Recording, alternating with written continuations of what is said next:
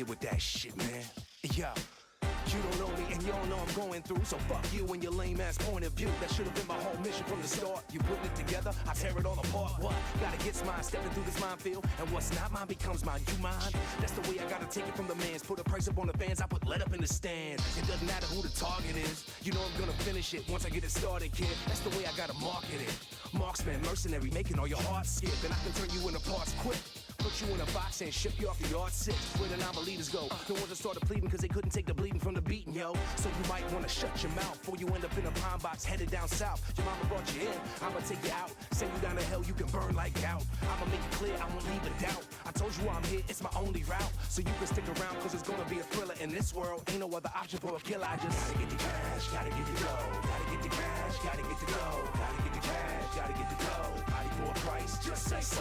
Gotta get the cash, gotta get the dough. Gotta get the cash, gotta get the dough. Gotta get the cash, gotta get the dough. If it means kill 'em all, then I won't say no. No is what I hear all the time when I'm slaying them. Body parts, so nice for laying them. Slice, dicing up some mayhem. Gotta keep it light in this dark world of gray and black. But you can get your axe to the back or a slap to the face from the clap of a gat. Strapped to your waist, plastic to your hat. Back, feel the tragic collapse. I say this pretty serious, so maybe you should start thinking, well, it's time to be hearing this. Cause if I keep hearing this, I'ma have no other choice but to leave your whole fam hearingless. Yeah, that's how really real it is. I care about my pockets, not about your feelings, shit. So when I kill you, man, it ain't personal, it's just the only way I still can make a grand. Understand what I'm talking about? Get the picture of what this all about? It's time for you to walk it out. You don't wanna be around when these dogs start barking out. You don't wanna play the target route, cause I don't get paid unless the fucking target's out. That's the way it goes, that's the only way I know just to make my dough. Gotta get the cash, gotta get the dough. Gotta get the cash, gotta get the dough. Gotta get the cash, gotta get the dough. Body for a price, just say so. Gotta get the cash, gotta get the dough. Gotta get the cash, gotta get the dough. Gotta get the cash, gotta get the dough. If it means kill 'em all, then I won't say no. Shit, you think I'm just gonna sit around and do nothing? Huh. They're fucking monsters out there, man. Somebody's gotta kill them. You can keep your justice, man. I got my justice right here. Gotta get the cash, gotta get the dough. Gotta get the cash, gotta get the dough. Gotta get the cash, gotta get the dough. Body for a price, just say so. Gotta get the cash, gotta get the dough. Gotta get the cash, gotta get the dough. Gotta get the cash, gotta get the dough. If it means kill 'em all, then I won't say no.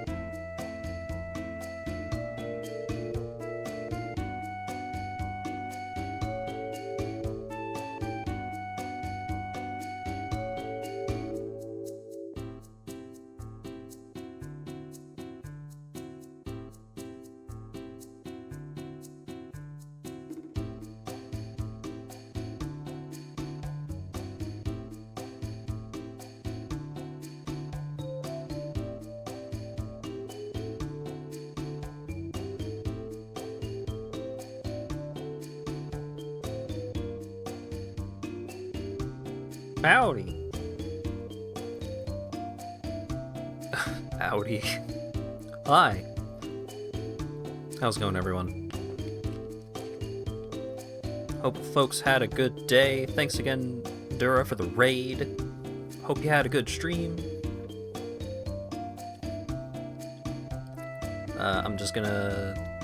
I'm gonna play some video game and hang out because I'm feeling a little crummy, so I'm gonna play the game, which polled the absolute worst on my Discord server. I am currently running like a survey kind of poll on my server to see what games people want to see more streams of. Just to see if there was interest in more Donkey Kong Bonanza, Hyrule Warriors, stuff like that. And yeah, Let It Die is definitively the least. It definitively has the least amount of interest out of all of the games that I put on the little survey thingy. And yet here I am.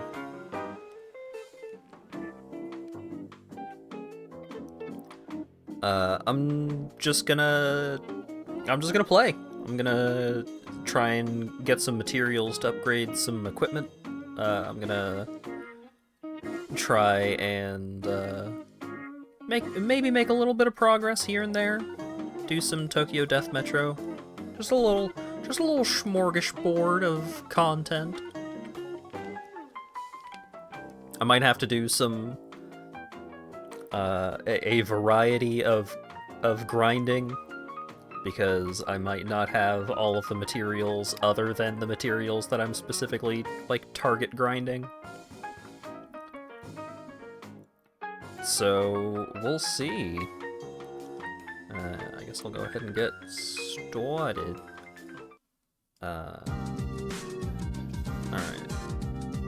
Music. Let's put some music so Spotify will show up. There it is.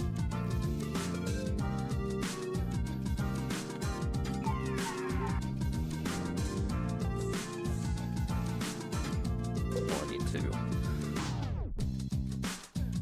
Frickin' Stream Elements broke, and then when I fixed it, it broke the layout for a bunch of stuff on my OBS window.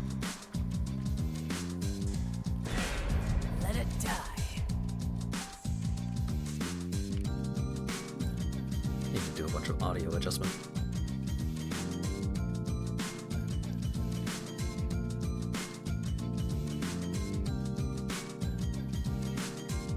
Okay, so that should be fine. I'll just...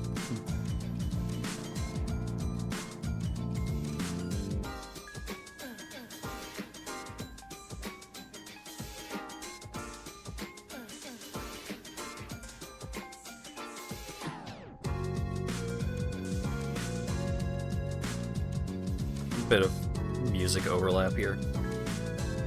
I should probably just turn music in-game off if I'm gonna run Spotify.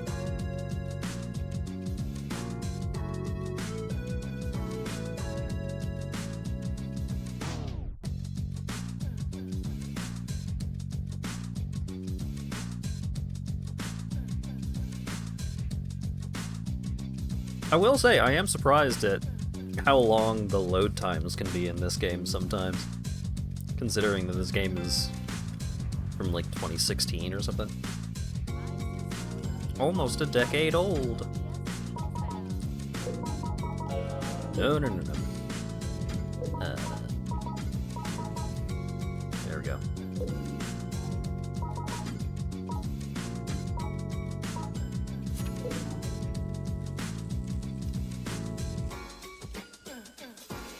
I have mail.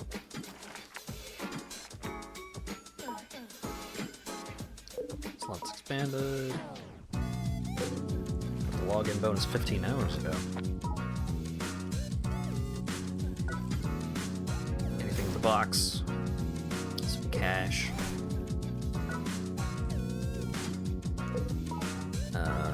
Jim said that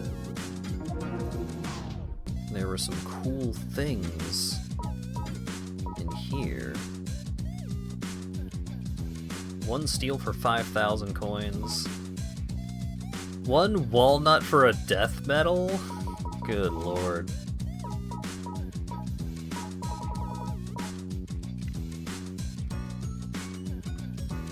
Do I want that steel? Fuck it.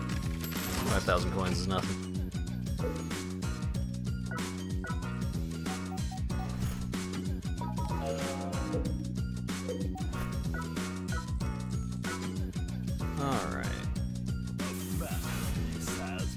Happy Wheeler pants are up to +4.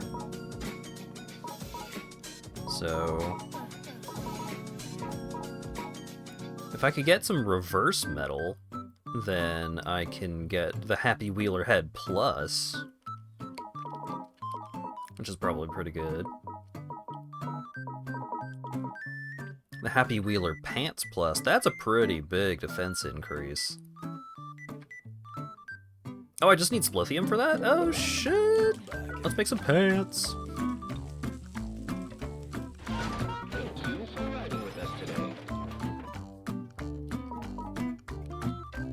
Alright, who is weak and has a lot of Splithium? Sludge Dude!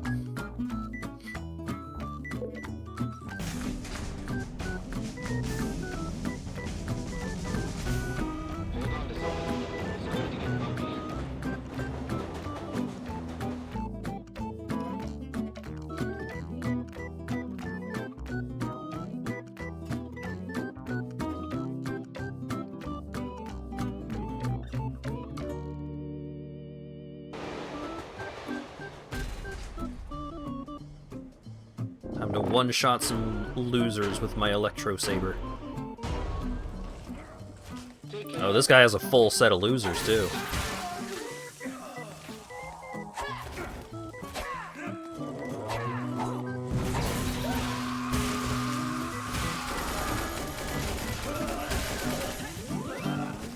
If I squint, it's no more heroes now.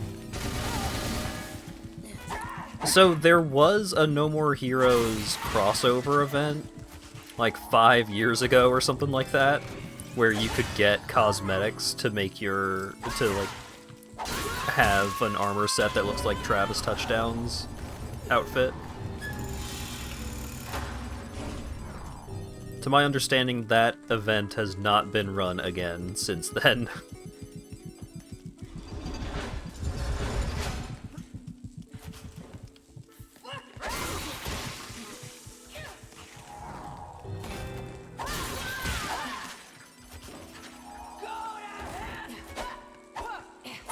Already streaking. Yeah, usually I just pick up some pants that I find lying around, but I needed some Splithium so I could upgrade some pants.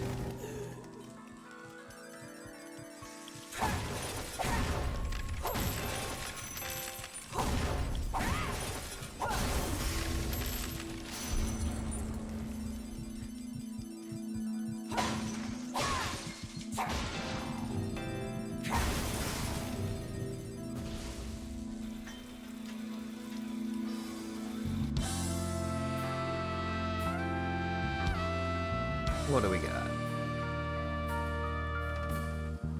I'm like gold rank 1? Oh, I'm gold rank 2. But being a high rank will give me some bonus Splithium on top. Look at that. And a doggy bag. That could be anything. It's probably bad, but it could be good. Ah, you know what? I only had one vegetable oil in the tank. I've gotten much worse rewards than that. Welcome. Making burritos? Nice. I'm making pants. The defense is going to go from 436 to 690. Nice.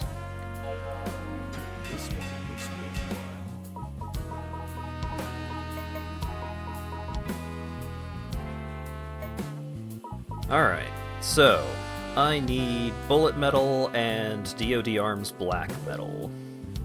That's what we're going to be grinding for here.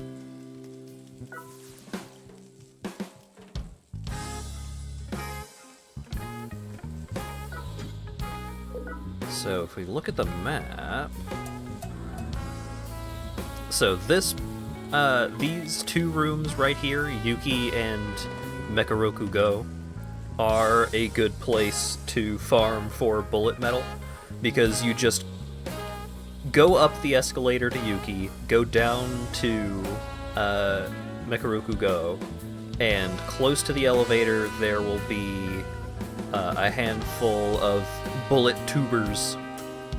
And so you kill those bullet tubers, go up the escalator, go down the escalator, they will respawn, and you keep doing that until you have some bullet metal. But what we're going to be doing right now is we're going to go to Akami, we're going to go up to Kawabe. There is a trap room in Kawabe that we want to loot the chest from, and then just as a little bonus, we can also go up to Echizenjima and kill the mid-boss there. And the mid-boss has a pretty decent chance of dropping black Candlewolf metal, which I don't need, but it's nice to have.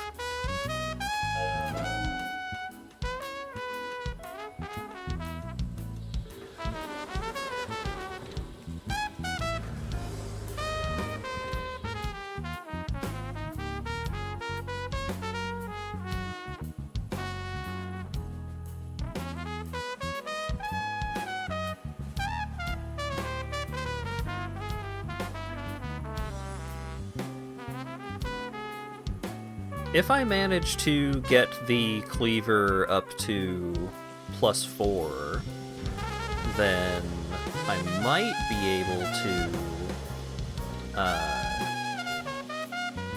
able to beat the game, basically. Because I have a cool sticker that makes me very, very strong when I have the Happy Wheeler set and a cleaver equipped.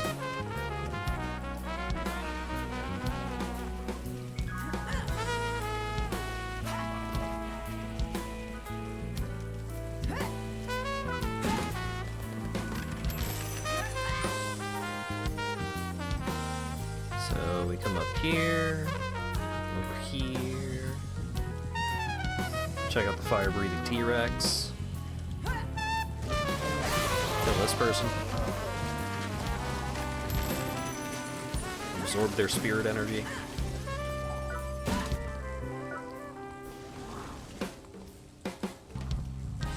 It's worth, like, not just sprinting for the box that might have the metal in it, because taking our time, killing some stuff along the way, we get some money, we might be able to find some crafting materials that would be useful. Iron bolts and leather and hemp. Aluminium.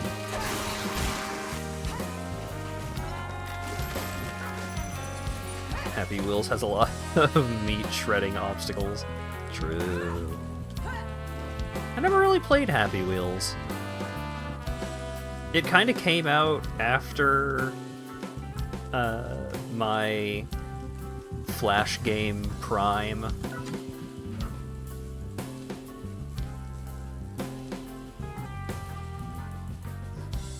Like, by the time that Happy Wheels started getting popular, I was already moving on to playing more quote-unquote real video games.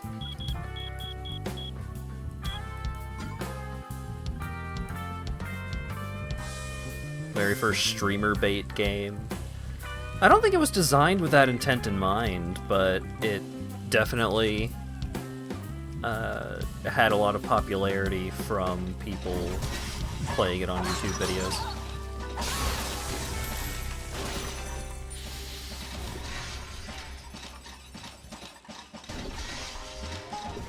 Yeah, Markiplier did a lot of stuff. Ooh, Splatter Shroom! Give me the Bloodnium! 10 Bloodnium! So Bloodnium can be a pretty important material to try and gather up a lot of.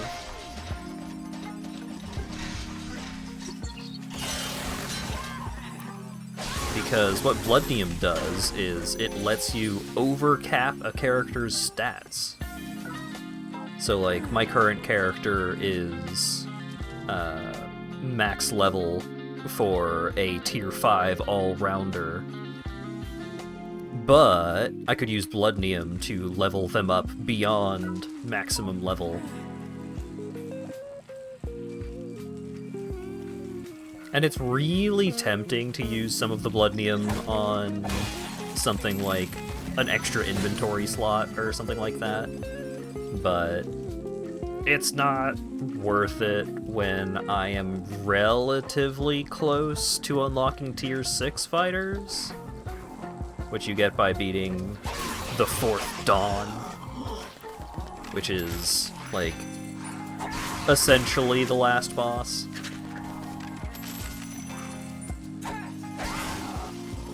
There's a lot of post-game content.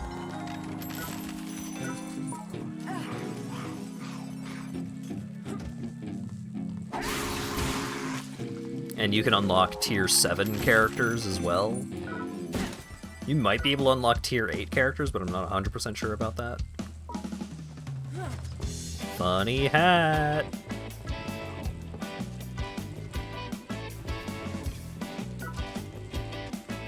Yeah, I don't think you really need to save it until you get an absolute top tier character, but you probably want to hold on to it until, I don't know, like, it might be worth overcapping a character a little bit, like in one stat or something like that, if it's going to be a long time before you unlock the next tier of characters. But currently, it's theoretically not going to be that long before I unlock tier 6s. So I'm not going to use any Bloodnium at this point.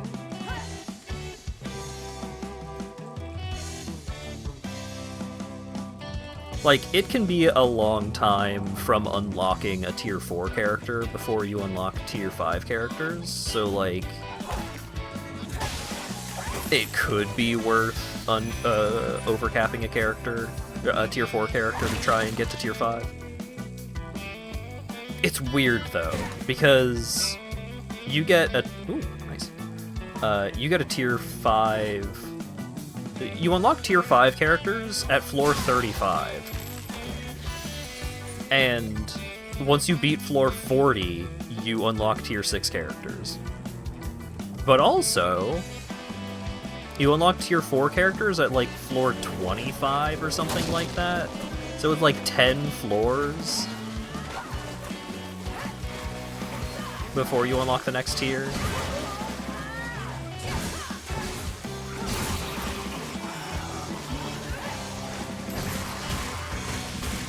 It's weird. Generally, you just want to, like, try and hold on to it unless you really need it. Milk green! Oh, that's great. I need that to upgrade the Funny Punch Glove.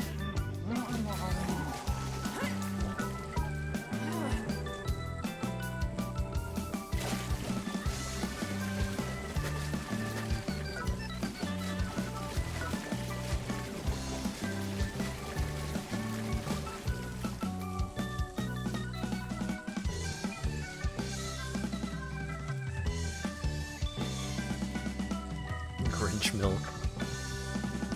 Is this at Chisenjima? Okay, so I need to remember that that exit is the exit that I want. So I need to check out... Oh god. Chisenjima is so far away from everything else on this layout. That's unfortunate.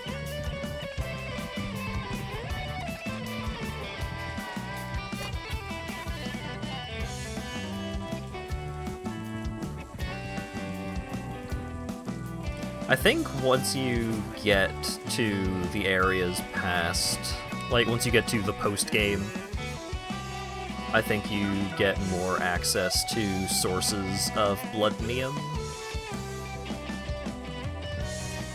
So maybe I should just overcap this character a little bit, just to make it more reasonable to actually clear floor 40, but I don't know.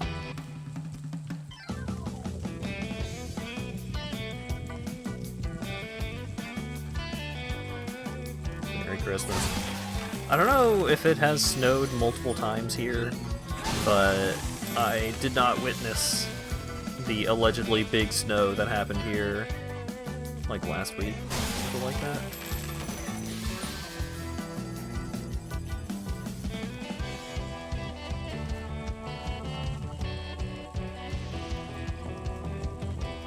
Yeah, like none of the snow stuck around.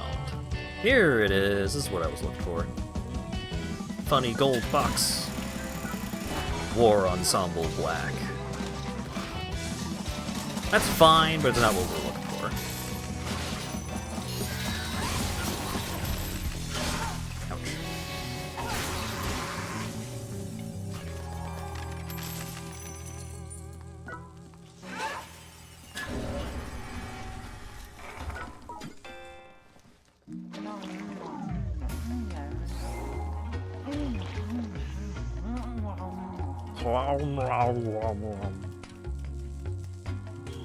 Alright, just hug the right wall to get back to Zenjima.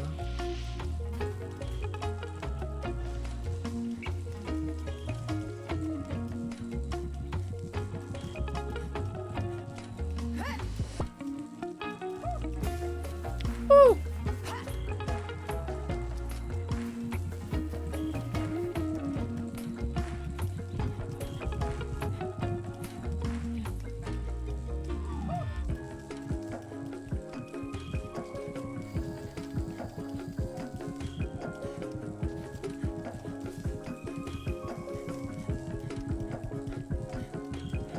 I have not found a shirt. I have not found any pants.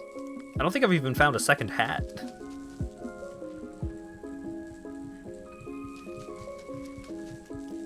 Not a lot of clothes happening on this run.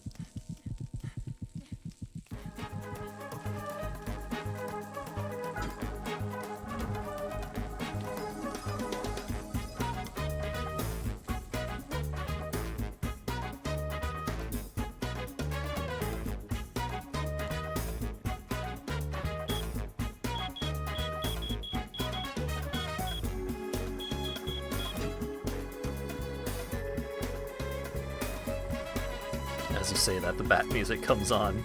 Yeah. You know, Rouge the Bat has a hell of an outfit.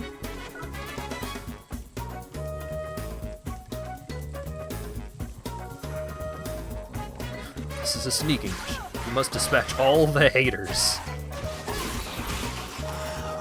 Dispatch them I will. Also, that fool! He poisoned me, which makes me strong.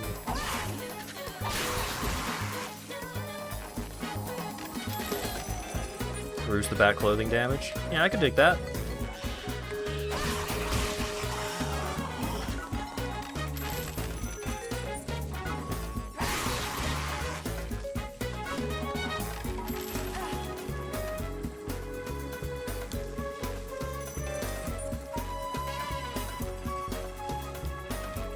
Don Perils?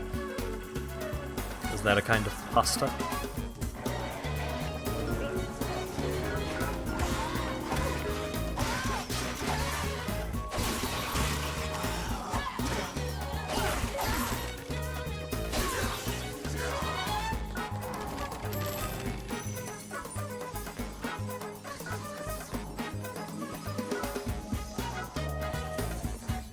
It's sprinkles. Don't just eat sprinkles.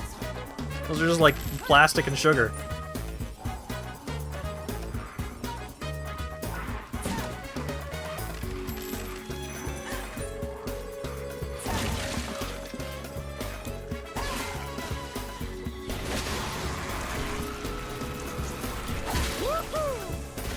Woohoo!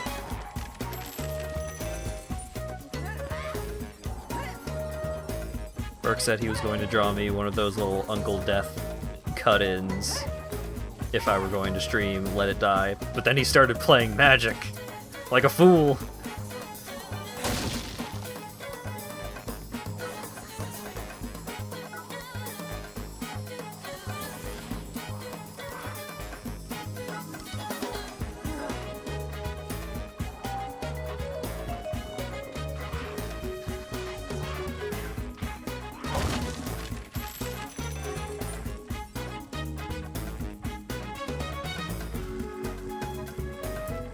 Is this the room that has the bullet tubers?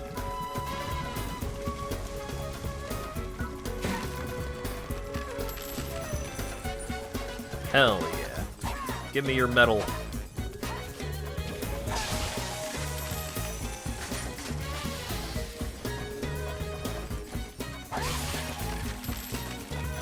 Oh. How dare they just die and not drop anything other than money? I don't need money right now, I need metal.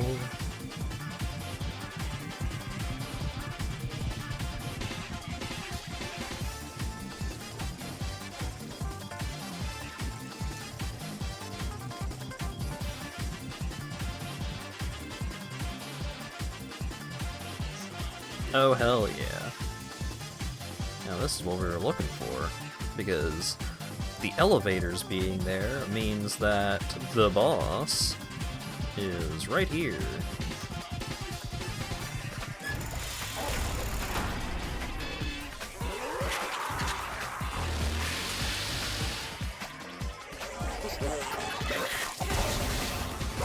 Just spit out a skeleton. How about you die to death for that? No, don't use it again. Candlewolf Black. That's alright.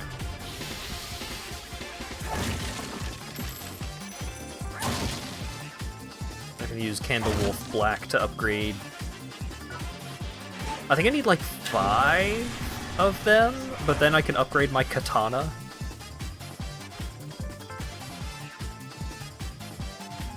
Oh, do I have the katana quest?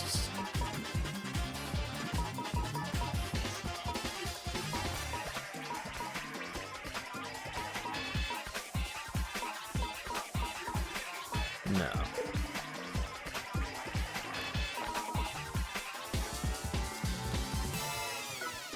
Uncle Death is a fun guy.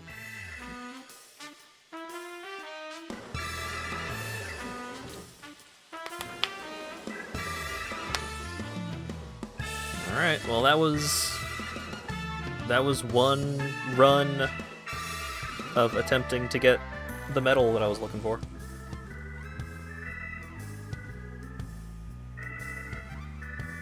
Neither of the medals that I got were the medals that I was looking for, but that's okay. Because you get like small bonuses for crafting things that you haven't crafted before, and crafting any armor up to +4, up to level +4, lets you equip it as a cosmetic, basically. Is Uncle Death actually Death, or is he a creature cosplaying as Death? Unclear.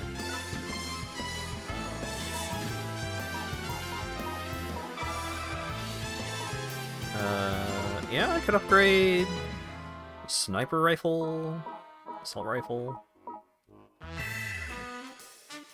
The club uses milk green, but the punch glove also uses milk green.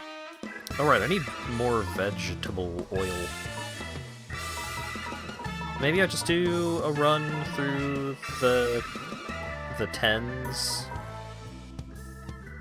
to try and pick up some more vegetable oil in Wire Mountains. Come back anytime.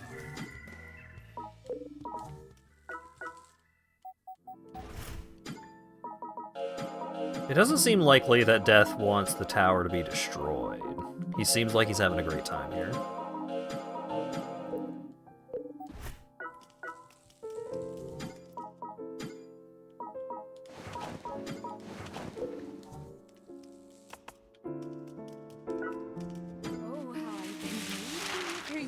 Primo Stew, an exclusive set of 20 decals.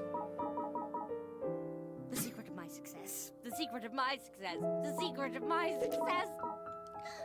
The secret of your success. Huh.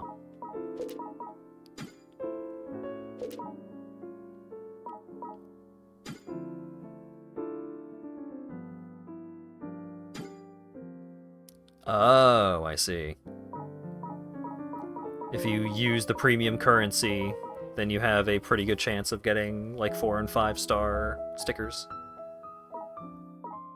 Well, I don't have any death medals. There's no glory. There's nothing. There's no love. Nothing makes sense. What quest do I currently have equipped? Destroy a treasure tuber, scratch tuber Mark II, bone tuber Mark IV, gold tuber Mark IV, collect shock shrooms, cat-eye shrooms, defeat 1,000 haters. I mean, maybe someday I'll finish that. Actually, you know what? Cancel that. Let's take... One of these quests is like kill 10 enemies with a katana. Yeah, defeat 10 enemies in a row using the katana. Sounds great.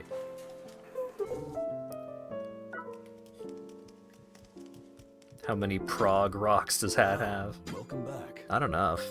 But I can't like listen to Yes on stream. Get DMCA'd.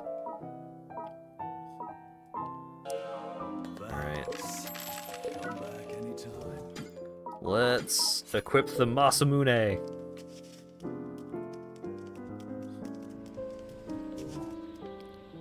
Yes, you can. Oh, I have unexplored floors in the 20s. I guess that'd give me something specific to do.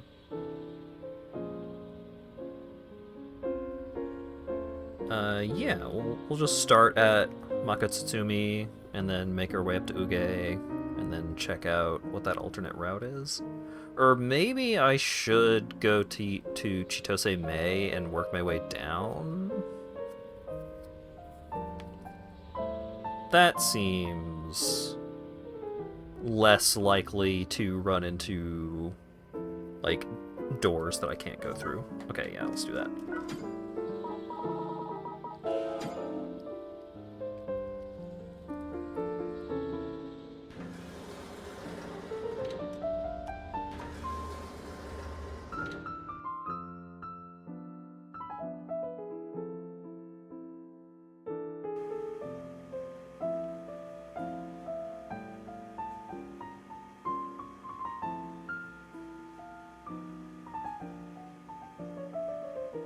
I love that when you've got the stickers stuck to your character, if the stickers are like premium foil stickers, then they are like shiny on your character. It's just you can't see it sometimes, depending on like the lighting and such, but okay, Chitose Mei, is that where I'm going? Yes.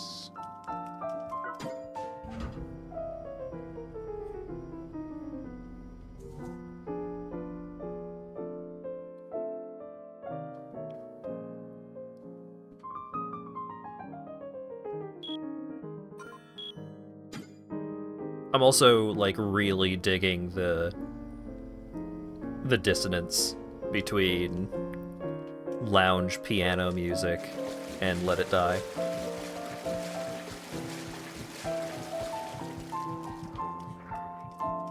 What's the special with the katana again? I don't have it unlocked.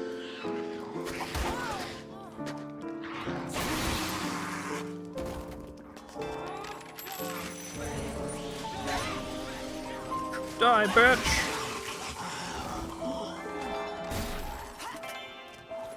Ooh.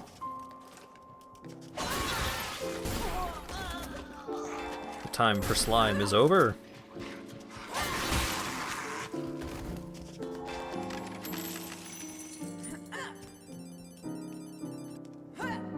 Someone in Jim's chat when he was streaming Let It Die was like constantly comparing this game to Dead Rising, and I think this music plus Let It Die is so much more Dead Rising.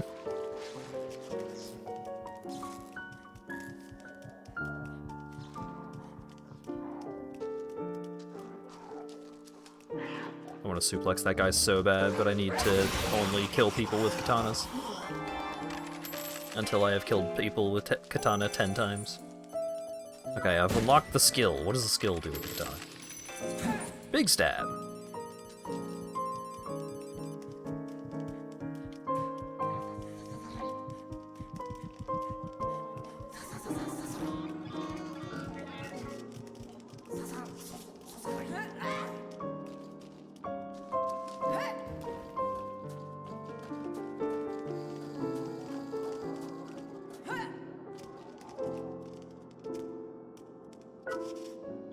Aluminum scraps. This music makes you think of Superliminal? Well, have I got news for you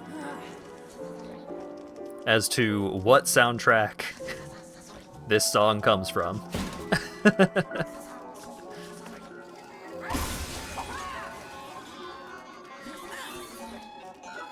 I mean, you nailed it. You got you got it extremely correct.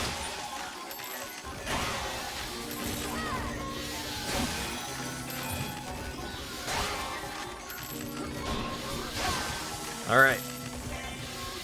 I have killed all people with katanas required for a quest.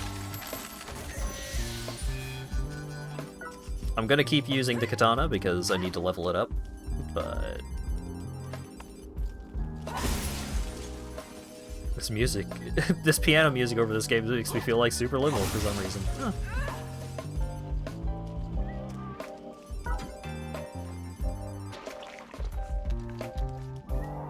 And then someone earlier mentioned prog rock, and this song by Louis Zong has some prog vibes to it.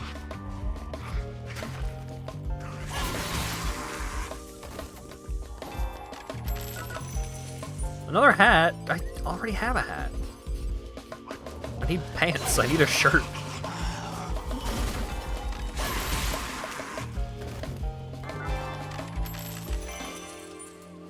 As a fan of prog rock, I have no idea what prog rock is.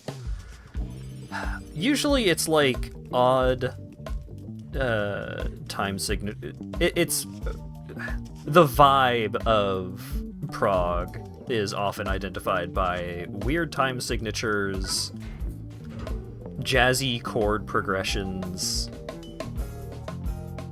in what is otherwise quote-unquote rock music.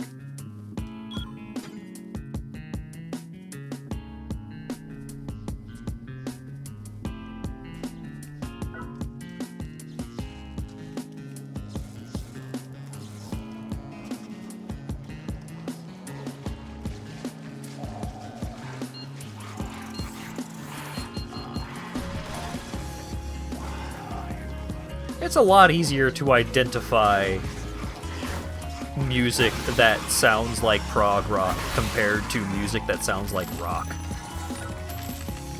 What is rock music? Only God knows what rock music truly is.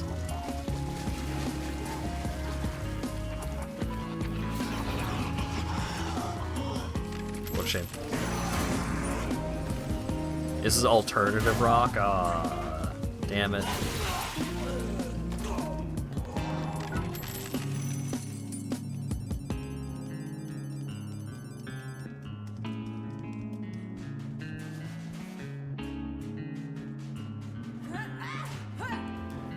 Rock is music with guitar.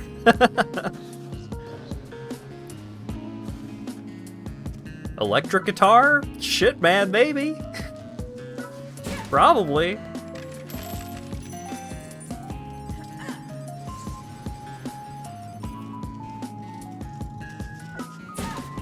Not a fan of the 10-minute long instrumental sections they keep putting into your otherwise favorite songs. Then I don't think you actually like prog rock.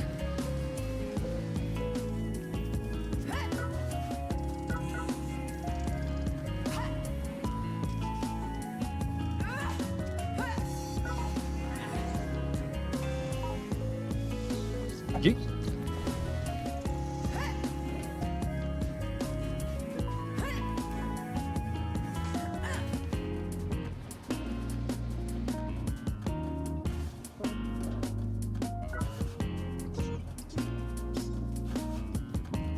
like, I know... I know that it will have an impact on my ability to have the VOD of this stream on the internet, but just like talking about what is prog rock really makes me want to play Close to the Edge in its entirety. Not the album, just the song. Although Siberian Kotru is on Close to the Edge. And Siberian Kotru might be my favorite Yes song. Roundabout is really fucking good, but Siberian Kotru is also really fucking good. Oh, damn! Creatures galore! There's a whole aminal party in here.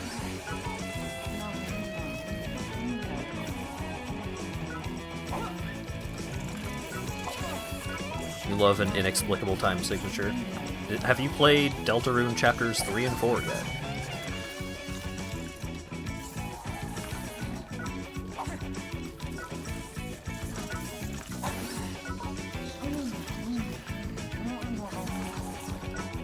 Yeah, Third Sanctuary fucking slaps.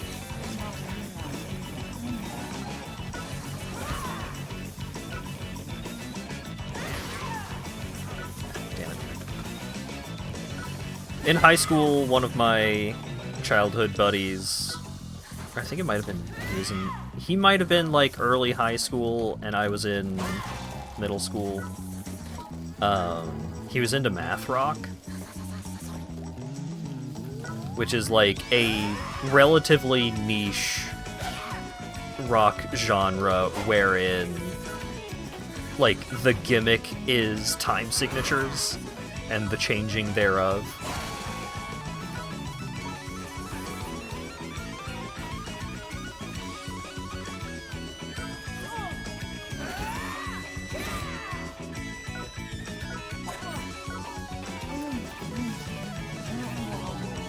I've never been super into harder rock in a lot of ways.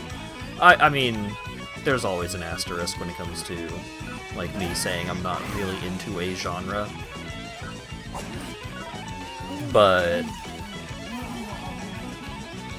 as someone that is particularly into jazz, I am really appreciative of genres that take heavy influence from jazz, and that can come up in a lot of places. So like I might not particularly love the music, but I can like hear the inspiration and appreciate that at least. Like death metal, like heavy metal, death metal, a lot of metal music takes very heavy inspiration from classical music more than most other genres. It's like, wow, that's really cool. Doing arpeggios and shit? Good for you.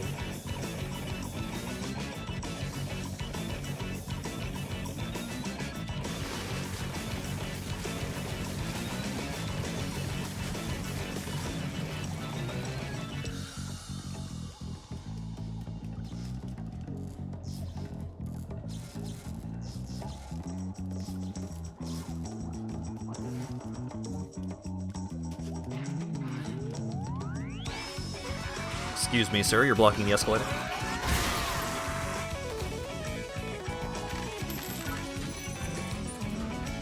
I find the best way, for me, it's such a fucking nerdy and quote-unquote uncultured perspective to take, but a good way for me to appreciate music more that is in a genre that I typically do not like is for it to be associated with a video game that I like. Like, the entire soundtrack for Metal Gear Rising Revengeance is so much, like, so much harder than the kind of music that I tend to listen to, but I fucking love that soundtrack. Oh my god, this alternate route is just all aminals. It's just all beasts.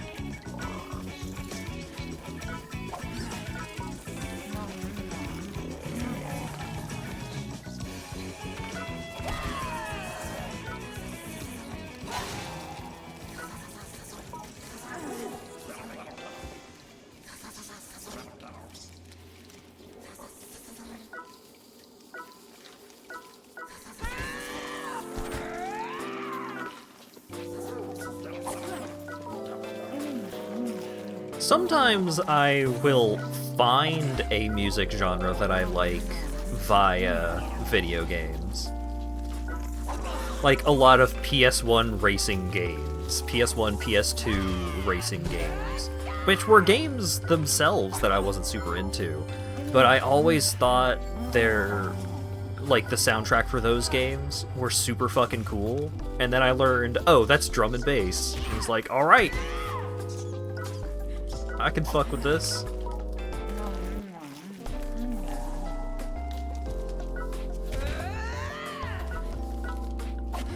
And so I don't tend to go for stuff that's like more breakbeat, hard style drum and bass. But there is some drum and bass out there that I am pretty into. Learned about Avenged Sevenfold from a Need for Speed game. Yeah. I learned about Avenged Sevenfold from the friend who was into math rock.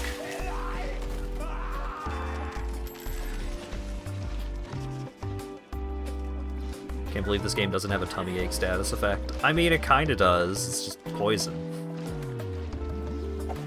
I need the sticker in real life that makes me strong from tummy ache. Learned about Avenged Sevenfold from Rock Band. Yeah, I learned about a lot of music from Rock Band.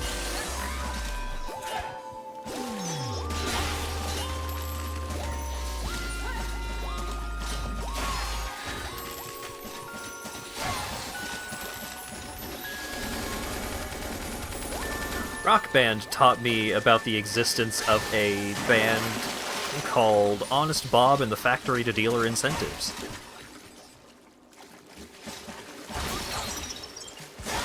They did, like, 2 songs that I like. When I first started listening to their other music, other than... shit. They had 2 songs in the Rock Band games. Oh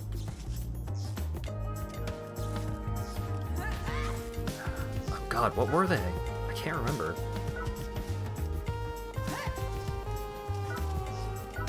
Rock Band was a good influence on the world, I think.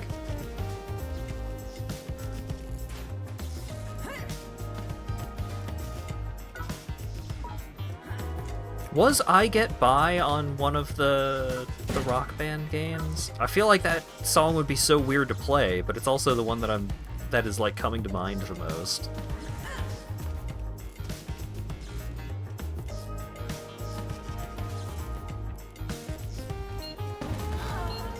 No, I think I Get By was on Rock Band, and I'm becoming more confident in that because I am remembering my mom being mad at me whenever I would pick to play I Get By on Rock Band because she thought it sucked. She thought it was a very bad song, and I liked it.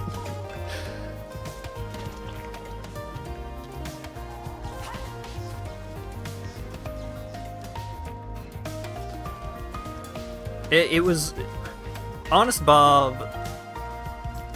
The lead singer had a little bit of that, like, whiny-voiced, sensitive white boy kind of tone to his singing. Like, indie rock, whiny-voiced white boy kind of sound to it.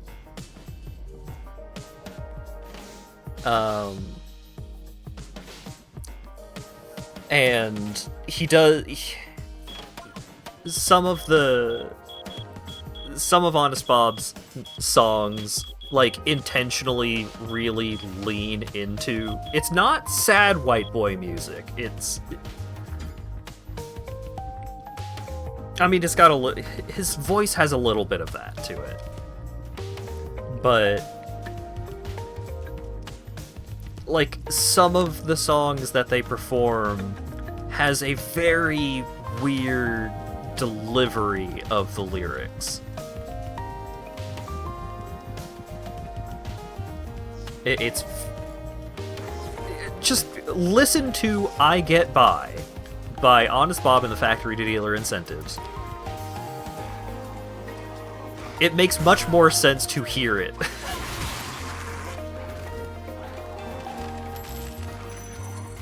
This time I looked at the music graphic before saying this music reminds me of Cobalt Core.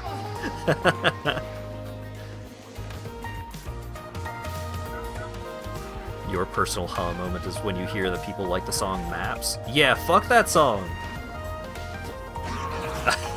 I hate that song.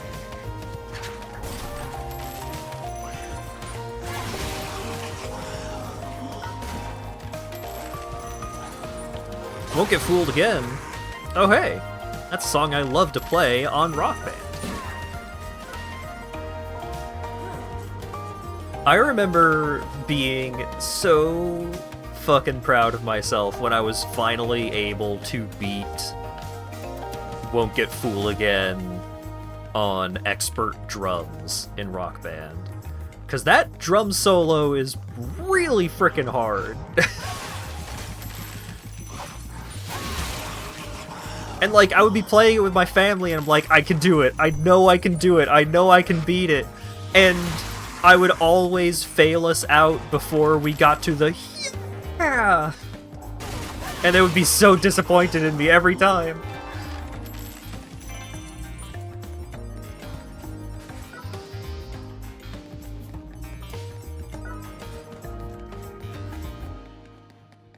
Come on, just play it on hard. We can beat the whole song if you play it on hard. I'm like, no!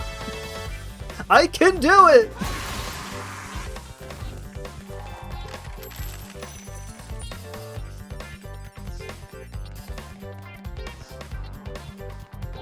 And also, we would drop it down to hard, and then I would fail anyways because I would be overplaying it.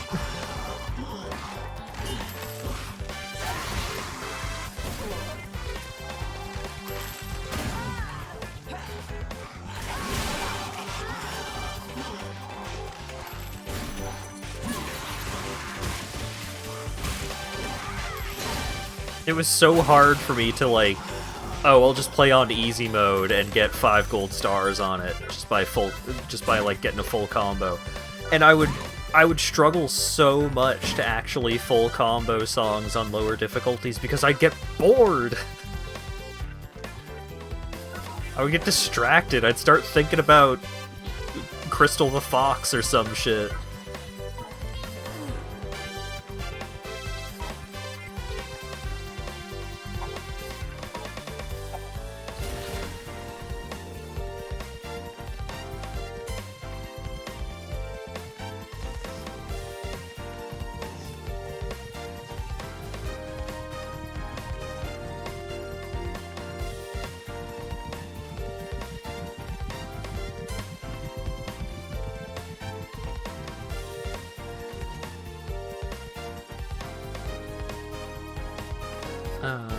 Where was the... Oh yeah, it was down here. Okay. Let's go back up to Kaga. The Rock Band curse. After expert, you play worse on easy. Yeah.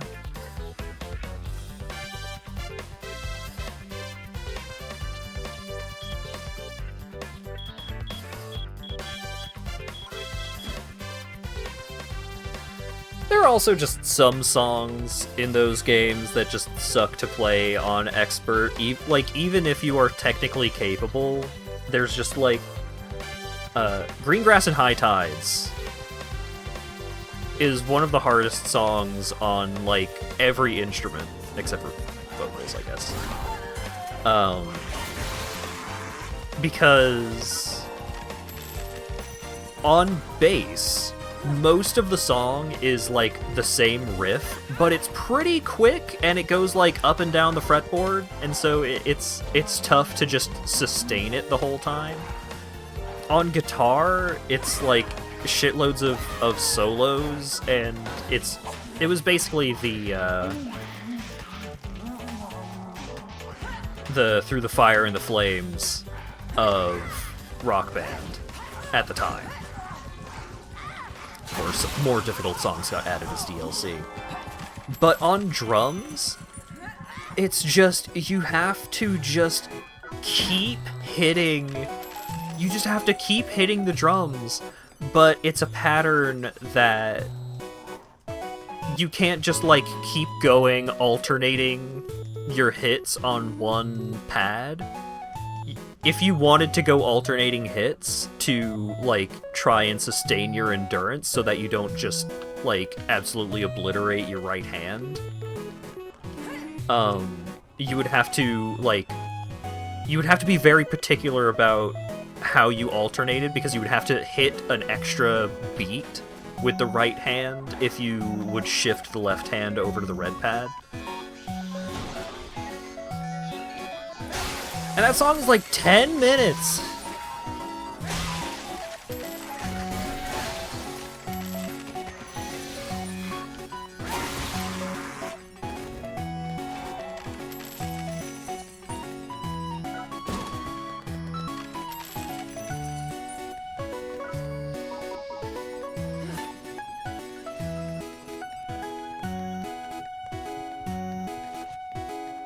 I got very sad with myself once I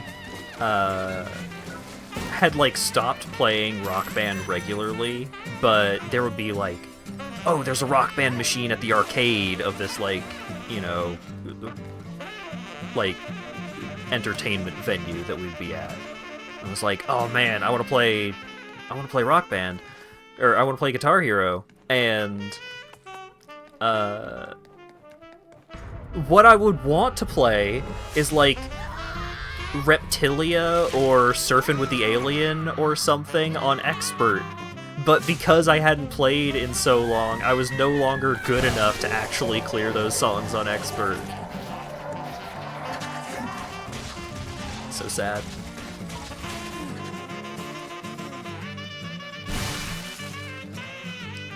Like, Surfin' with the Alien is a pretty tough fucking song in general. Reptilia isn't too bad if you are in practice, but it's one of those, like, very up and down the fretboard kind of songs, a lot of pinky use, that it's tough to sustain that for the full duration of the song if you're super out of practice.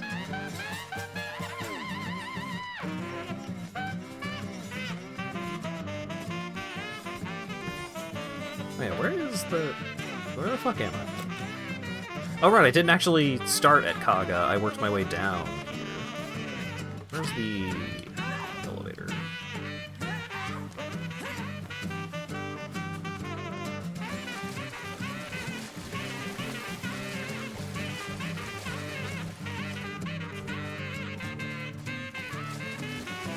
And I got it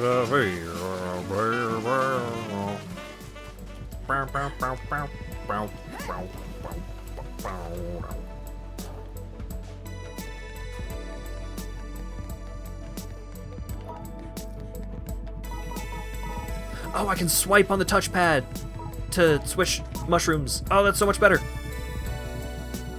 Thank you, PlayStation controller.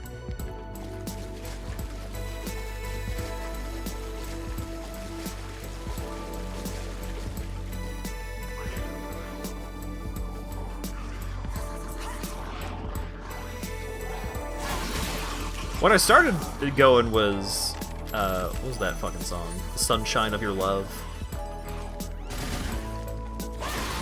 Or is that In-A-Gadda-Da-Vida? I don't remember. A lot of music from that era has kind of filtered out of my brain a little bit.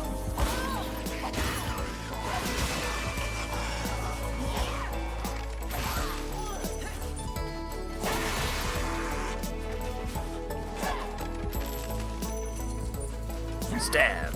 Damn it. Stab. Stab. There we go. Drop the box.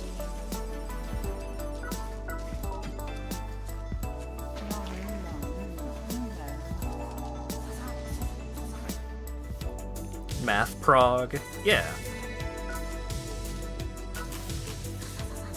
Like, I believe that generally people just refer to songs that heavily lean on time signature changes and odd time signatures as, like really lean into it as math genre. Usually math rock, but if the rest of the song outside of those time signature changes is also very prog, then it being math prog would make sense.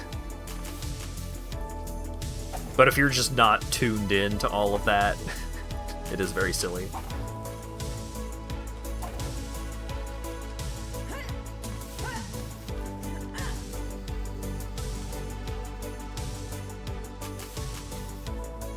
M-prog.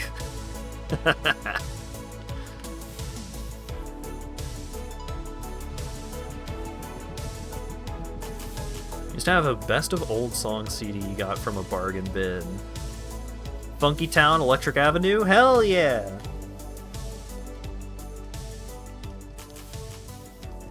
To tell you what kind of... I was at times referred to as an old soul, which adults often use as a synonym for boring fuck.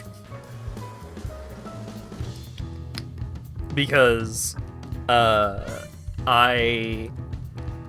we were at like Walmart or something, and I saw a CD at the checkout. It was like an impulse buy CD, and I got it. Hang on, I'm pretty sure it's on my shelf over here. Let me go double check what was on this CD.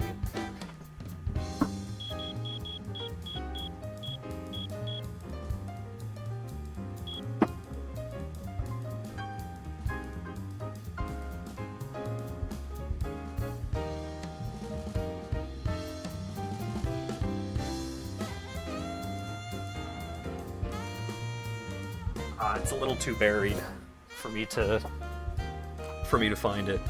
It was like jazz. It was like not just jazz, but like big band era jazz classics. And I saw this and I was like, oh my god, Duke Ellington and Count Basie? Sign me up. And my mom just laughs. And my mom did not say that, like, she did not laugh in any kind of malicious manner. She was not making fun of me, because she was the one that introduced me to all of that music, you know? She was the one that instilled in me an interest in jazz and that kind of music. But she just found it funny that here I am, you know, 15, 16 years old, wearing a Hawaiian shirt at the Walmart, getting excited about Count Basie being on a CD.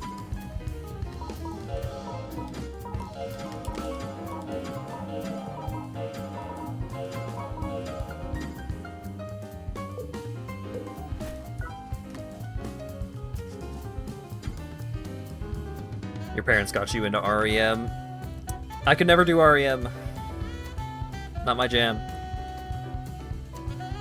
One time, Big Country came on the radio, and I really did not like it, and I tried to switch the stations, and that was like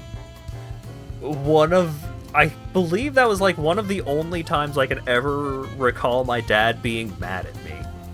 It's like, did you just turn off fucking Big Country? Like, he was mad. Because I didn't realize that, you know, that was one of his favorite songs by one of his favorite bands. Oh my god, this is so stylish! Holy cow, Burke. This rules.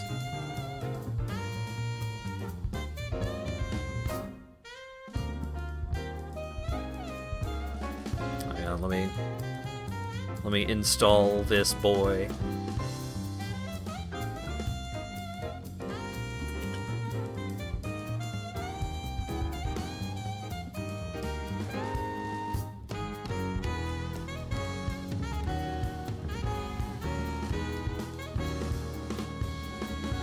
In a lot of places, like, rap and hip-hop was quite big when I was going through middle school and stuff. And so, I was anti all that jazz. I was very against all of that music just on principle because I thought I was too good for it. And also, a lot of that music I just didn't...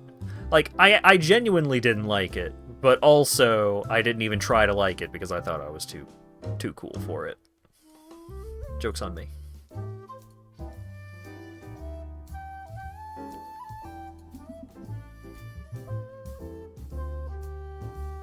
Joke's on me, I was never cool. Oh yeah, if you were a band kid, then you could be into whatever the fuck you wanted. And people's response to whatever you were into would be approximately the same regardless. I feel like most rap I encountered had lyrics about that weren't about things I liked. One of the most asp sentences I've ever read in my life.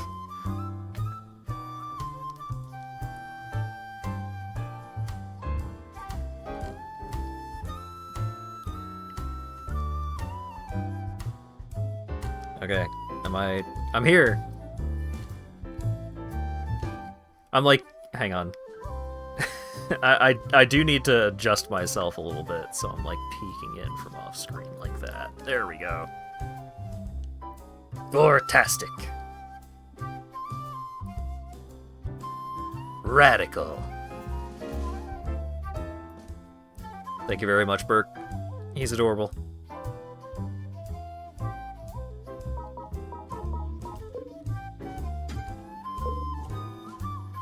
But yes, I very much understand. Like, I was also not cool. I was not hip. I was not with it in many ways.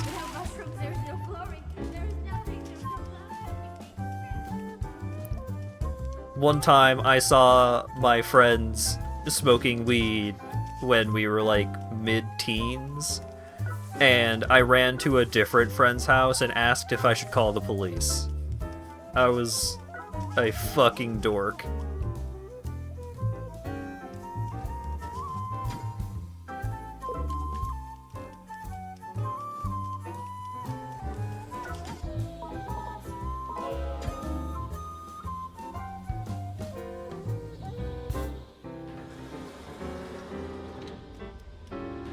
I am more appreciative of rap in general these days.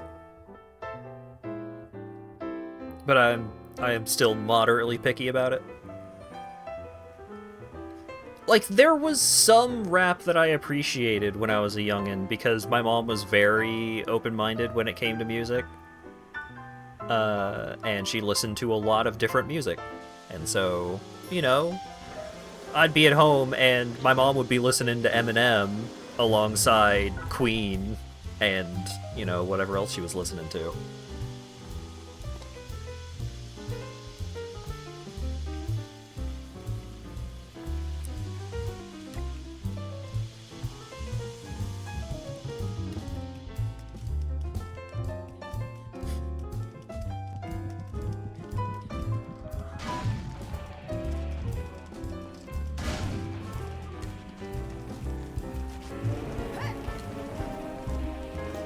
God, country. Country is a genre that even now I cannot jive with. Before... Bro! Absolutely blessed. Thank you, hater.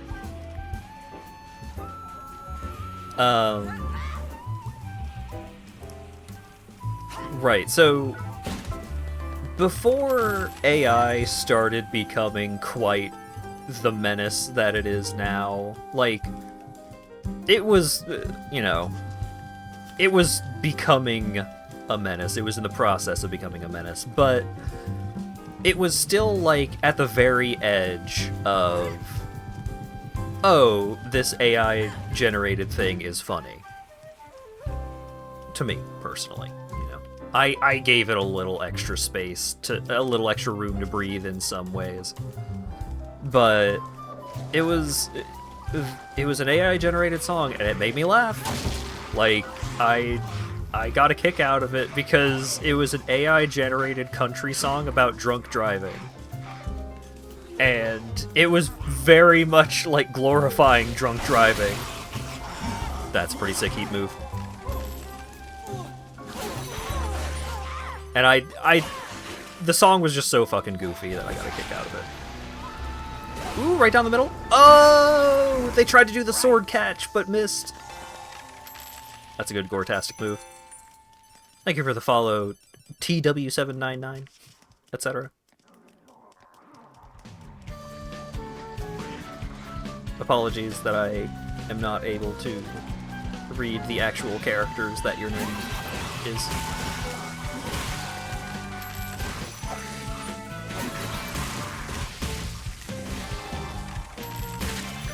Asp, no. Do not create an infinite plagiarism machine.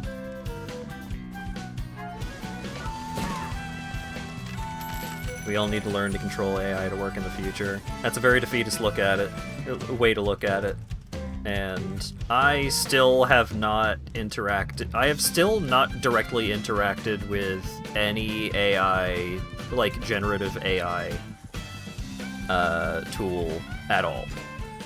I have never asked ChatGPT anything. I have never interacted with any of that shit. And God willing, I never will.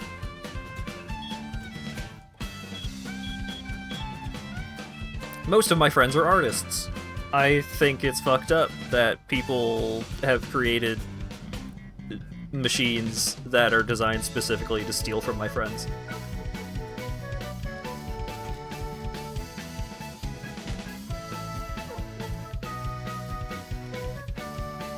That one panel from Yakuza House Husband. I've never touched ChatGPT in my life. Whoa!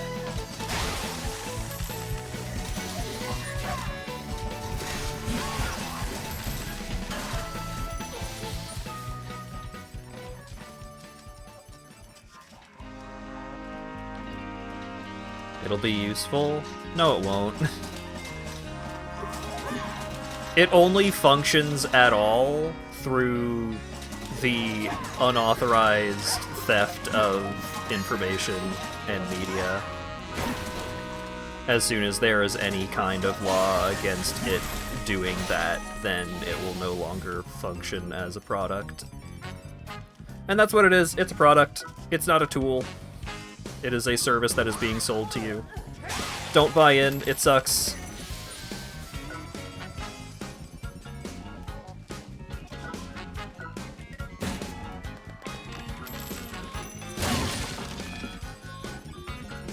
Everything about it sucks, and thinking that you are obligated to use it in any way is just you falling for propaganda.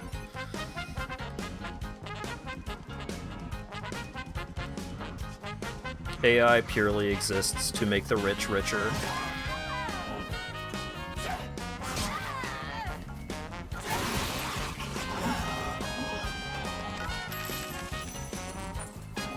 All AI has done for society is make people stupid. It's truly incredible.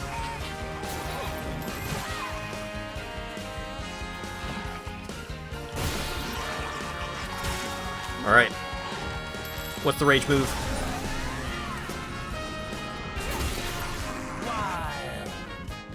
Brutal.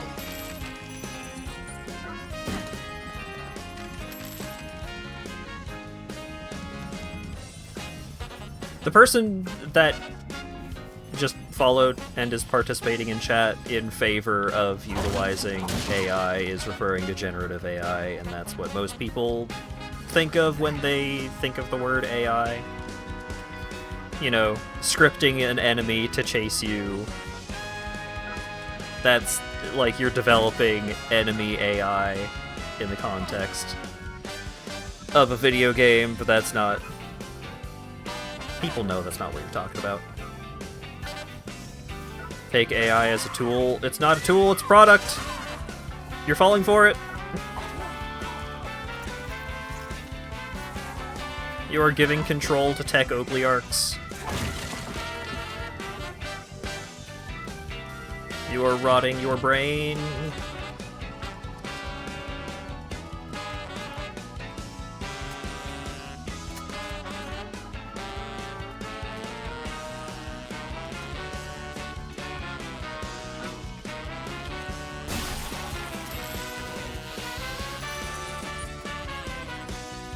The thought of people being able to use these quote-unquote tools to take my voice and make a facsimile of me say racist things is a goddamn nightmare.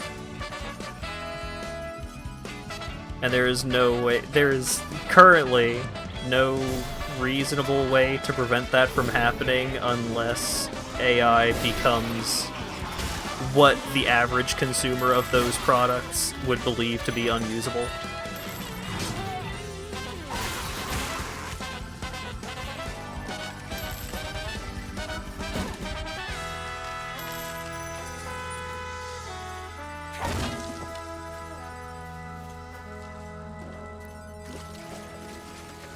Don't fall for their lies! It's a scam, it's a bunch of bullshit.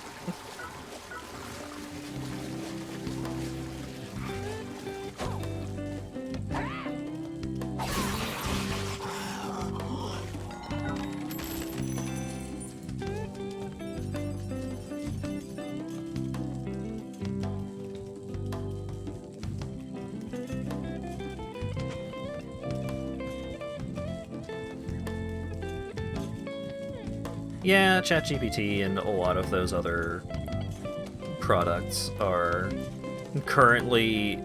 They are setting themselves up to flop, like, so fucking hard because they don't make money. Like,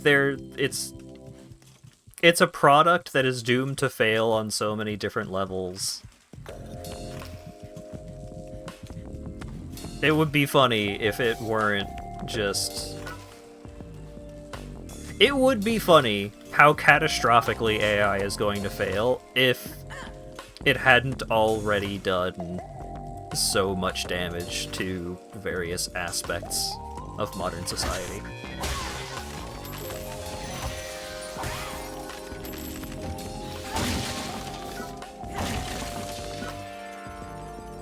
I mean, Asp is speaking, you know, in positive, not necessarily defending generative AI products in and of themselves, but speaking... What Asp is saying is there are genuine uses for such products. And it's like, sure. I can see that.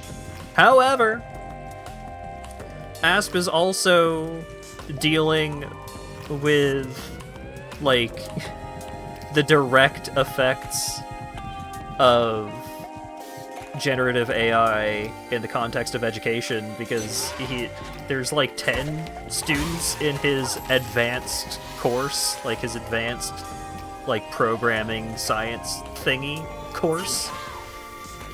And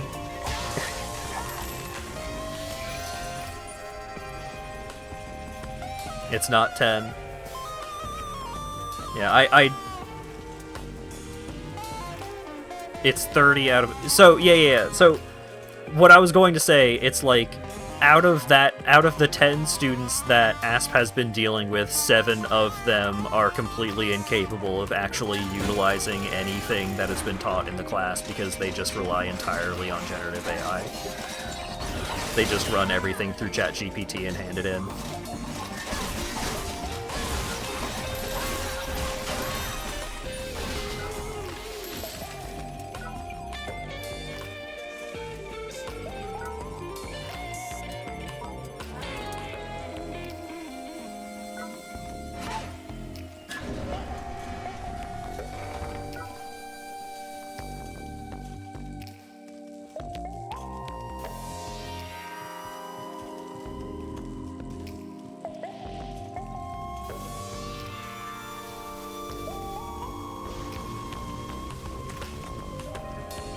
Why does this game use OCRA extended as the pop-up damage text font? Because it's damage. Yeah, I don't know where this person came from, but...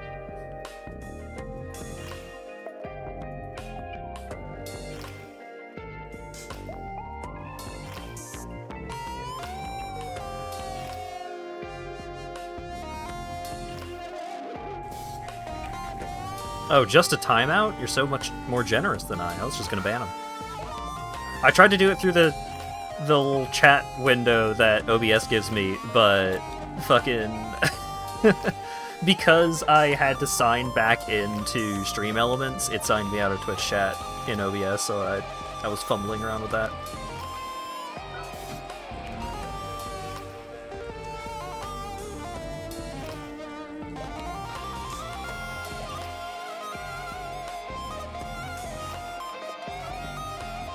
Time to burn it all down. Yep.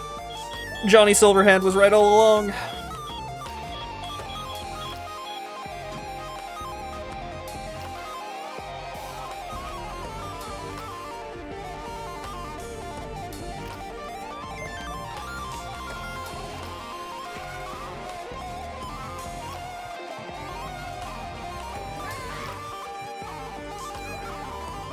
Man, Cyberpunk 2077 is a pretty dang good video game.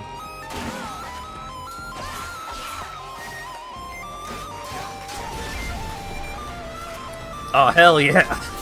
Stick him in the wall!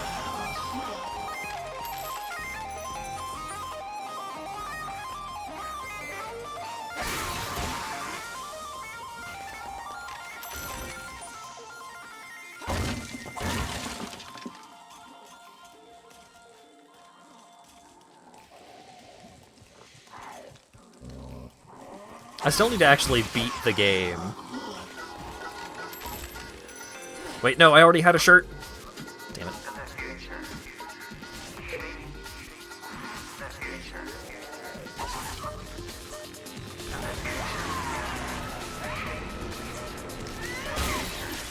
Gnarly.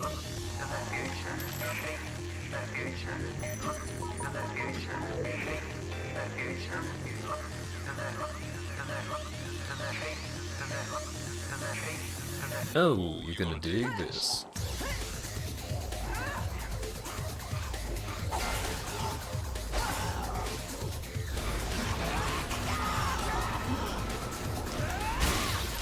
Hell yeah.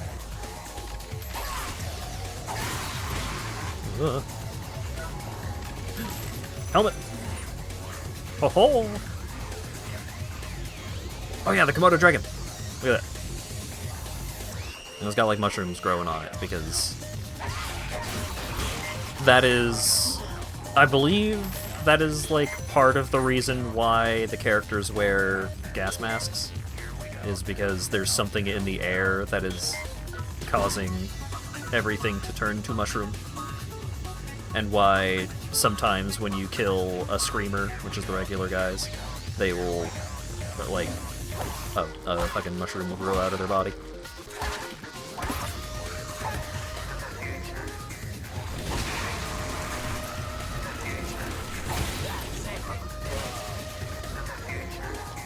That is epic, bro.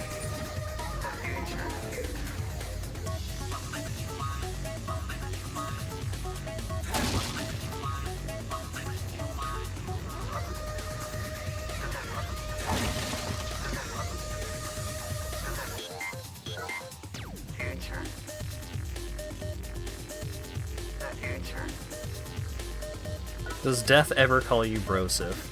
I don't think so, but I believe a lot of this... I believe this game is from an era wherein that would be a believable thing to happen.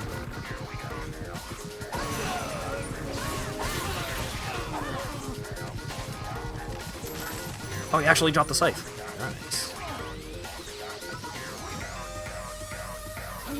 You're gonna dig this.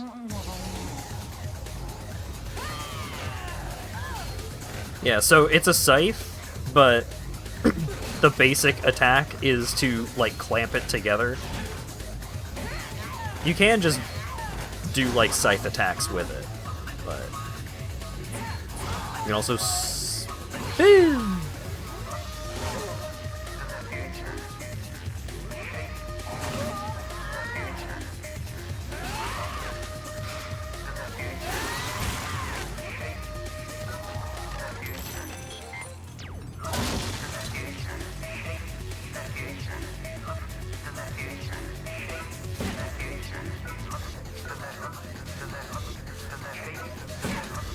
Sorting papers, and it's very relaxing.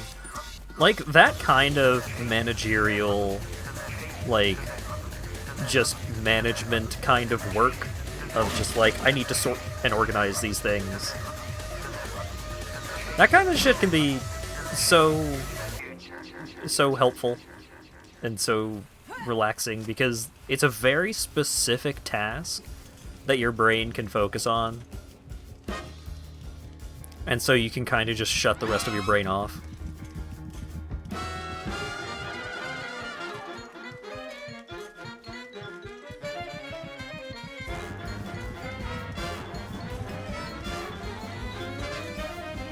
Chainsaw Scythe seems to be much worse than Lightning Rapier. So, the thing about the Lightning Saber is that this is very highly upgraded, and the Scythe is not. If they were of similar upgrade levels, then the damage would be a lot more comparable. Because this Scythe is just some bullshit that I found off the ground. This Saber is something that I had crafted at the shop.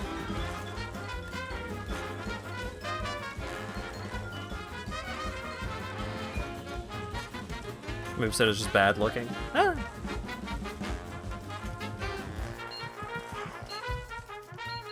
I'm just not...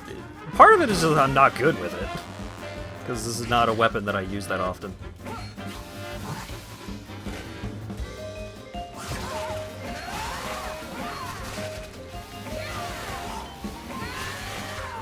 Yeah, the fact that it does multi-hit on its attacks makes it at least somewhat... Multi-hit gives a lot of weapons some very strong utility once you start getting to, like, higher parts of the tower. Because multi-hit is good for breaking armor. And enemies function the same way that the player character does, in that most of the defenses that they have come from the armor that they're wearing. Like, higher tier characters will have higher vitality, which reduces the defense that you have, which increases the, like, baseline defense that you have. They'll have higher HP, so they will just have more health to work through. But defense is... a lot of your defense comes from your armor. And so if you come across an enemy that is not wearing any armor, they are likely going to take way more damage than enemies that are wearing armor.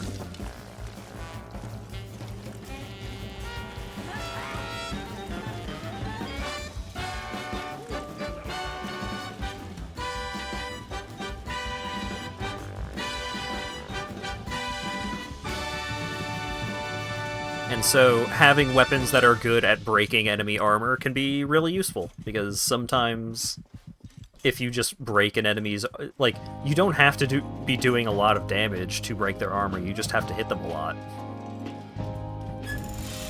So if you hit an enemy with just, like, a shitload of 1 damage ticks to break their armor, and then you just fucking blast them, with something that was getting, like, drastically reduced effectiveness because of their armor. That's a strategy. Nope. I forgot my clothing iron, which shoots fire.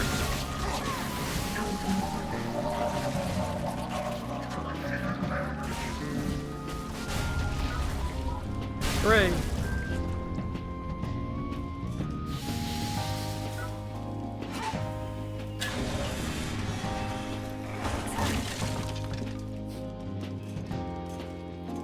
Love AI code review. Always says nice things about my code.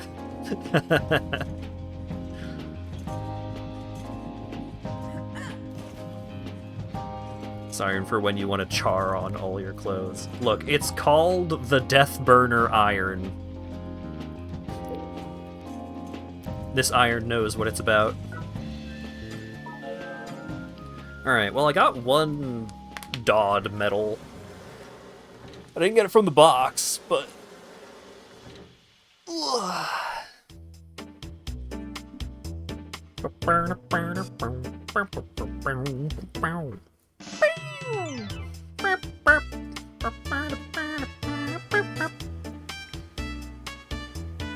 This song came to mind a lot when I was doing the motorcycle minigame in Lost Judgment, because I was just thinking, like, damn, I wish I were doing the race against Johnny in Chrono Trigger instead, because that race is like a minute instead of 10.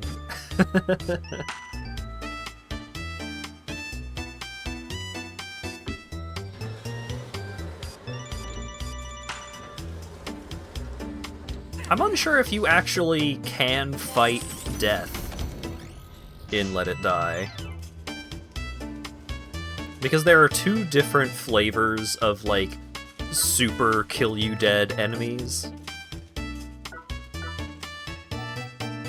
So maybe there's, like, a super secret bonus boss fight with him that you could access somehow, but if there is, I don't know how you do that.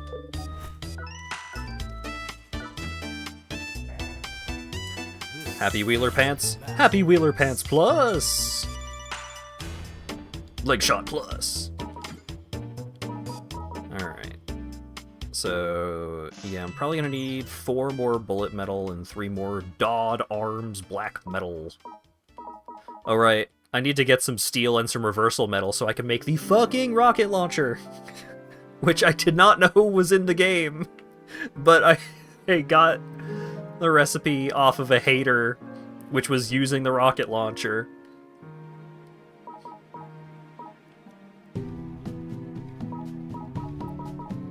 So I'm gonna have to make that happen at some point. Oh right, the road killer head! I do want to craft this at some point, because it seems like this is another, like, just road cone headwear, but you wear it on front of your face.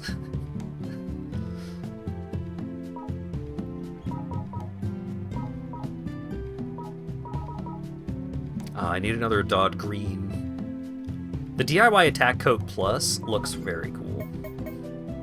It's probably one of my favorite looking armor pieces in the game, if I recall correctly. I'm just gonna buy one just to show it off. Yeah!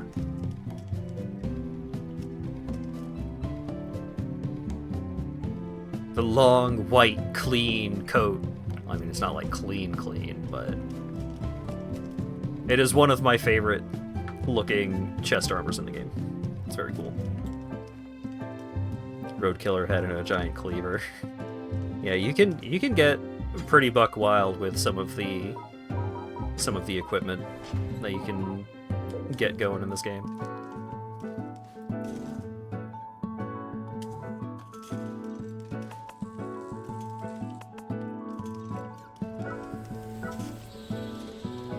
Alright, do I have any...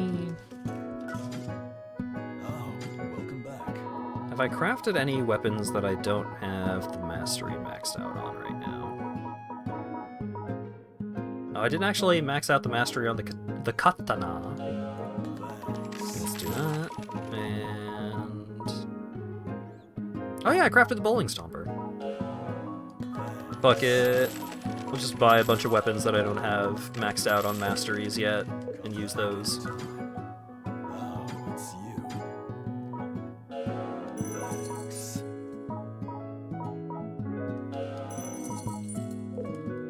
Come back anytime.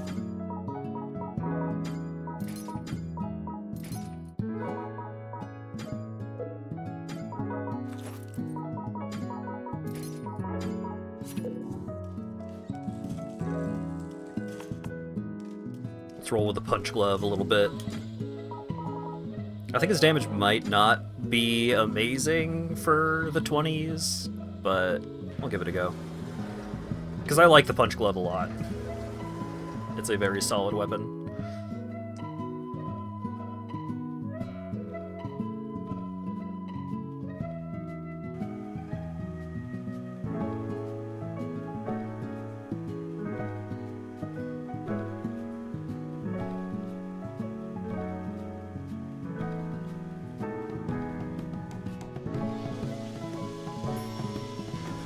Black lab coat with red trim. Hell yeah. I mean, the Shadow the Hedgehog lab coat look. I'd wear that.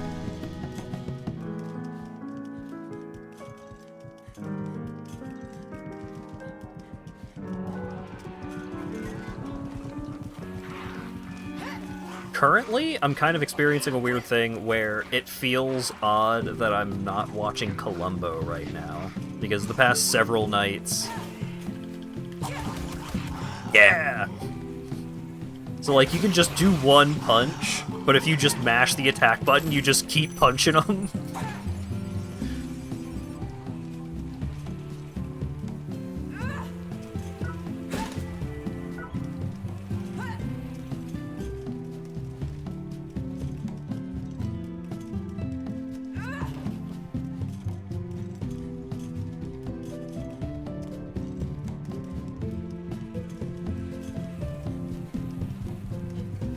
But yeah, the last couple of nights, a lot of time has been spent just, like, doing basically what I'm doing right now of going through these 3 specific floors, trying to grind for materials while watching Columbo. Nice. Oh, what's the Gortastic move? Just big uppercut. That's pretty good.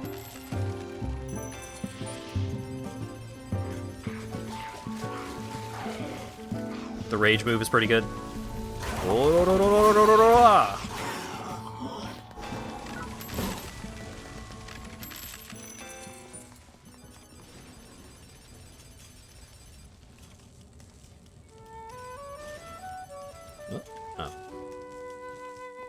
Is that a crafting material? No, that's a literal bag of garbage. I see.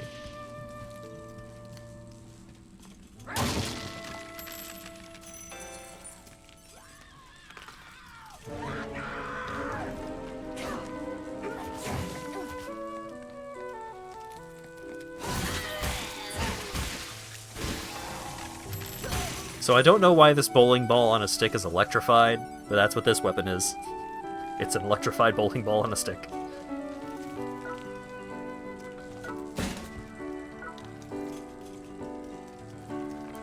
The apocalyptic hockey stick is not an amazing weapon, but its rage move is you do a slap shot and send an electrified hockey puck bouncing around the room.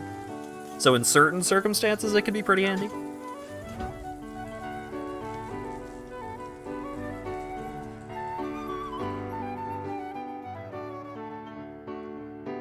Brush your teeth, and the toothbrush and also the sink have been dyed. I think you may have eaten too many sprinkles. I mean, those things are like 50% fucking food dye by volume. Makes sense that things ended up the way they did.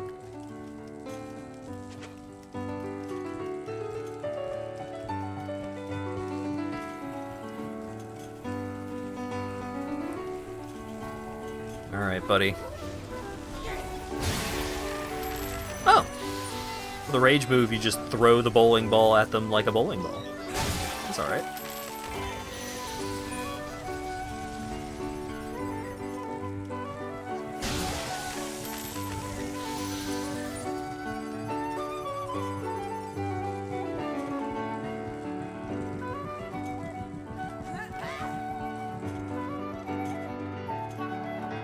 And then we've got this fella. It's a tire and engine you just mounted to your arm. So the regular attack is just like, oh, you hit them with the tire. And like you kind of rev it up off of the ground to give it a little extra speed, a little extra impact. I was like, alright, that's cool. It's not bad. Have I unlocked the skill for it yet? Oh, right. You just, like, you burn out at them. But where this weapon truly shines is its rage move. The rage move for this weapon is truly astounding.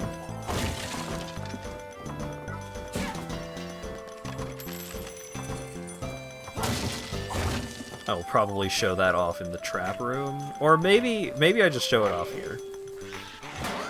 Yeah, fuck it. Alright. Come over here, bud. Whee!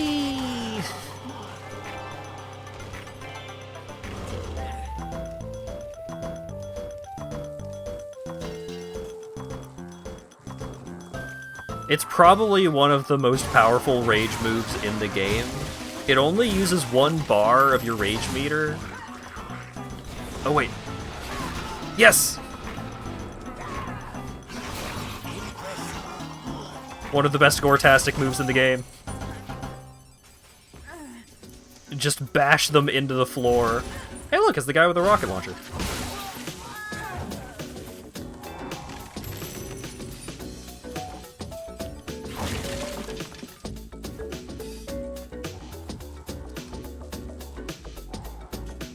But yeah, the frickin' just wheel yourself around rage move is very, very good. The downside is it uses a lot of durability on the weapon, and a lot of rage moves just don't use the durability of the weapon at all. So like, it seems like a pretty fair trade-off. Of, hey, this move is extra strong, but as an additional cost, it also uses durability. Pathfinder character can do that. They're embedded in the floor on a crit. Looney Tunes ass ability.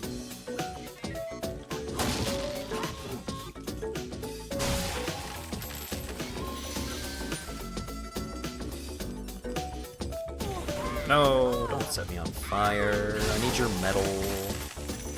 No metal.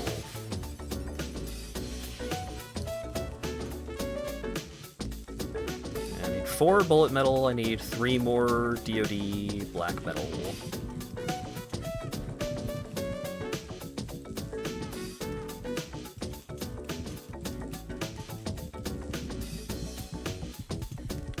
That's not where I'm going.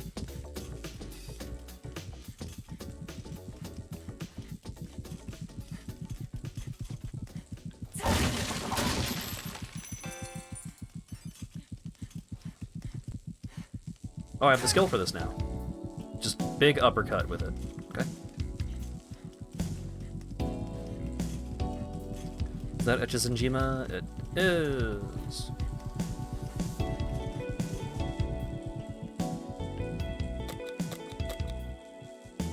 Oh boy, I gotta go all the fucking way back. It's important that I breathe the poison, because poison is good for me. See those stickers at the bottom? That 4th sticker? That's Poison Master. That makes me heal if I'm poisoned. It also makes me deal more damage with poison weapons, of which there are like 2.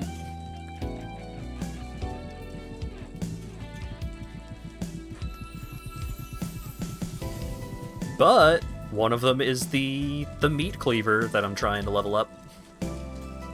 Like, all this grinding that I've been doing basically the whole stream has been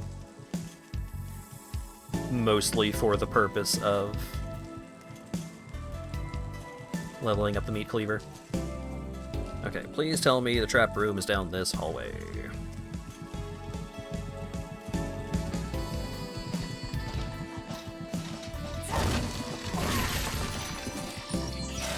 Ooh. What you got? Nothing. If the blueprint isn't a bunch of question marks, I don't give a shit.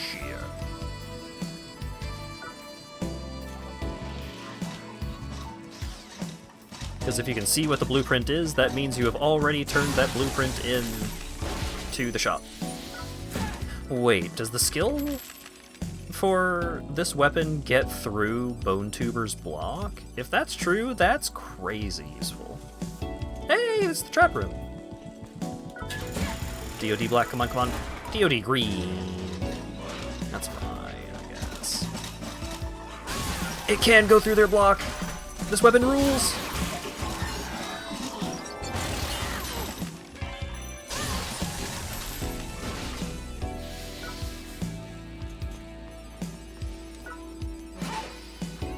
Those enemies can block so many attacks, and they are such a huge pain in the ass for it.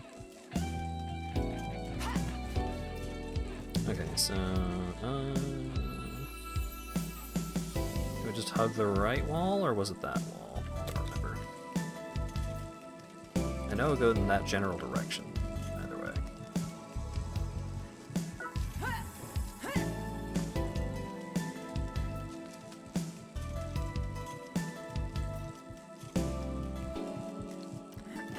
In one way, I wish that this game would just let me have as much bullshit in my storage box as I want. But on the other hand, I kind of appreciate the sentiment of not allowing you to just store infinite materials, because it also keeps you from overfilling your inventory on every time you leave base. You know, if you are always picking up every crafting material that you come across, then your inventory is going to fill up very quickly.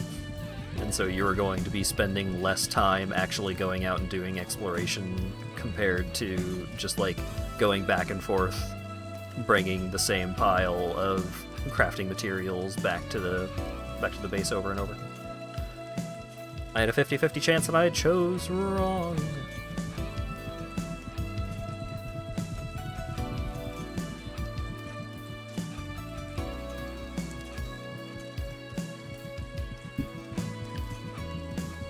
I do wish that, like, upgrading your home base's storage was a little more balanced. Like, if you would unlock new tiers of storage capacity based off of reaching new parts of the tower where you find new kinds of materials to store, instead of it just being something that you buy with the microtransaction currency.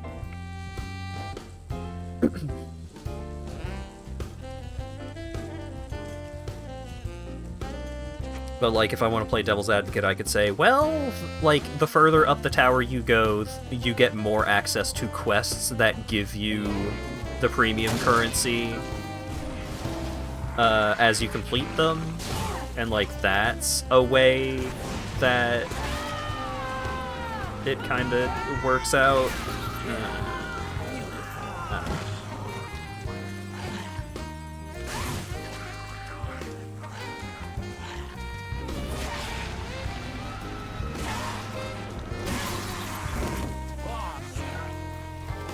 In the box.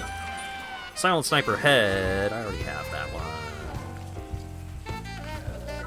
I also like how you get the Silent Sniper outfit from an enemy carrying a rocket launcher instead of a sniper.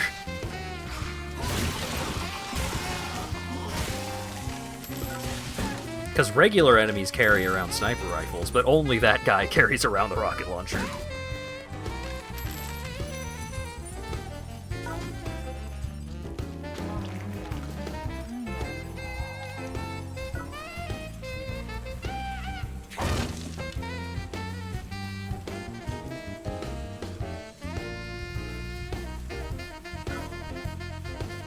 You fire from far enough away, it's still sniping. RPGs have a pretty far effective range.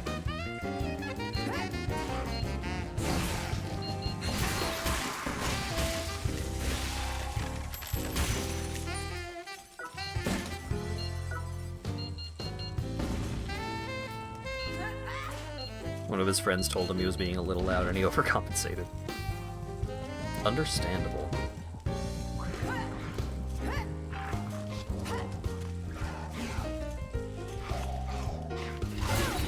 Whee!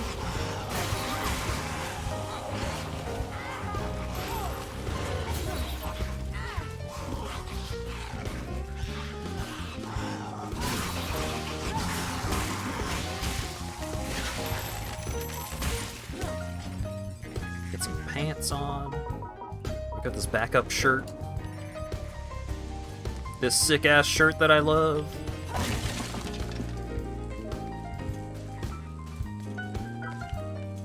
I fired an RPG once. I don't know what Chrono Trigger did after that, but I wish them the best.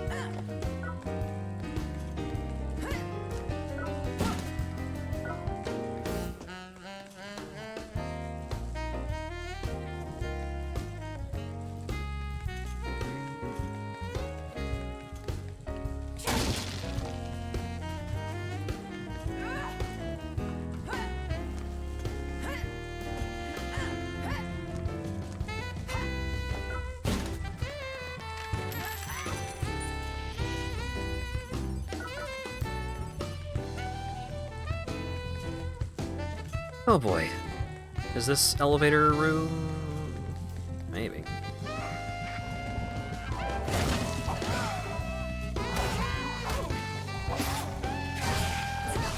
Still sad you laid off Final Fantasy VI. Yeah!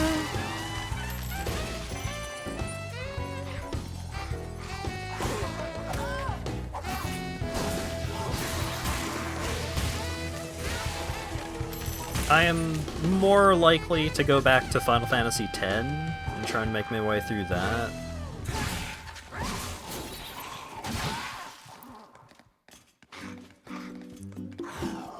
Like, in addition to my problems with the, like, poor direction of Final Fantasy VI, of just, like, where am I supposed to go, what am I supposed to do? The game being a little too open. It also annoyed me a lot, the stat progression system in that game being based on what Eidolon you have equipped, or whatever it was called, the crystal.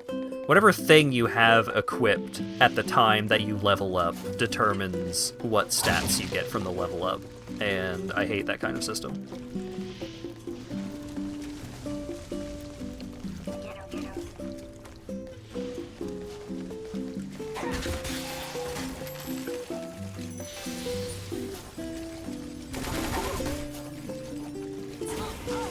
Yeah, I never really found myself wanting to, like, speed the game up or anything like that, but it was just, there were times where I just didn't know where to go.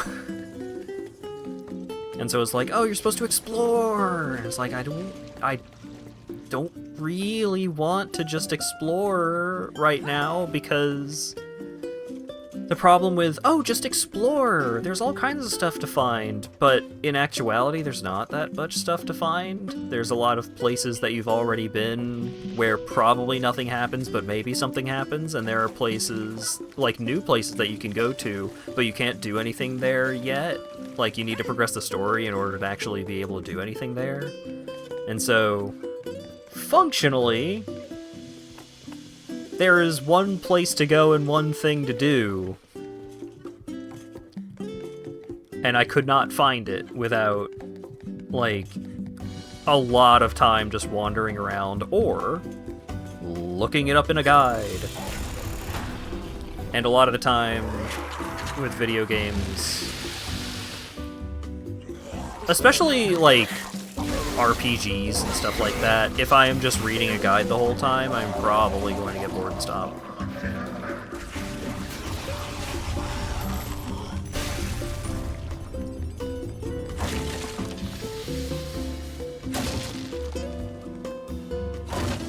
I'm not saying that Final Fantasy VI is a bad video game. I'm saying that I was not enjoying the core mechanics of Final Fantasy VI enough to deal with the annoyance that I felt at the perceived lack of guidance. How about I word it like that? How about I try and be diplomatic about it? Because I know a lot of people like Final Fantasy VI, and I respect that.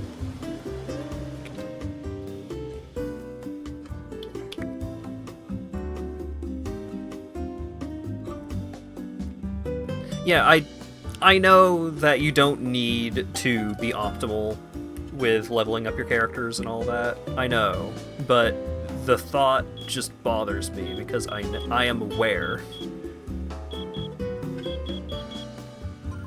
And if I didn't know that was the case, then I would have been blissfully ignorant.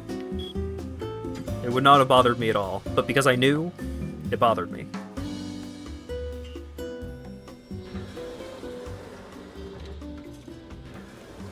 I know a lot of people that like Final Fantasy VI, and they're wrong!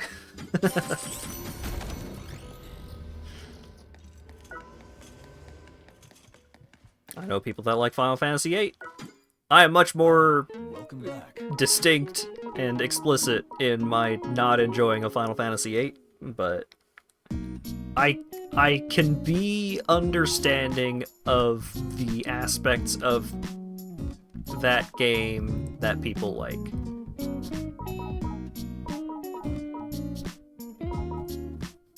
I am just less forgiving to Final Fantasy VIII in the ways that it annoys me.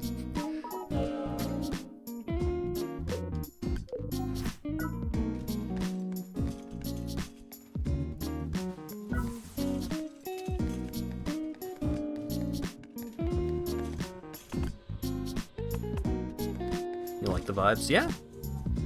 And I generally enjoy games where you get a bunch of party members. I think that's fun. I think it's neat when you have like 10 dudes to pick from to put into your party. I played a lot of the first Suikoden game. I recruited like 70 dudes in that game. I was having a great time. I did not know the fucking half of their names. I would never use 90% of them. But I thought it was fun.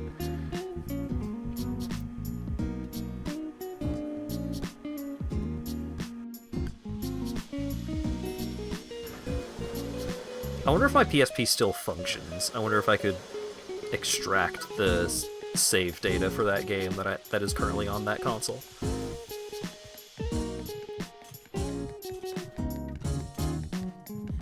Yeah, like, you know, comparing Final Fantasy VI to something like Clair Obscur, there are many decades of game design advancements between those two.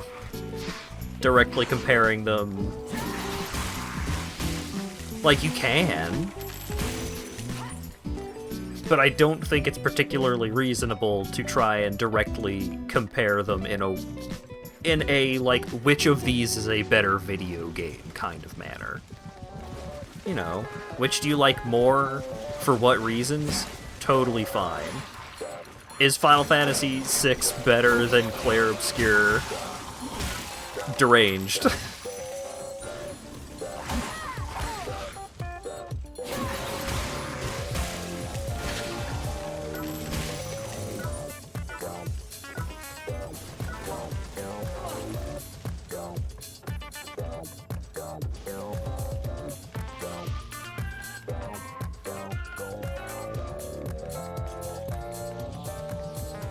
The last I checked, my PSP battery was not turning into a ball.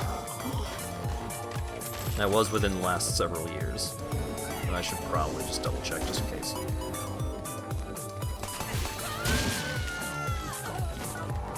Super Metroid still beats out 90% of modern Metroidvanias. I mean, by sheer volume, maybe. But there are definitely some modern Metroidvanias that I enjoy more than Super Metroid. For example, Metroid Dread.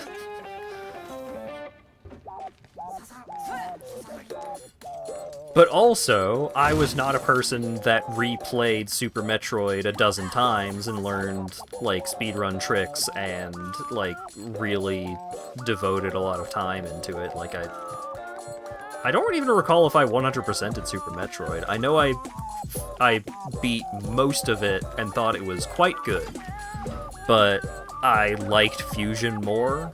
I like Dread more.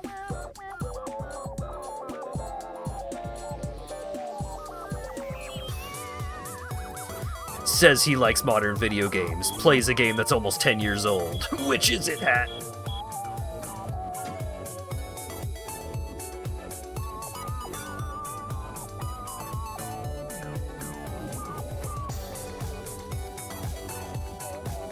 Ran into the problems with the control feel. I'm pretty sure I played Super Metroid at a time close enough to playing Fusion that I didn't really have many issues in that department. Oh no, she's bottomless.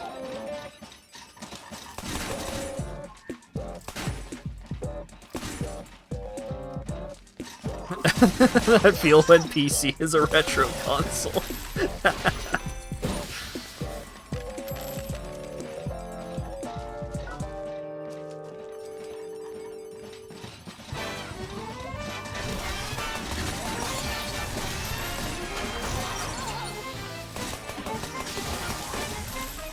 I'm just imagining one of those, like, new school gamer, old school gamer, retro gamer, ancient gamer, and it's just different models of the PlayStation 4.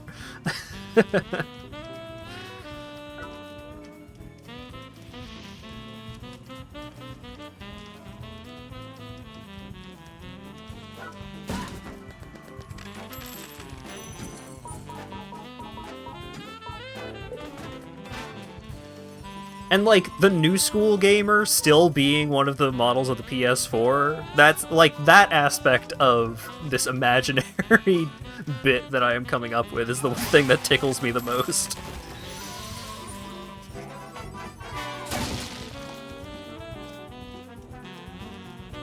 God, the PS4 Pro came out, what, like 8 years ago now or something like that.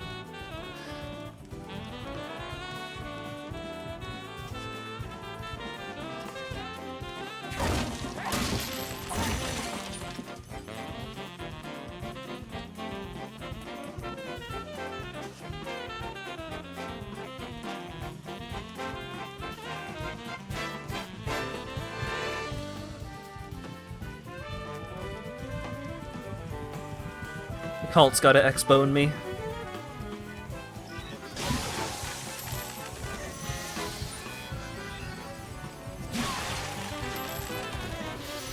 Do you actually own the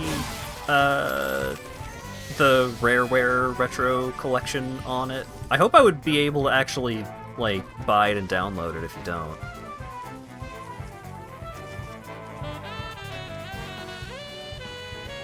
I would assume that the X-Bone store is still up and functional.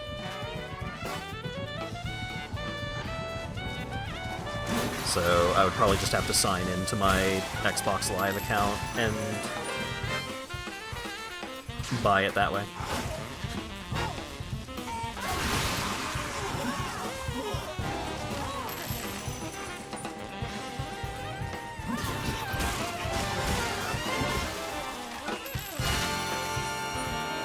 The Xbone store is pretty much the same as the Xbox Series blank store. Man, I'm still mad that I did not get nearly as much use out of the Xbox Game Pass for PC than I would have. Like, I actually used that service a lot. but it got to the point where I just couldn't fucking download games off of the Xbox app because the Xbox app would say, oh, I need to update in order to function. And then I would try to update it, but then the Microsoft store wouldn't allow me to actually update it. So I would just have a dead app full of games that I can't play because I need to launch them through the fucking app. And eventually I just, like, unsubscribed from Game Pass because it's like, damn, I would keep using this service, but I straight up, like, cannot. I just can't use the service. It's broken. And the Xbox Series naming is deranged. Xbox as a platform is very much not going to exist for too much longer. Like, they massively cranked up the subscription cost for Game Pass. The ROG Ally Xbox thing is full of technical problems and design faults and all that jazz. Just like, when everything's an Xbox, nothing is. Yeah, like the cheapest version of Game Pass is like $20 or something like that when it used to be below 10.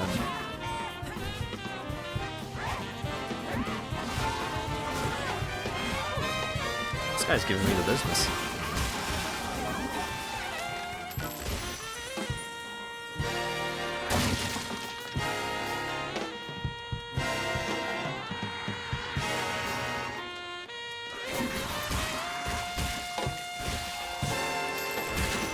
I loved my Xbox 360 and all of the cool games and experiences I had using my Xbox 360, and I don't really regret not having gotten an Xbox beyond that point.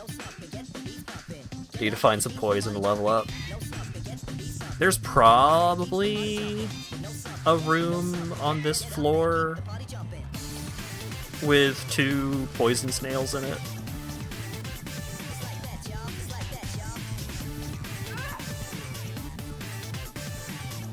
Damn it.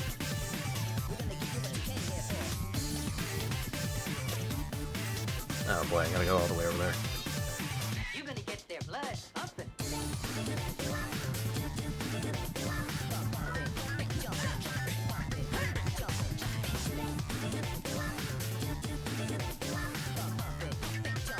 Heart shouldn't be visible through the body like that. Oh, yours doesn't do that? Like when you run for a while, and you can just see it?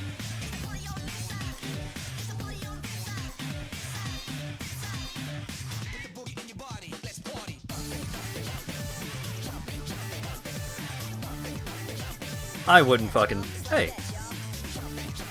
Just like I said. I wouldn't fucking trust Microsoft with, like, booting my computer into Xbox mode. With recent Windows updates, I barely trust it to boot my computer into computer mode. I got one of those fucking jump scare full screen things. I'm pretty sure I did a thing that makes my computer think that it's not Windows 11 capable. So it wasn't like bothering me to try and update to Windows 11 for a while. But now that we have reached the end of life point for Windows 10, they're like, hey, you should get a new computer. I'm like, no. I don't think I should.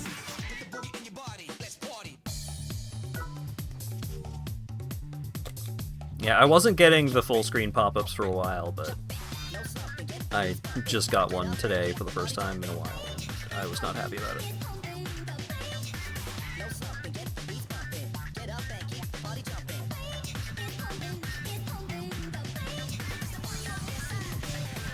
Remind me in a week. Yeah. Does Microsoft understand consent? Yes, or remind me in 10 days.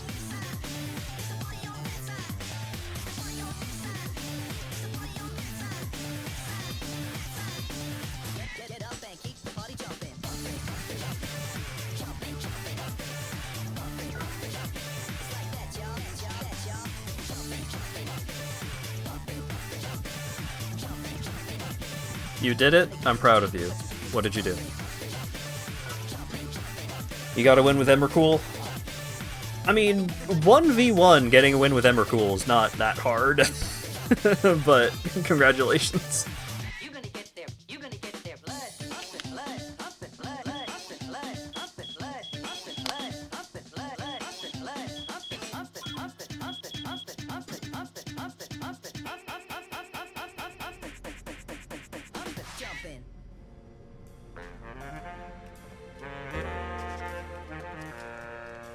Almost lost, only one because you got Emrakul. Emrakul's a very powerful card. Like, it's strong anyways, but in 1v1, it is a real powerhouse. In 4-player, there are more ways of dealing with it. Still pretty scary, especially depending on which Emrakul.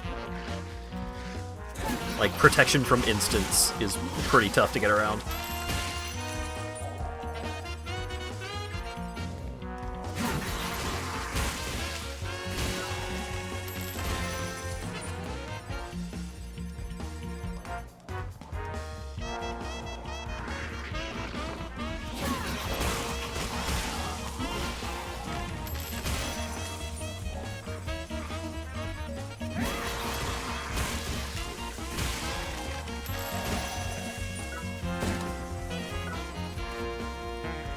Grave Pact is not humble.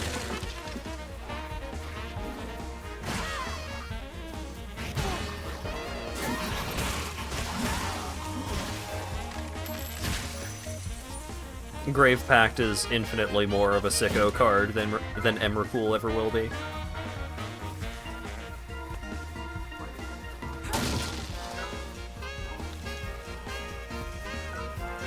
Oh, the Eldrazi Precon is generally pretty strong. Why did I even do that? I don't need another life shroom right now.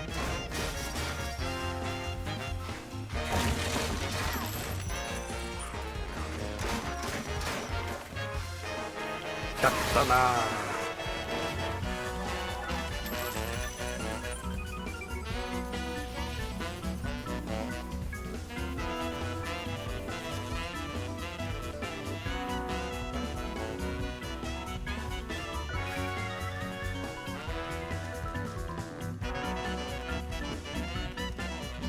You're stuck at floor 7 of Let It Die. Have you been upgrading your equipment? I don't remember when you unlock tier 2 fighters. Might be after the first boss, I think.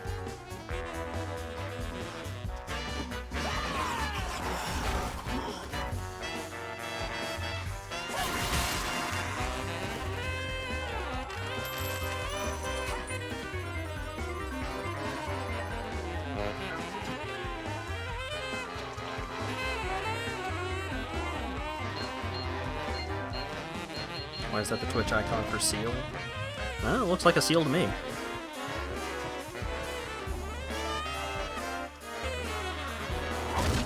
The Twitch chat on stream didn't understand what the fuck it was, but...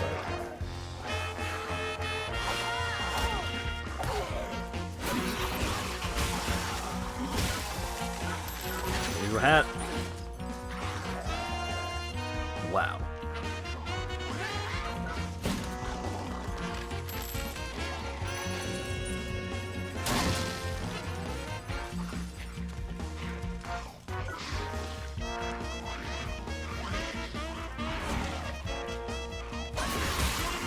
A black basketball. Wild. Wow, they have it. Square. I guess in this case... Wow, they don't have it. Square.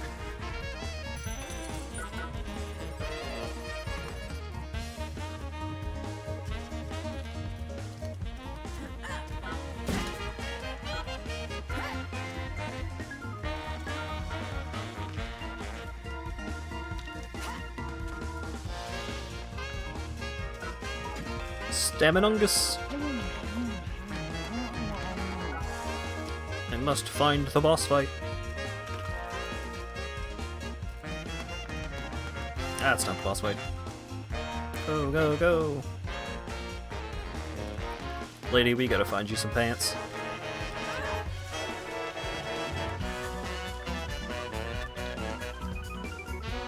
I love the shirt. Absolutely styling with the shirt, but some pants would go great with it. This game is a bunch of prefab rooms stitched together. Yeah, so my understanding is that there are, like, a set couple of layouts for each floor, and the layouts for each floor...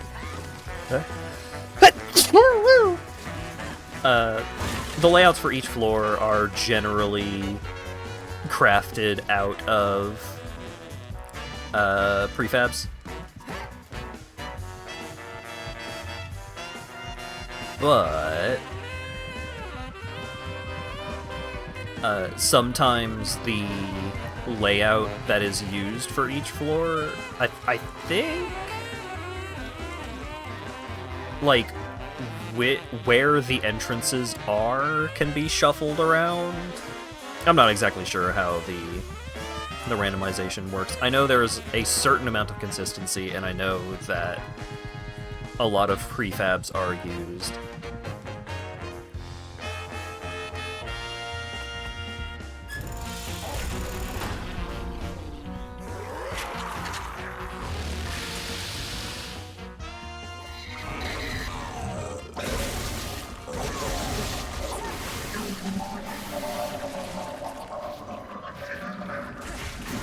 I think once you get past floor 40, there might be fewer consistencies.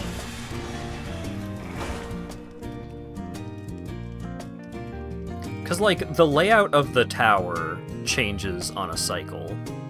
I think it's like Sunday and Tuesday share an approximate layout, but most other days of the week, like, all of these connections between the rooms, and, like, which rooms show up at all, might be different.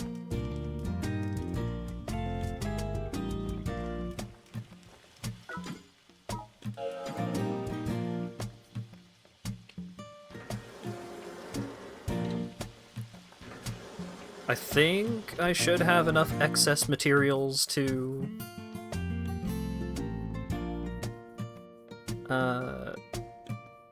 upgrade my katana, at least. I also need to change which chat I have open on Discord on my second monitor.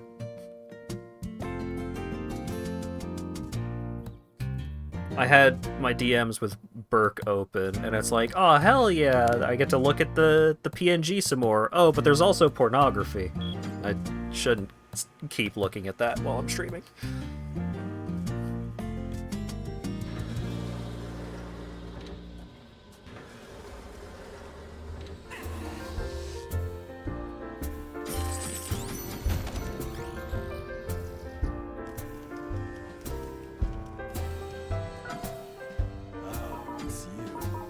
Alright, what do I need for a +4 katana? Candlewolf Black, Massive Iron Bolts, Rose Whip. Fantastic. That needs some scratch metal. I got a bunch of scratch metal. I could probably spare that. Sure, let's just make spears from. I still need vegetable oil to upgrade the punch glove. I should go get some of that, actually. So that way I can actually get the punch glove upgrading.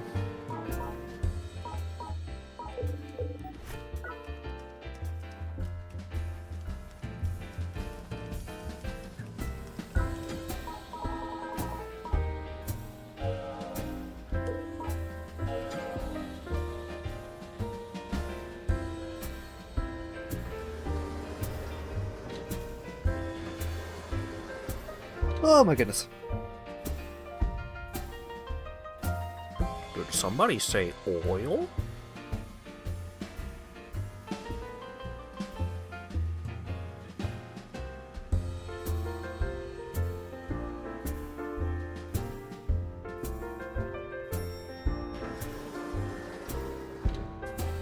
I think... Didn't Doshington do a video on Teleglitch?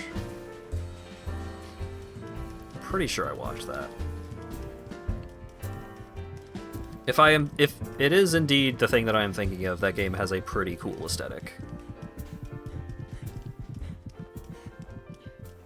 I love drinking oil.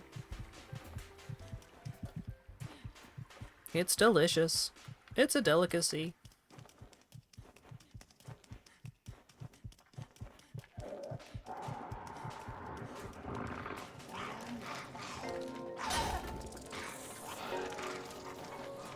I just take 1,400 damage from fall damage. God dang. You missed, pal. Try another. Attack power +7. I drank so much fucking oil on the 4th of July.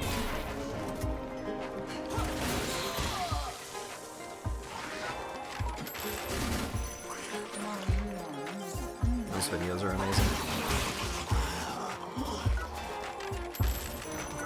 Oh, what's in the box? Can of Wolf Blue. I don't need blue.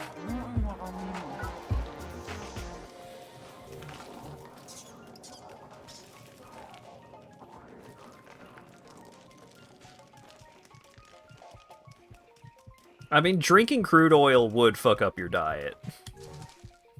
The calories in crude oil goes crazy.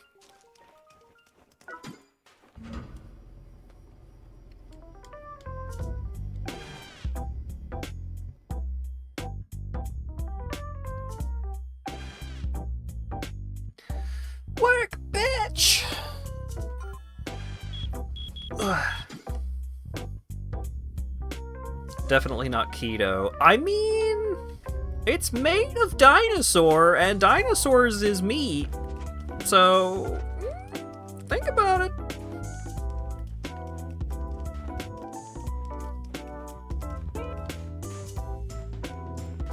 Thank you for the gift sub. Why has that not shown up on Stream Elements?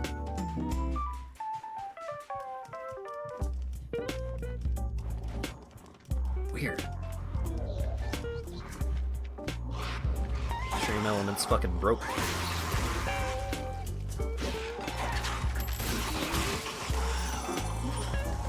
Using the Dino Precon. Or just running with all of the greatest hits of Pub Stomp Precons.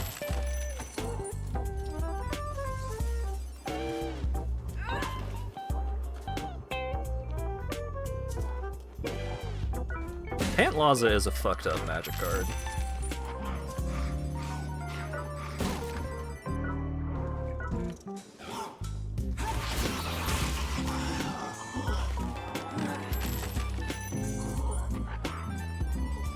Is Miss Bumbleflower on the list? I don't think so.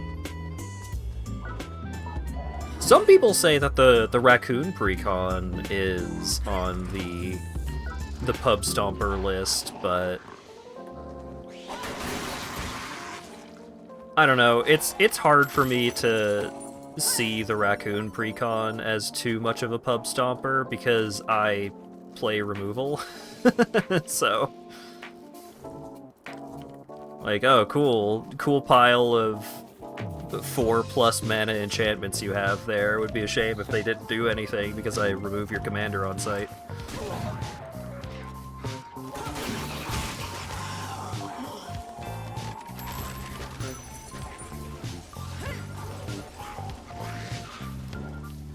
But like the Dinosaur Precon unmodified, just playing more removal would not solve the problems that deck presents. Oh shit, vegetable oil! Let's fucking go. What up, Rand? Sleep well?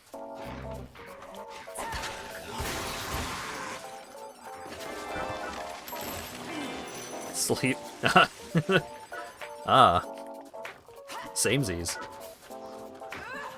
last night, I kept falling asleep, but then waking up again. And so, I would, like, fall asleep for a bit, and then wake up, and then do some stuff, and then fall asleep again. And then despite, like, having, like, an hour of sleep, half an hour of activity for 4 or 5 hours, and then going to sleep, when I finally went to do the big sleep, I slept for like 8+ hours. Like, well, I got a message from Lawyer Dog asking if I wanted to go on a walk at like 4:30 p.m. just to, you know, get outside, get some air. And it's 6. So, oops. You have sleep apnea? No, I've been dealing with some kind of something recently. Like, I've been congested, I've been sneezing, I have been more prone to headaches, and so it's, like, I haven't had, like, a runny nose or anything, like, I haven't been super sniffly, but I have been congested, so I don't know if it's, like, a specific flavor of, like, a flu or a cold or something, or if it might be, like, some weather stuff going on. I don't know.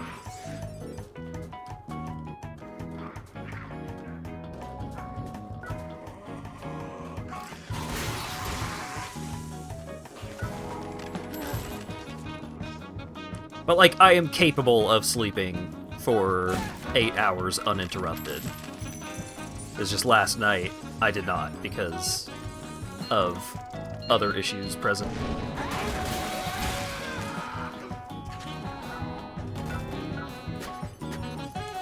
Or if there was a clothing damage RPG that just had no pants. Just like, you have the pants equipment slot, you can see enemies wearing pants, but, like, pants will never drop for you. Just like in real life. Got 'em!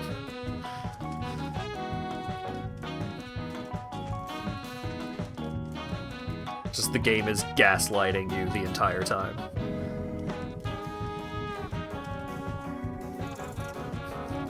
He understands perfectly.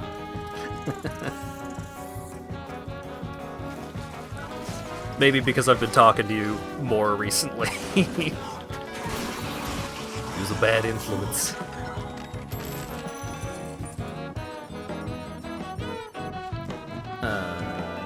Is there another path over here? I don't think so.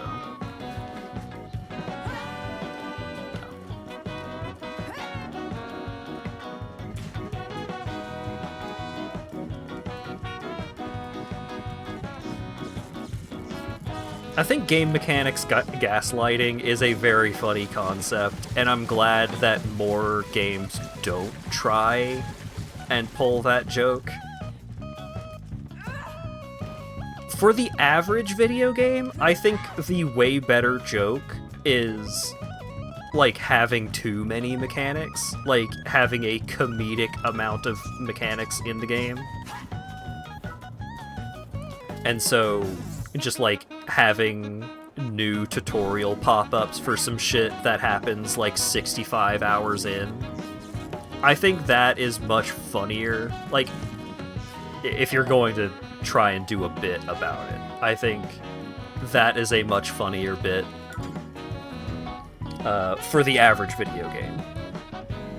But for some games, I think it would really work of just, like, having an equipment slot that a piece of equipment does not exist for.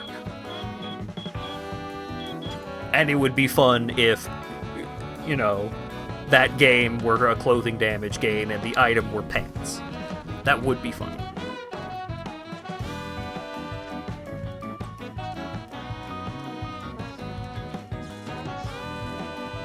Yeah, it's a real good bit to have, to, like, have an extremely high budget, high effort, like, one-off moment.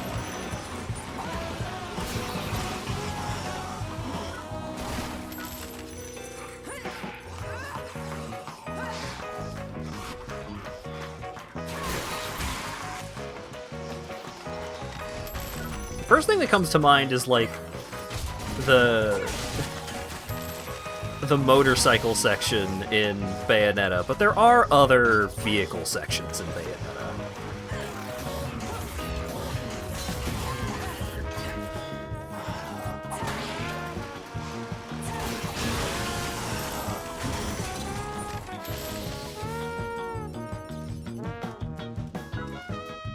Dark Age of Camelot, an old MMO, had a mithril coin slot which was attainable only through hacking. Path of Exile has had a very long, ongoing joke about fishing.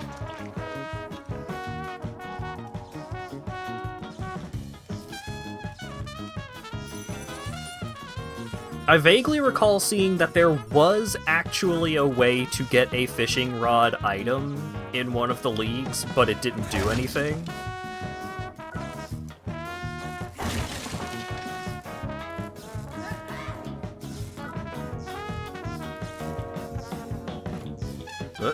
How did that happen?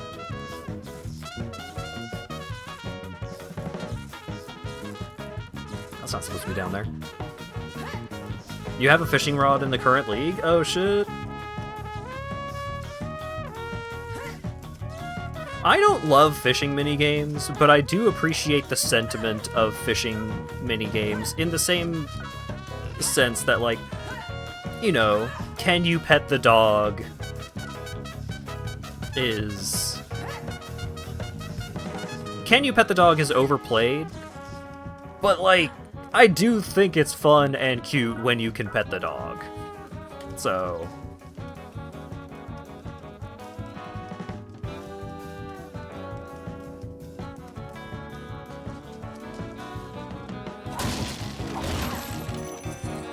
Oh no, an ambush.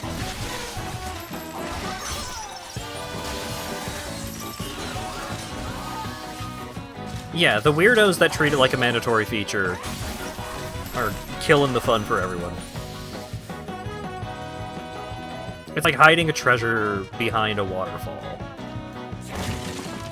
Like, you should not be allowed to complain if there's not a treasure behind a waterfall. It should just be fun if there is a treasure behind a waterfall. Especially if it's like, you know,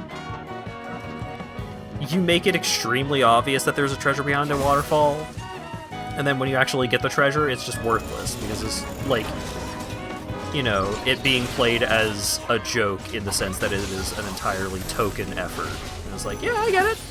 I appreciate that. That's fun.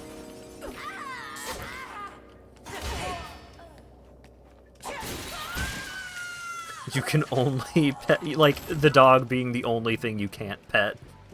Yeah, that's pretty good.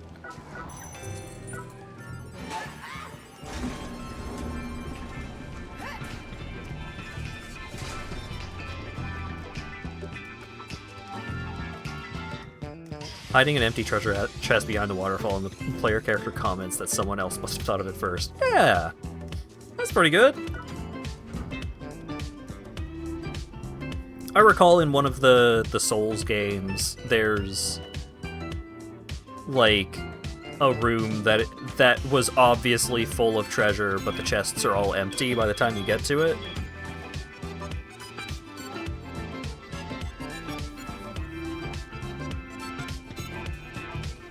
But, like, all these things, you know, you gotta be careful. These things have to be done in moderation.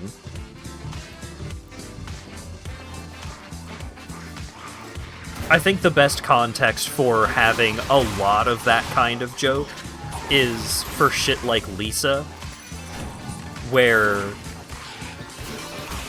all of that shit, like, the game just being so mean to you and pranking you constantly is just, like, the driving force behind the game. But even then, I feel like it is generally better under those circumstances when it is not... When the game is less, haha, check out all these fun jokes and references, and when the game is more just like, I, the video game, am playing a prank on you, the player, and I am not going to be nice about it.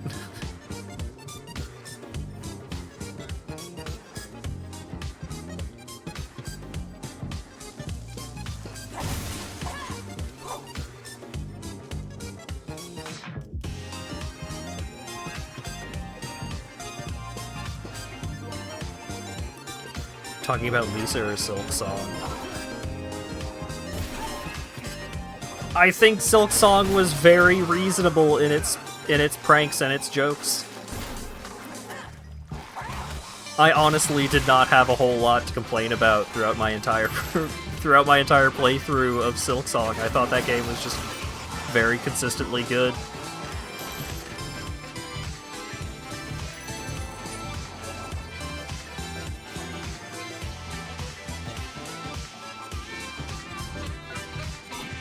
I thought the trapped bench as a concept is very rude and mean, and they only do it a little bit, and I like that.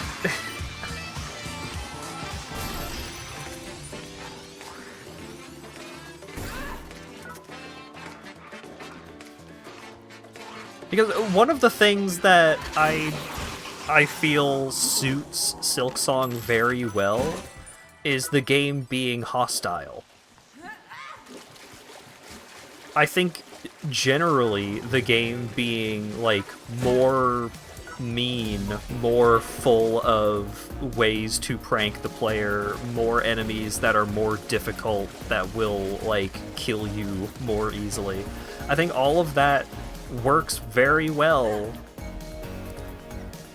in the context of a video game wherein you are playing a character that was, like, very powerful and competent in the previous game. Things being more threatening, more dangerous, and generally just less forgiving in some ways. I think all of that works in the context of Silk Song being a sequel to Hollow Knight, wherein you are playing the powerful, competent rival character from the hit game Hollow Knight.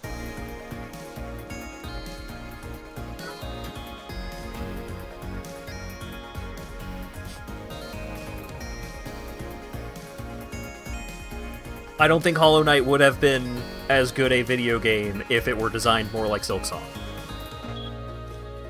But I think Silk Song was designed quite well for Silk Song.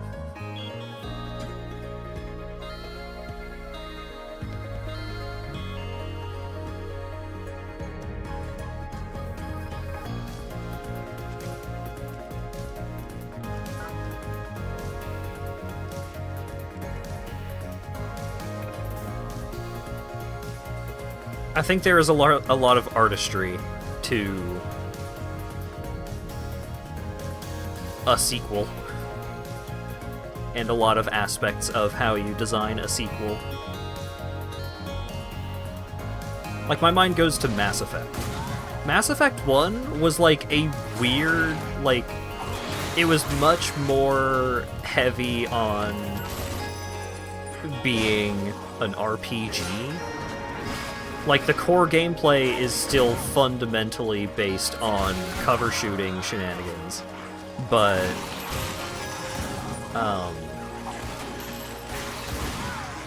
Mass Effect 2 being much more action-oriented, I felt worked well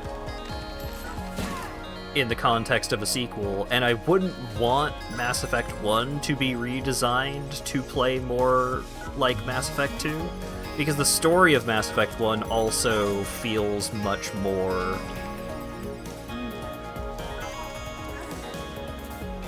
the gameplay being a little more uptight might be a word that I would use to describe the gameplay for Mass Effect 1. Like, that game in general is much more uptight than Mass Effect 2. Mass Effect 2 is a game that, you know, it puts on some sunglasses and a leather jacket. It is a game that is very much trying to be a cooler video game than Mass Effect 1 was. And it still feels like Mass Effect, but, you know, a lot of that game takes place in grittier, grungier parts of the galaxy, like you're not hanging out on the Citadel quite so much. Like, you are not spending a lot of time in very explicitly military settings. And also, it kind of feels like going from Mass Effect 1 to Mass Effect 2, it kind of feels like Shepard is more powerful, more competent, more capable because of all of the cool new action stuff that you are able to do.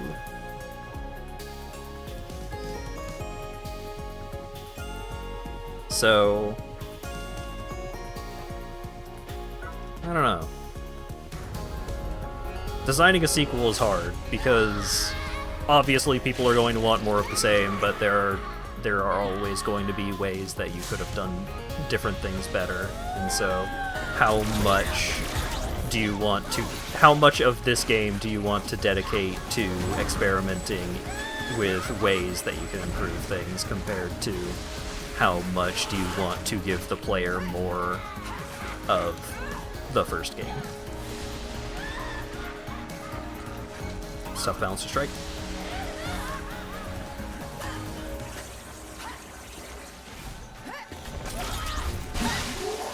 There we go.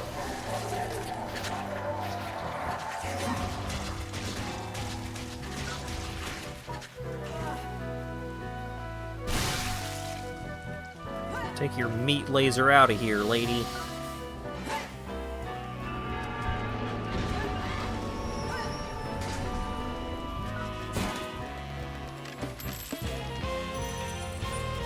I still need to actually finish Kingdom Hearts 3, but the Kingdom Hearts games have a lot of problems. But when you have, like, sequels wherein you are controlling the same character as the earlier games in the series, I think it's cool when that character continues to feel more and more powerful over the course of the series. I mean, eventually you have to reach a point where it's just like, okay, we need to do a reset here, like we need a new main character or some excuse as to why they are less capable. But I think it's cool having a character that just grows gradually more and more powerful over the series. And it's like, in canon, they are growing more powerful, but also because of the new mechanics, because of this, that, and the other thing, the player feels like their character is more powerful. Either because they're moving faster, they just start with the double jump, they start with moves from the previous game, and so on and so forth.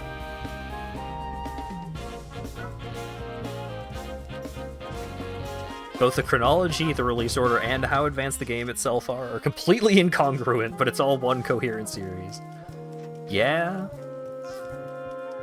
Kingdom Hearts is a hell of a series. It's fucking crazy. Especially when, you know, this comes to mind because Chip and Ironicus recently started their Kingdom Hearts Chain of Memories Let's Play. But, like, what the Kingdom Hearts series was, at one point in time, was a PlayStation 2 game, a Game Boy Advance, or, like, a PlayStation 2 action RPG, and then a Game Boy Advance card-based action RPG, and then a sequel to the first game that is actually a sequel. Like, Kingdom Hearts 2 is a direct sequel to Kingdom Hearts Chain of Memories. Kingdom Hearts Chain of Memories is a direct sequel to Kingdom Hearts 1. Kingdom Hearts 1 does not go directly into Kingdom Hearts 2.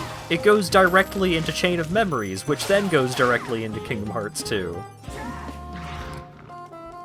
And so the start of Kingdom Hearts 2, like, you pick up what is important to know about the start of Kingdom Hearts 2 based off of context and what that game tells you. But there's a lot of important story stuff that happens in Chain of Memories, and if you didn't play Chain of Memories, you just don't get to know. Hello, person who bought this PlayStation 2 game. If you want to know all of the story that is happening in the numbered sequel to this PlayStation 2 game that you got, and the sequel also on the PS2. If you want to know everything that's going on, you need to have a Game Boy Advance and play this other game. Truly deranged.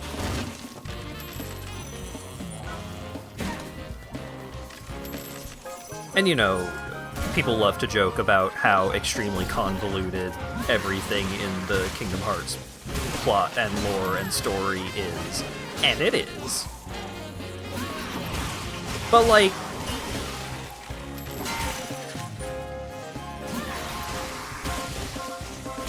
a lot of what you need to know can be picked up via context. But the things that they don't tell you, even via context, is crazy. Like, oh god, what were their names? The original, like, not original, the three Keyblade wielders, Aqua, Ventus, and someone else? Whoever the fuck those were. Like, those characters start getting brought up in Kingdom Hearts 3 in a way that is absolute nonsense.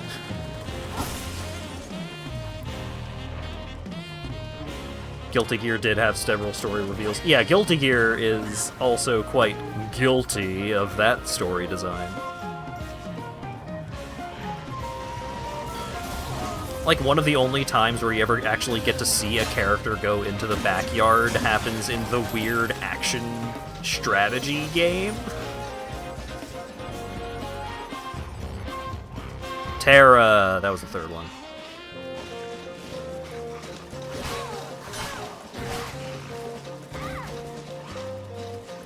And, like, Elden Ring wishes it had the level of characters being other characters that Kingdom Hearts games do. Sora is like 4 people at this point. Because he had Kyrie's heart, he had, like, he's Roxas, who is Ventus.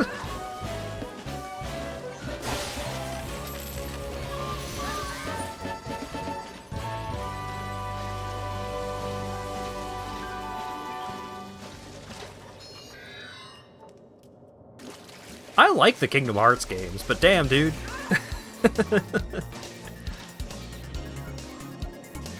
I really wish there was a cleaner way to experience this series.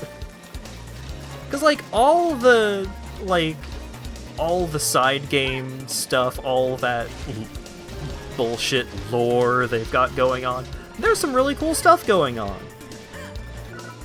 I didn't play the flip phone game. I don't know who these people playing chess are.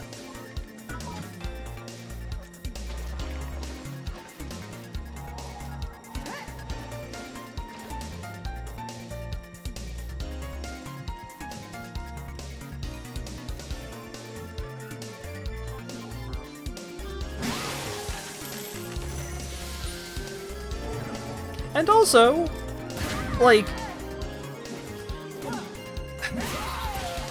it makes sense to have, like, how much of that series' like, lore is relegated to side games. Because if you think about what is in a Kingdom Hearts game, you have, like, 20% actual Kingdom Hearts characters and story.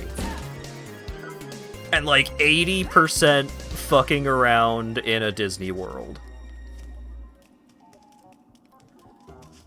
And so the side games dedicate a little more time to all of the weird lore bullshit because, like, they feel less chained to the idea of the core gameplay loop being, here's a little sprinkle of lore and time to go do a Disney Kingdom where nothing important for the story happens.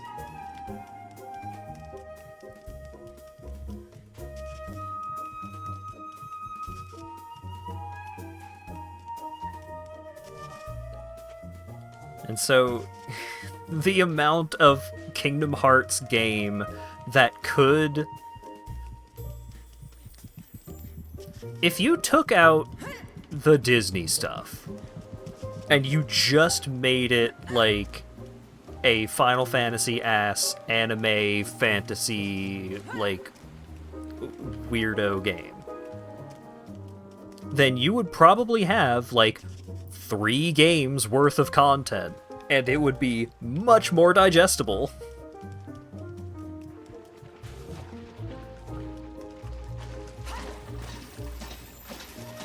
The fact that you have to go to deep jungle and help Tarzan and the monkeys does not make those games better.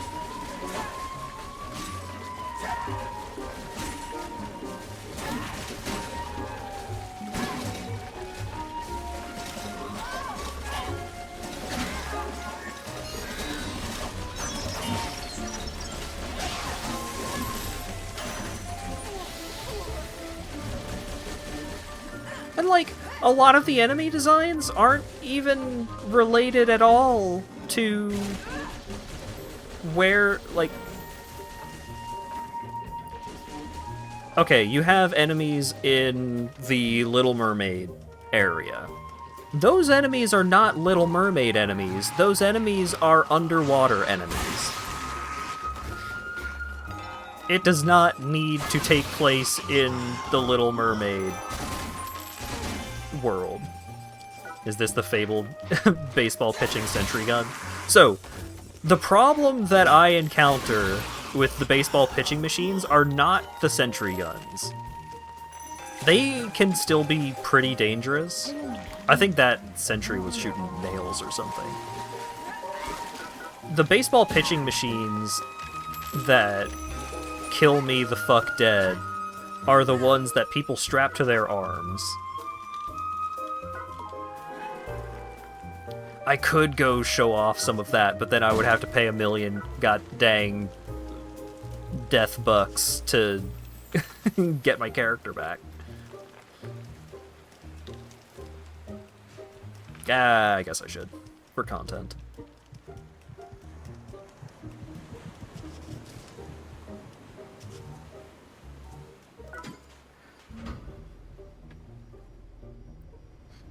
So, each set of 10 floors has, like, a theme to it. And so the first set of 10 floors is... Or it's... Like, each set of 10 floors belongs to a faction. The first set of 10 floors is do it yourself or die. And so a lot of their weapons are jury-rigged. A lot of... Like, those floors are where the killer clothing iron comes from. And then you have War Ensemble, I think it's called. And War Ensemble is just like paramilitary bullshit. Just they have guns and sniper rifles and machetes and knives and stuff like that. Oh god. Die. What am I dropping here? I don't need these. There is an actual just regular flamethrower in this game, but I don't know if it's actually better than the clothing iron.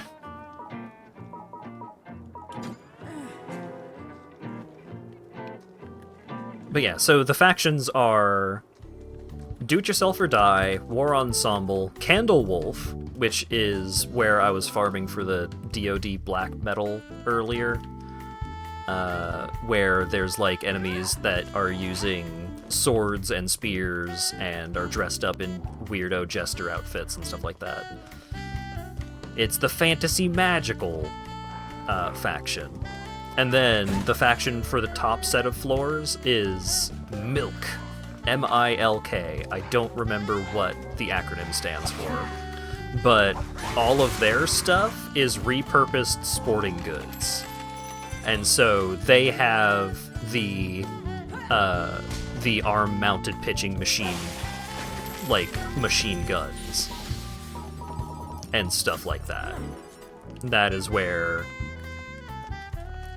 And so, because that faction is like the last set of 10 floors of the main story as it exists, you have situations where it's like, oh, enemies in this area use the arm-mounted pitching machine, and because I am so close to the canonical top of the tower, this is where the strongest enemies in the main game exist. And so the strongest enemies in the main game are just like hurling baseballs at me, and these baseballs are absolutely knocking me the fuck out.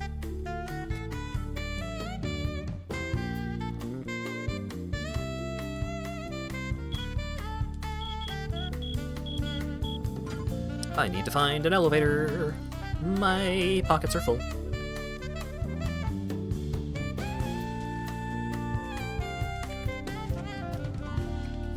Yes. I could be fighting the Gondawara family, and they would be the most dangerous enemies in the game just because they are the ones at the top of the tower.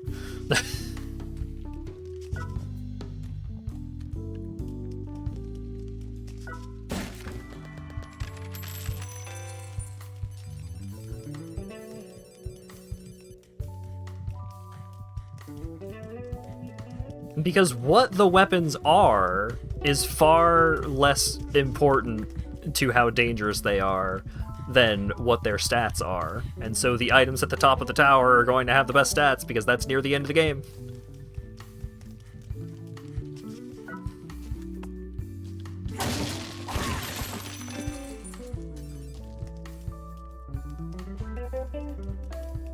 Yes, it is very funny that like, you can find the room full of 4 dudes with sniper rifles that absolutely annihilate you within the first 15 floors of the game. And it's just like, oh shit, this is what projectile weapons can really be like. Because early on in the game, there are enemies with like fireworks launchers, and they suck. They're so bad, they do so little damage. There are like nail guns, and they do okay damage. And then you get to the next area, and it's like, oh shit, just assault rifles and sniper rifles. I'm just getting shot by guns. This is terrifying. And then you go to the next area, and the projectile weapons are like arm-mounted crossbows. And so it's just like rapid-fire crossbows, and those are now the projectile weapons that are taking you the fuck out. And so, oh, alright, so I got shot with guns, and then I got shot with the crossbows, and the crossbows were way stronger. What's next? Oh, I'm getting shot by baseballs, and those are some of the most lethal things in the game.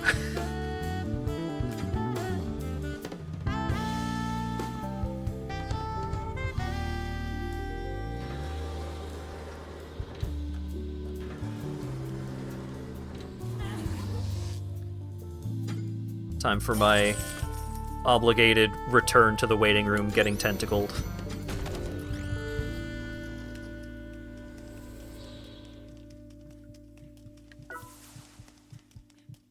Alright. Let's upgrade this goof-ass punch glove. And also find out what this blueprint is. You would think the good equipment would drop from the top of the tower into the lower levels. Even in video games, trickle economics don't work. Oh boy. Apocalyptic hockey mask. Neat. Level up my spear. Level up my sword. 659 attack. Not too bad. Still need the bullet metal. Still need the Dodd metal. Masamune Blade S. 1000 attack. I actually have enough Candlewolf metal, but I need steel and bullet metal. This is going to use up most of my scratch metal. I think I'll hold on to that until I get it back up to like 10 scratch metal in the bank. You do find weapons from various factions, like, earlier in the game than the point in the tower that you reach. So, like, the hockey stick is one of the first weapon, is like one of the earliest weapons that you'll find. And the hockey stick is a sport faction weapon, but because you find it early on in the tower, it's not as strong. And you can find the blueprints for the pitching machines earlier on in the tower than, like, the top 10 floors, but the top 10 floors are where enemies will start using it. And so because the enemies are dangerous, that is where the pitching machines are dangerous.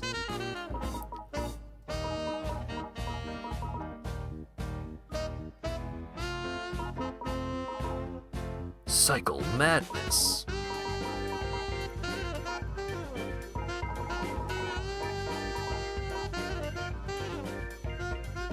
Okay.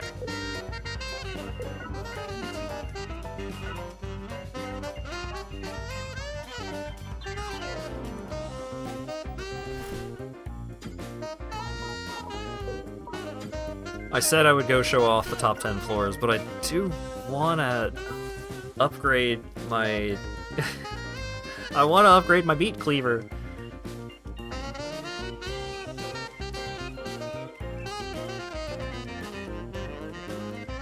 I want to live!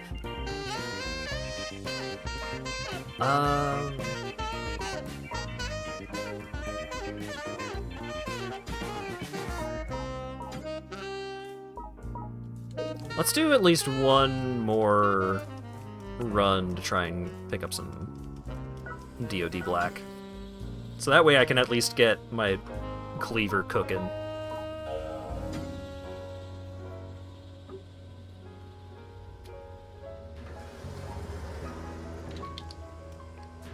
Depending on the floor layouts, maybe it would be faster for me to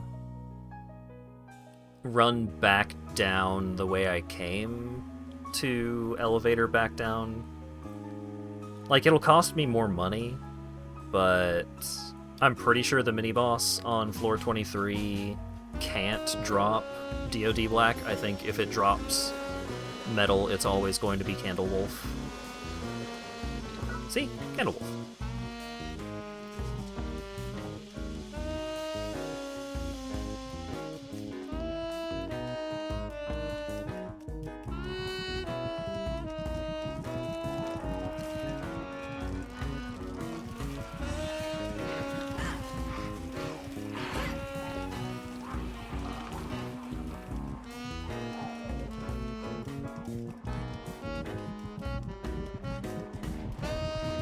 Hope the hater is somewhere along this path. Because the haters have a chance to drop faction metal.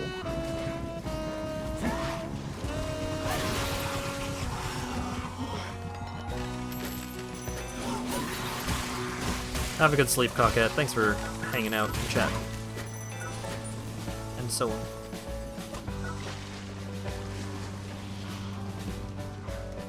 I'm sorry there was minimal clothing damage. I just couldn't find frickin' pants to have explode.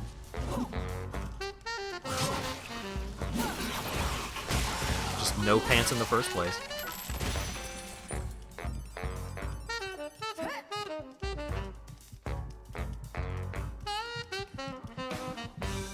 Yoo-hoo, is there a hater in here?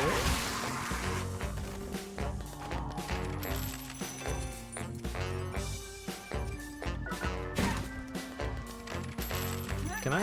No. There's a weird ceiling there. Death took all the pants away. Like, I could just buy pants, but I don't want to spend good money on pants. I don't need them that bad.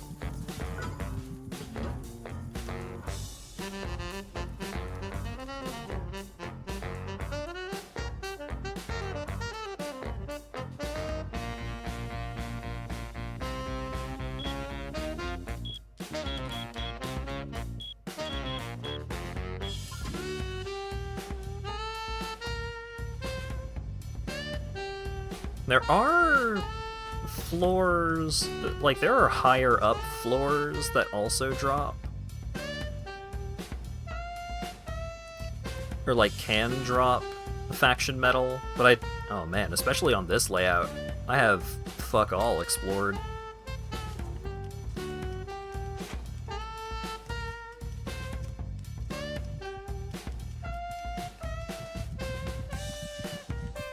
Maybe I should just explore. Maybe I should just try and fill out my map a little bit.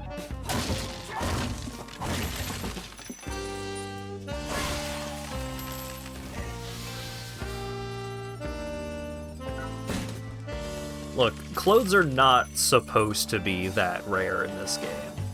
You're supposed to wear armor and stuff, but I am strong enough that I do not need to wear armor in this point in the game. It helps, but...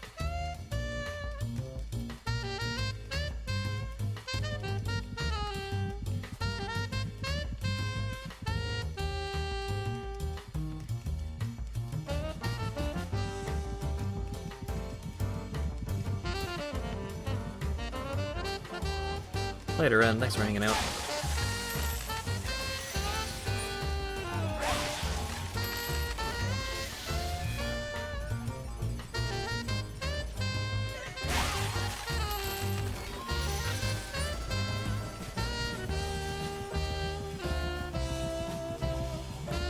Alright. I need DOD black. But I need it to actually appear. So what's the solution to this conundrum, guys?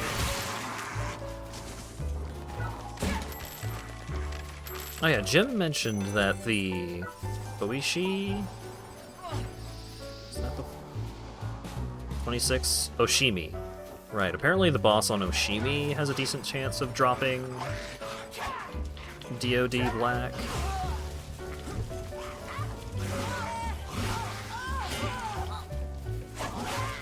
Oh my god. The speed and range of the katana leave much to be desired. I just found a shirt and it's already almost broken. It's broken.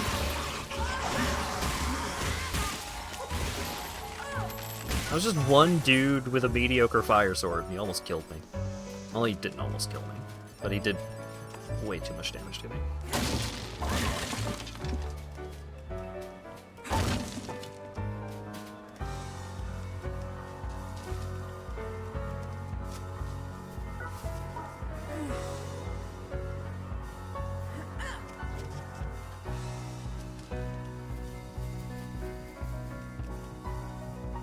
Fire is such a menace in this game.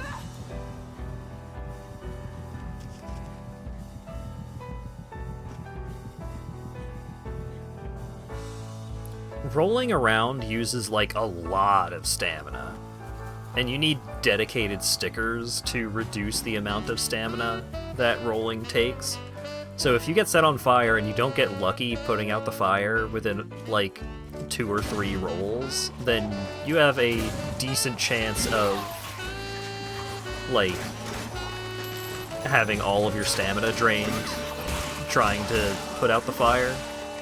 And so you can end up spending a lot of time on fire, and the way that durability works in this game is for each tick of damage that you take, your clothing, like every piece of gear that you have equipped, will also take some durability damage. New pants. It's mostly just boots, but I'll take it.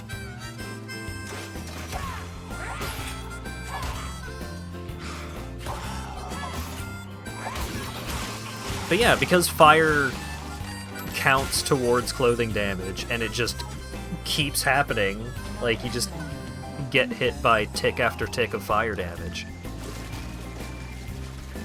it'll really tear up your gear in a major way. Which I guess makes sense. Your clothes being on fire probably would do a lot of structural integrity damage to your clothes.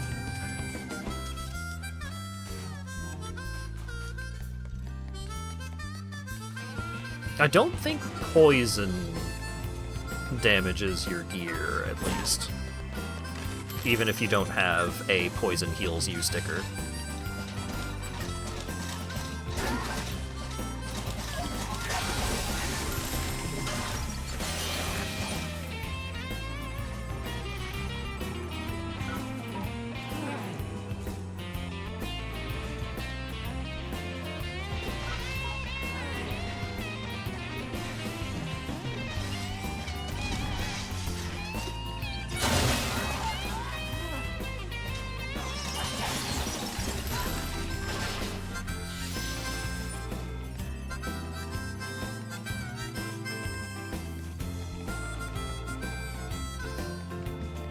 Oh my god, where is this trap room?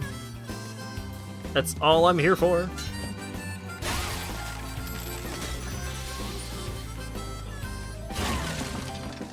I just want to open up the golden box and get ambushed and then leave. Well, I want to take whatever is in the box and then leave.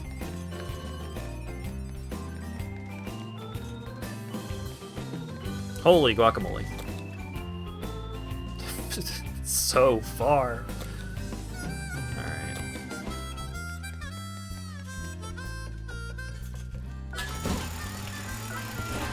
Milk green! Not what I'm looking for. Oh, I got some bone metal. Oh, my katana broke.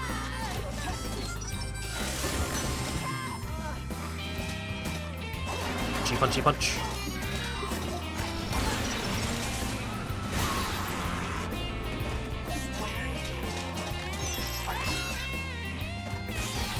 Nice.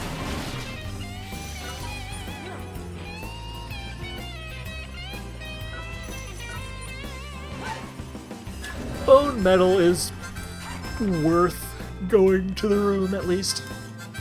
I mean, milk green is also a handy metal to pick up more of. Any of the faction metals are generally going to be pretty handy, just because if you upgrade a piece of armor to +4, then you unlock it as a cosmetic option if you want to use the armor override system. And if you upgrade, if you craft or like research and develop the base level for a piece of equipment, so like either upgrade or researching a piece of gear for the first time, like a new weapon or a new piece of armor, or researching the next tier of a piece of gear that you've already upgraded to +4, you get a slight bonus.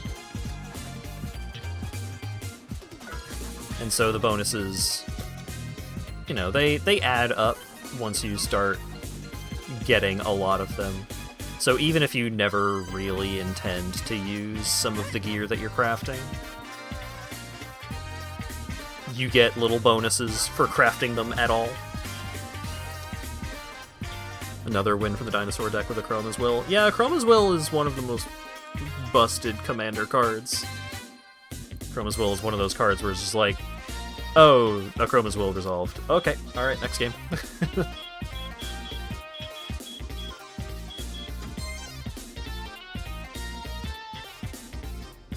It is the aggressive farewell.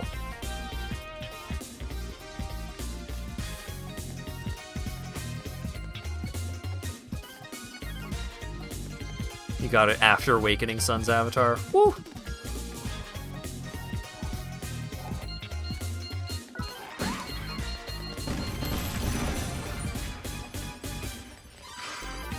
Suplex! Aw, I didn't explode his clothes. I punched him in the dick 12 times, though. That was fun.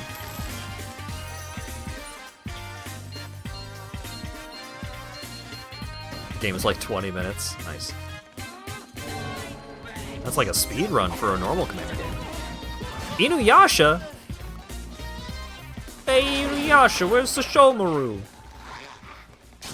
Where's Kyoko? And Shippo and Moroku?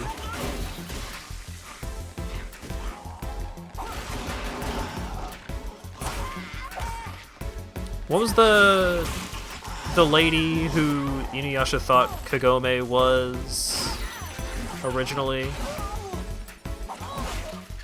Kame or something like that. Bro, I'm gonna burn to fucking death.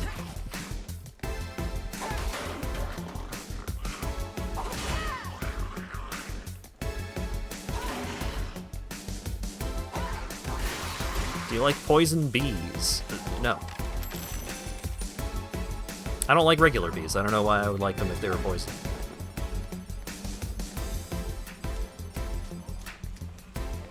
But that was one of Moroku's moves, wasn't it? Was unleashing stuff from his suck hand.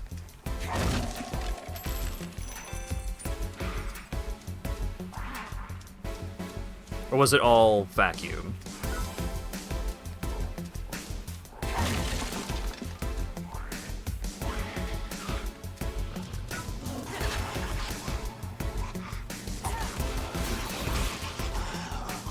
Believe it or not, after not having watched it for 2 decades, I don't remember Inuyasha very well.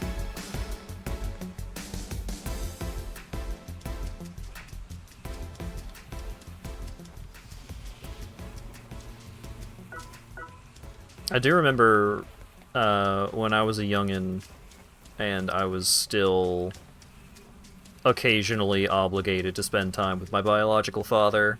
He took me to a church thing because he was very religious, which was bullshit, but he took me to a church thing.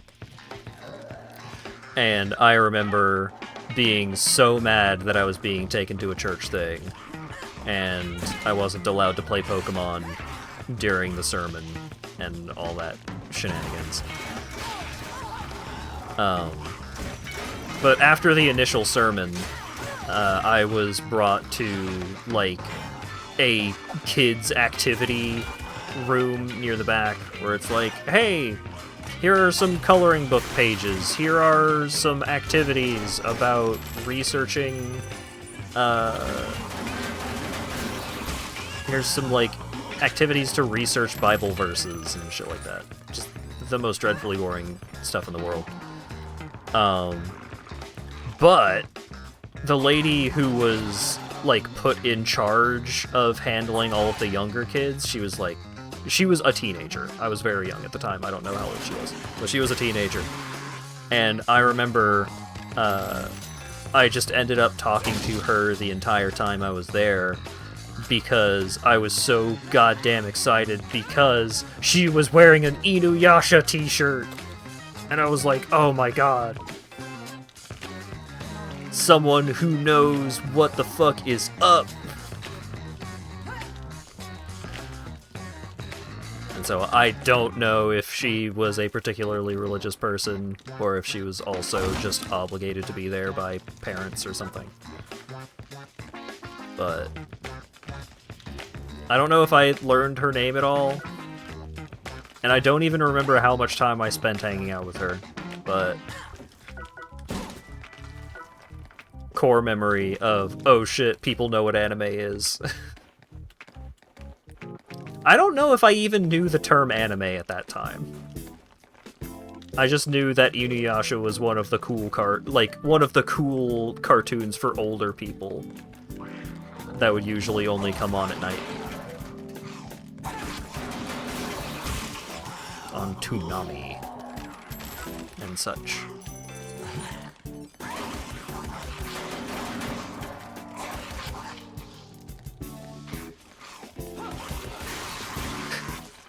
Punch Glove is so goofy. Oh shit, 2 pieces of clothing. And neither of them are in immediate danger of breaking.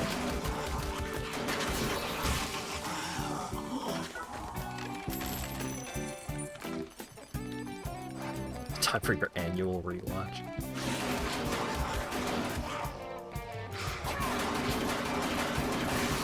I don't even rewatch anime that I think is really good. Like anime that I fucking love. Well, I've rewatched Trigun. I've rewatched Trigun more than I've rewatched Cowboy Bebop at this point.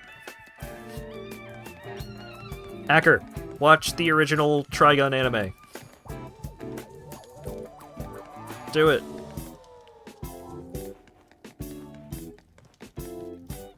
It's only 26 episodes. It's so good.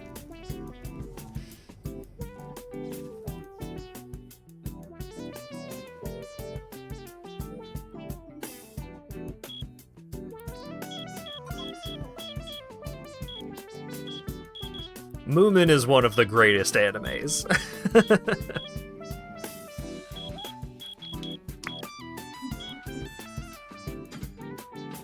Everybody loves Moomin.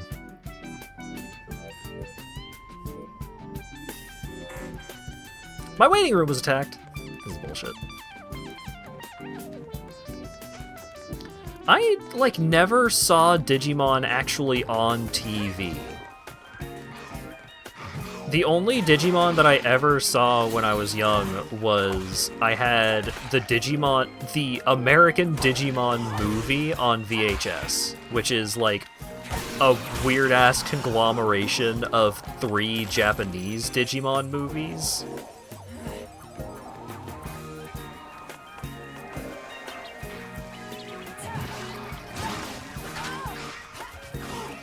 I loved that movie. I loved that Digimon movie that was secretly 3 movies. But I don't think I watched... I may not have even watched a single episode of whatever Digimon series was relevant at the time.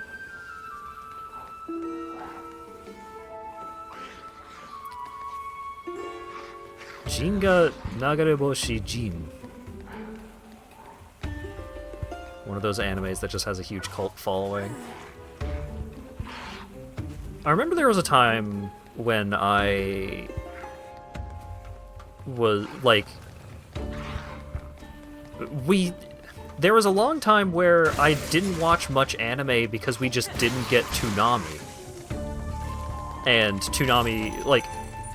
Occasionally, YTV would show, like, late-night anime, but because of the Canadian broadcasting laws requiring, like, 51% of all televised material on Canadian television channels to be Canadian-made, there wasn't a lot of Canadian anime. Like, Cyber 6 might have been Canadian.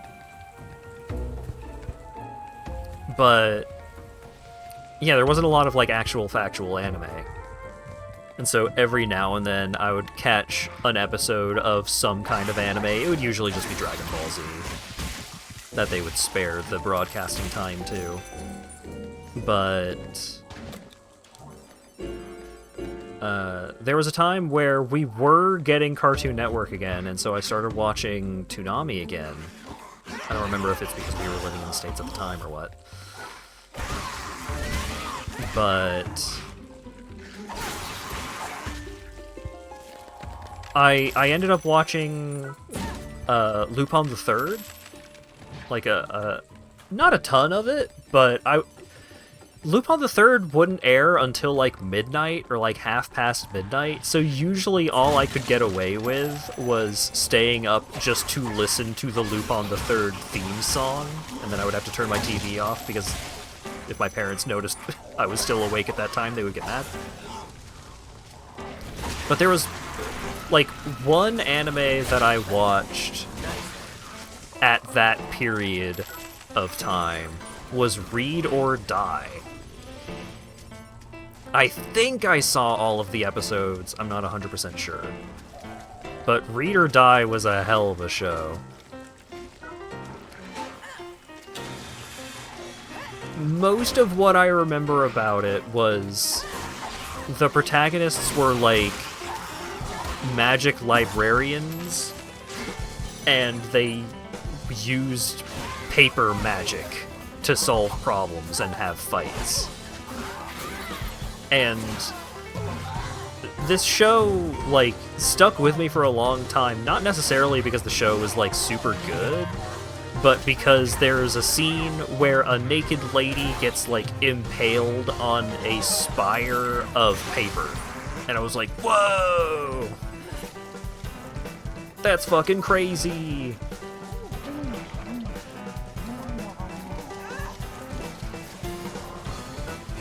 was watching this when I was like 14 or something. So it was like, whoa, you can't show that on TV?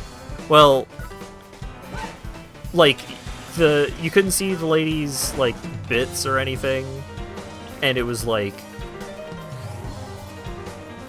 I think the lady might have been like a homunculus or something. Like, she was nude, but like you couldn't see nipples or anything like that.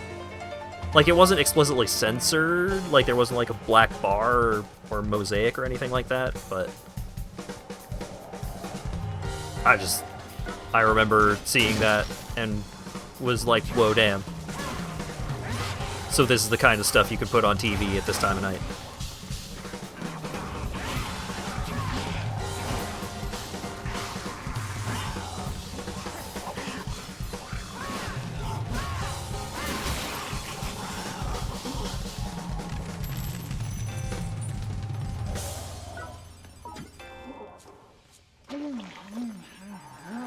Remember when Adult Swim started out and your friend and you watched the first episode of Home Movies?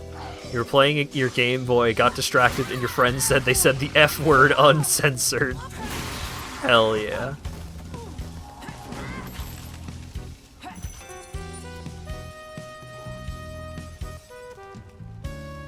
Who's the dude that does the voice for Coach in Home Movies? And Bob in The Burgers.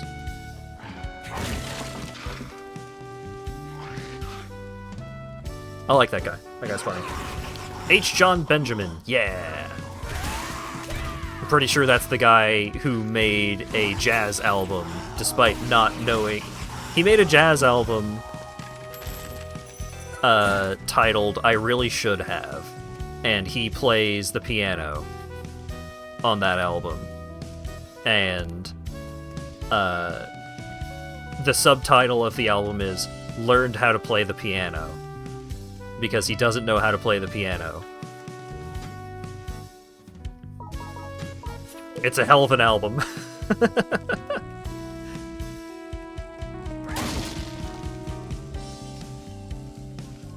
I'm pretty sure, like, his artist name on the album is, like, H. John Benjamin Jazz Daredevil. And the cover art is him wearing an Evel Knievel outfit at a piano.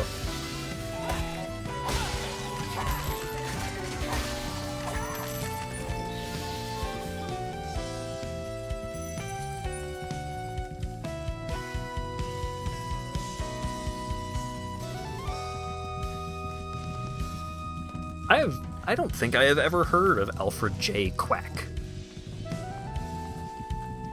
There's an episode where one of the bully characters became a Napoleon Hitler.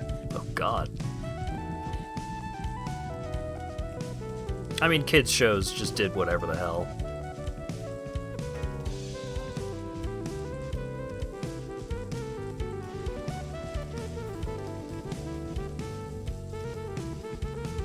The National Crows Party. Oh no.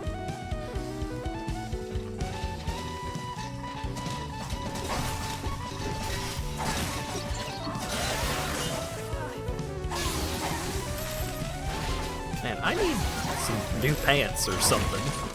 These idiots with fire swords keep breaking all my gear.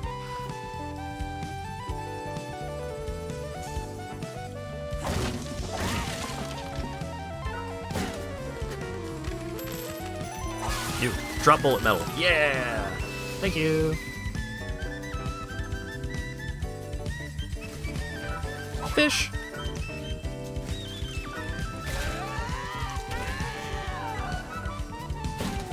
Nope. Pick up the fish. Eat the fish. Yes. I should have cooked the fish. That was not a lot of healing. At least I still have my life shroom effect. Still have my 1-up going.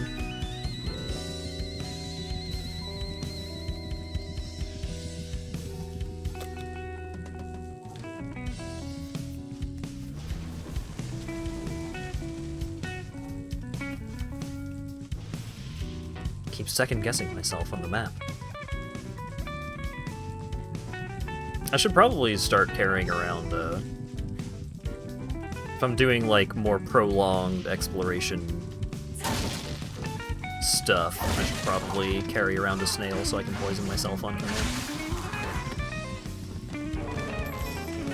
Oh yeah, do a taunt! Yeah!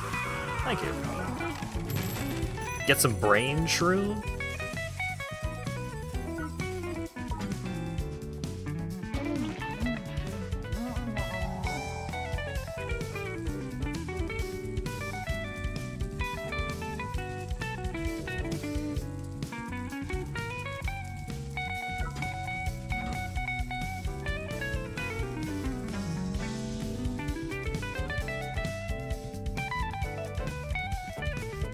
Oh boy.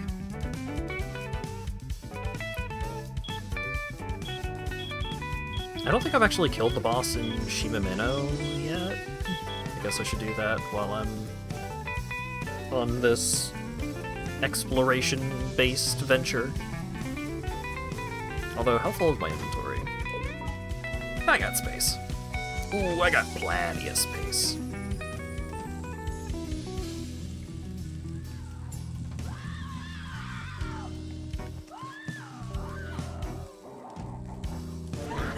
No!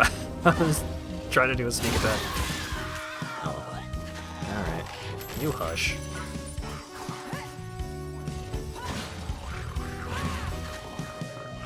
Oh yeah, check this out. Spin its head around with the tire and then its head just pops off.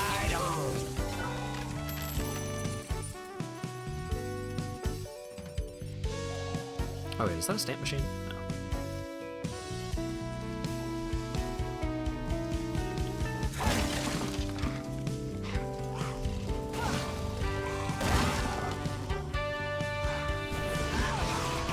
Snap this man in half. Gore-tastic.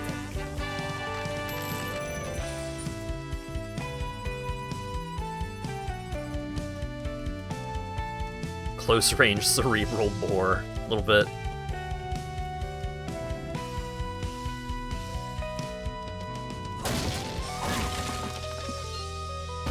Damn it. I just wanted to punch the box.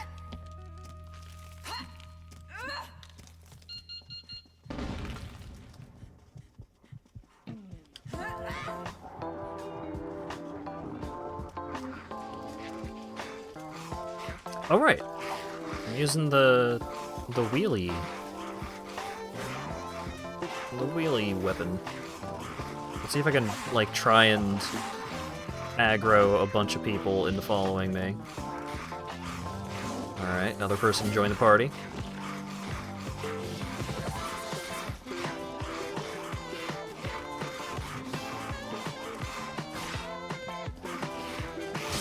Ow!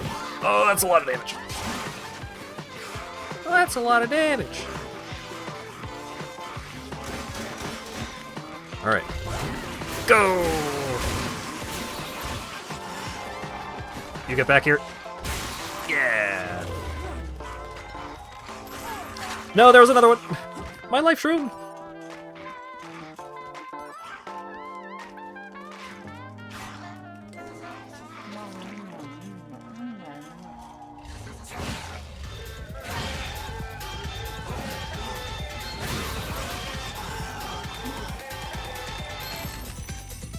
Well, it was still fun. It was definitely not the smartest way to go about handling all of that, but it was fun.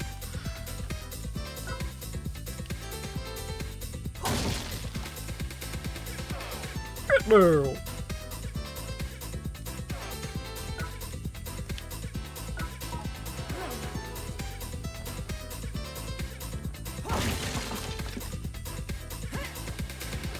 It's so tempting to just eat a punch shroom every time I come across one.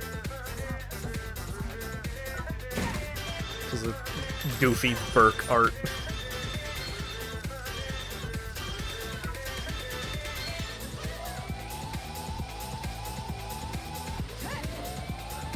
I don't know if it's instant death, but it would hurt.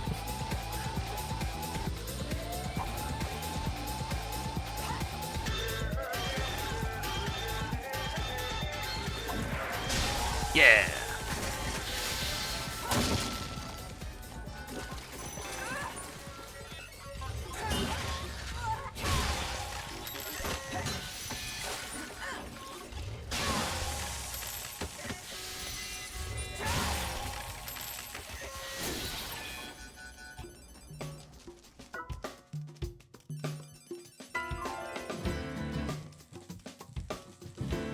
Alright.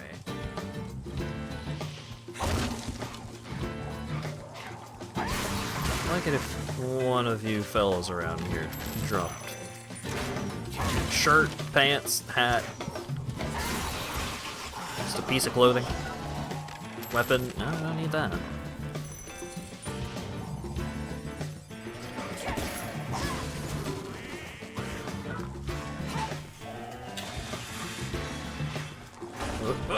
Lock on went crazy. Pants? Pants. Yes, give me your pants.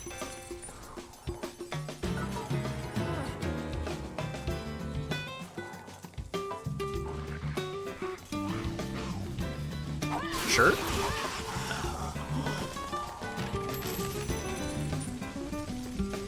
Can I cook a mushroom like this? Maybe, but it didn't work there. Shit.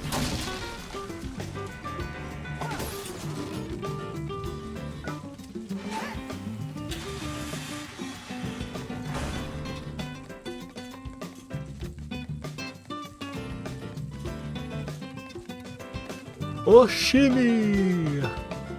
I do want to kill the mid-boss in Oshimi, so let's go find that. And then we can come back down to explore that other path.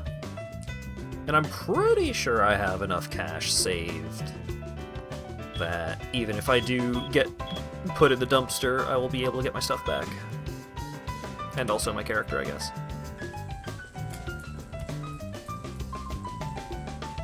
It doesn't take that much time and effort to get a fresh character brought back up to speed.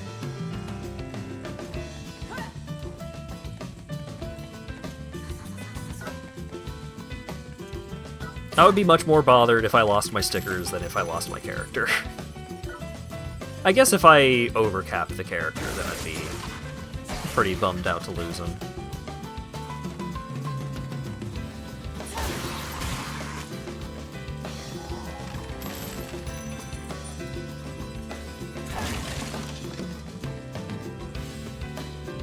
But this character has like multiple tier 4 stickers on. So it would be really sad to not have those stickers anymore. Whoa!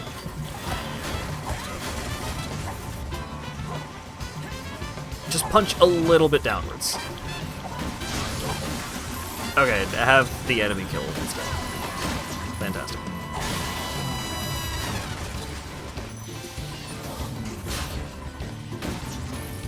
Oh yeah, the hover tubers do have boobies.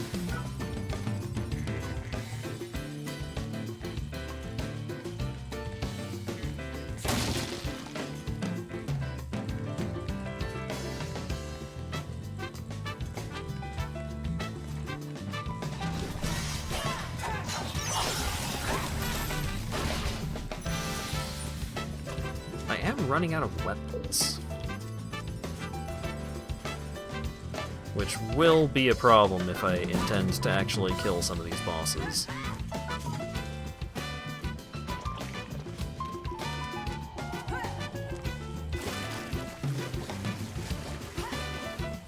Stamidungus!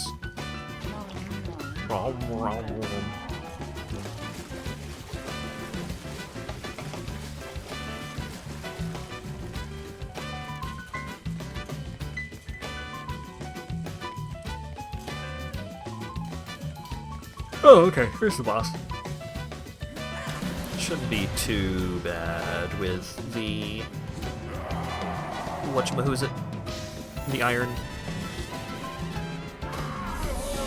Oh no, he knows where I am. What am I gonna do?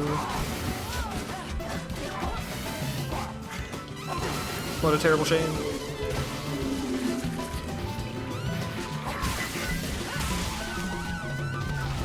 Hey! Thank you, Cohen.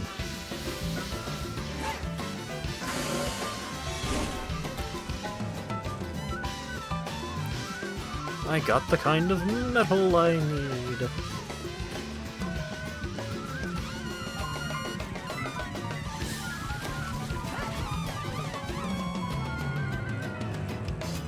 Yeah, maybe target farming that mini boss would be a more consistent way of getting the medal than farming the trap room on floor 22.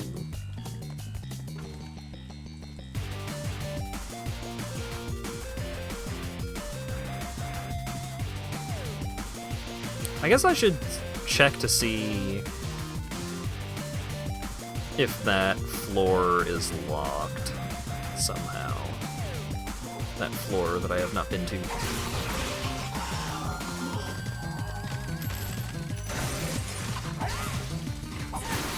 No, I didn't mean to use the iron. That enemy was not worth the iron.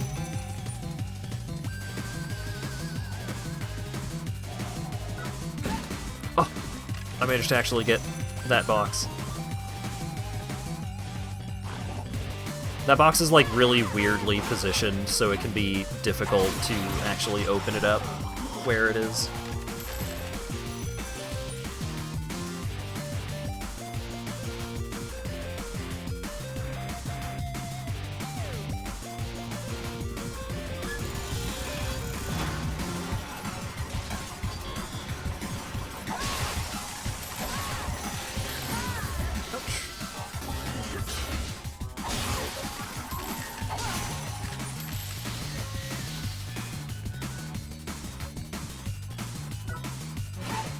No extra stuff for locking me in, just a hover tuber on top of the enemies that were already there. Unimpressive.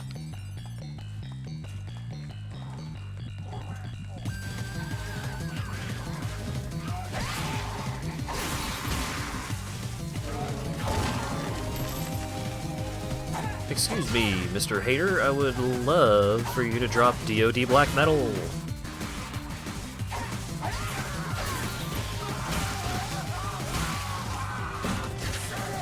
What a shame.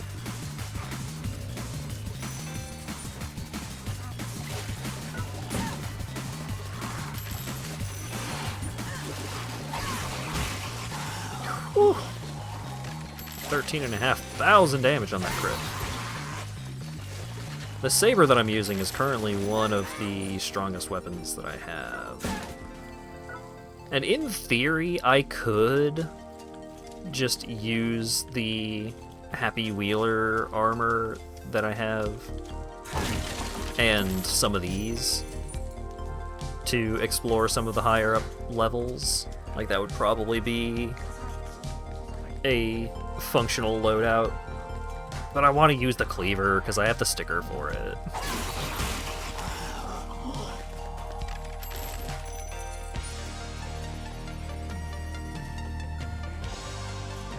Because I don't remember if the sticker works at all if you're not using the cleaver. Because what the sticker does is, if you have the Happy Wheeler set and are holding the cleaver, then you get like 60% increased attack and enemies have a chance of dropping healing items. That was pretty good. Shinkobashi. That's the one that I've already been to. Oh god, I got all the way over there.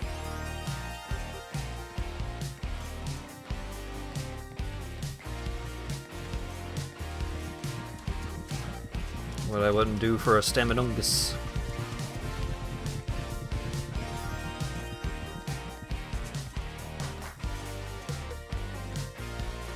Sounds similar to a lifesteal perk. I think the drops aren't super common, it's just like a nice little bonus on top of the 60% attack boost. I don't actually love the moveset for the cleaver, but because the cleaver is a poison element weapon, I'm pretty sure the Poison Master sticker also gives me like plus 10% damage when using poison weapons. So I'm pretty sure the damage output of the cleaver would be pretty nutso.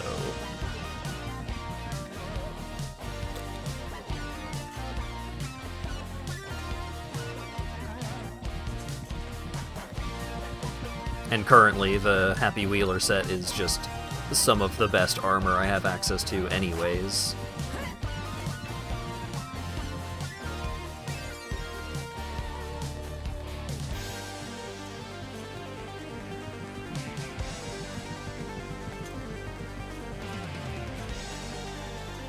Skyboxes are pretty good.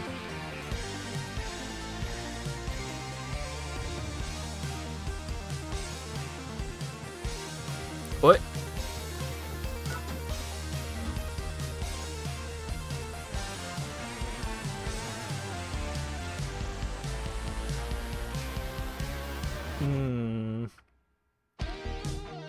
There's a locked pathway here somewhere. But is it locked on this side or is it locked on the other side? Let's find out. Because there's also a room I haven't been to along this pathway.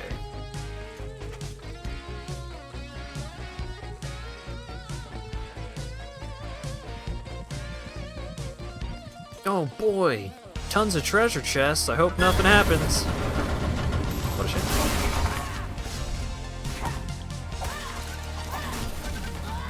Damn it, you can't kill him while he's still in his check it out, I'm dynamically entering the room animation.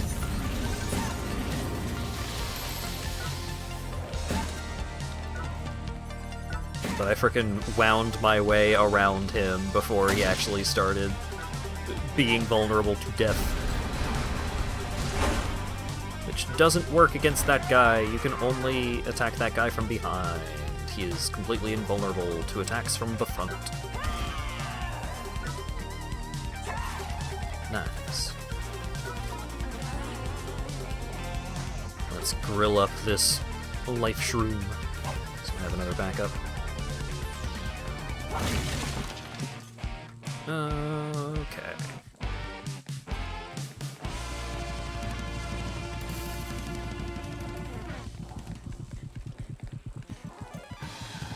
Still have a decent amount of durability left on my saber, as long as I'm careful with it.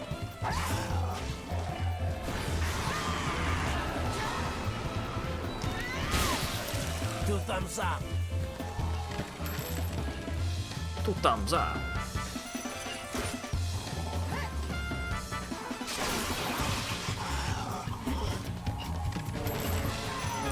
Rocket launcher. Ah!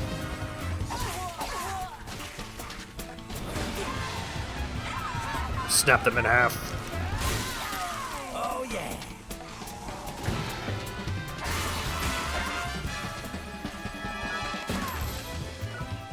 Oh, the head again.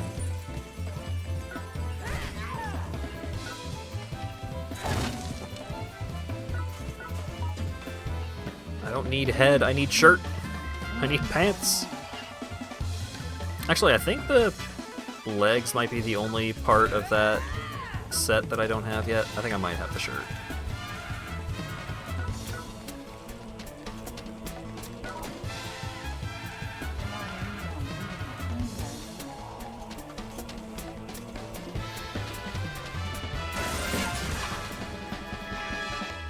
Pants! I mean, I currently have pants, but they're pretty busted. So let's have some backup pants.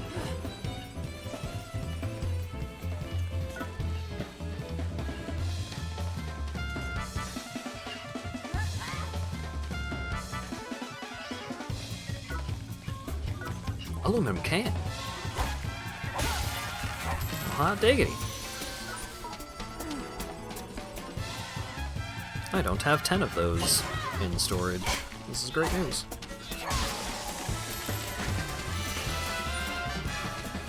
If any of you fellows want to drop some scratch metal, that would also be pretty cool.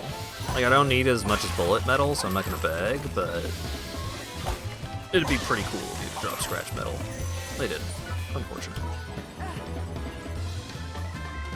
They didn't. Unfortunate.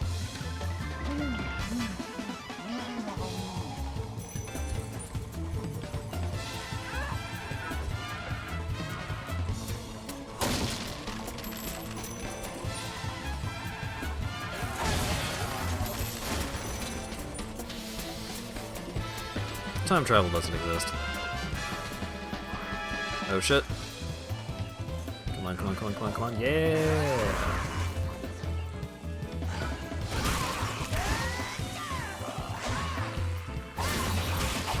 Like, it did less damage to suplex them. Yes! Upgraded clear figure body.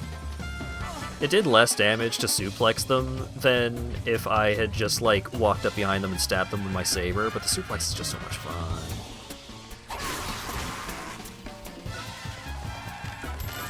How could you turn down an opportunity to suplex someone to death?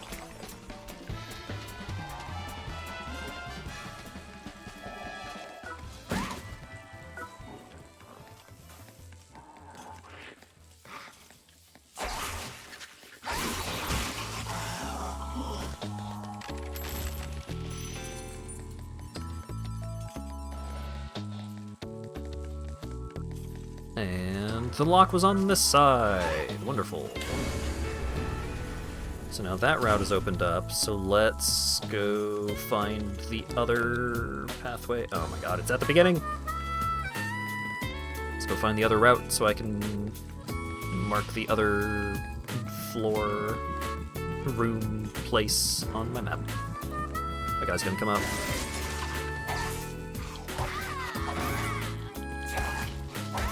I do appreciate how if an enemy doesn't have a weapon, their fists are also pretty weak compared to them actually using a weapon. So like, even if you are in an area that is kind of out of your league, if you come across an enemy that doesn't have a weapon, you could probably take them.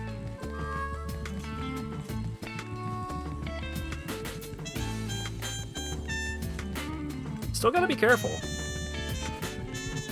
This game will kill you. In Minecraft.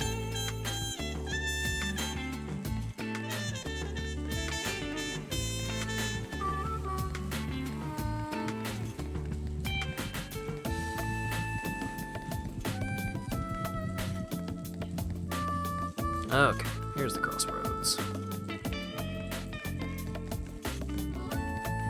Let's see what's going on in the other direction.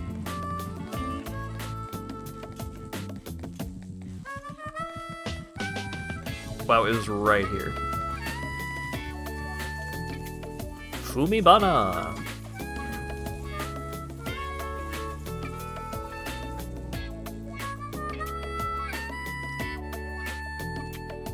Does this room connect to any other room? It does! It connects to another room that I haven't been to.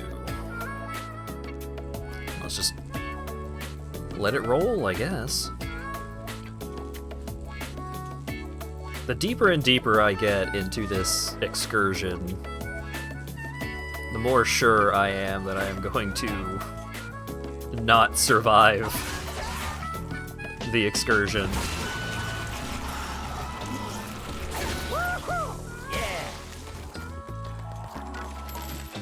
But if I do, that's great. I love surviving.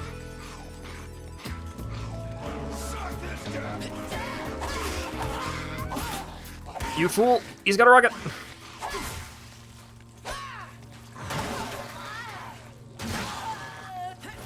My pants! Oh god! He rocket launched my pants! To death!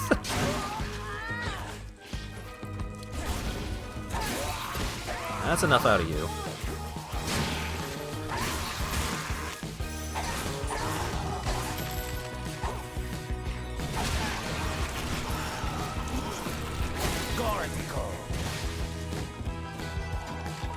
I've got backup pants, but like, come on, man, my pants.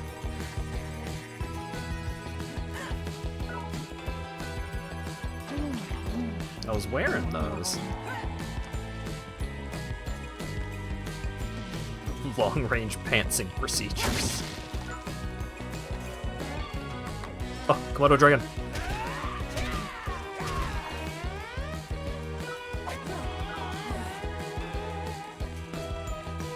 Was there a fire in this room? No. Gotta keep an eye out for a fire so I can cook this lizard.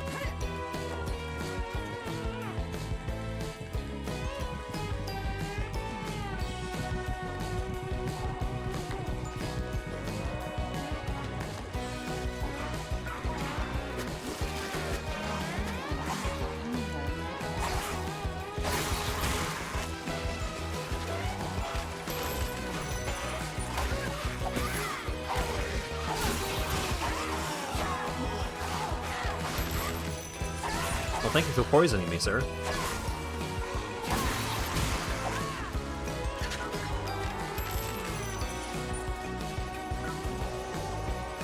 It would be nice if I could just, like, equip the claw and just, like, lick the poison off of the claw to poison myself and heal.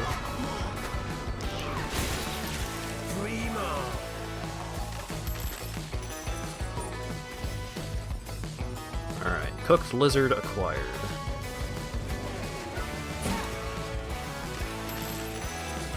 Hey, buddy.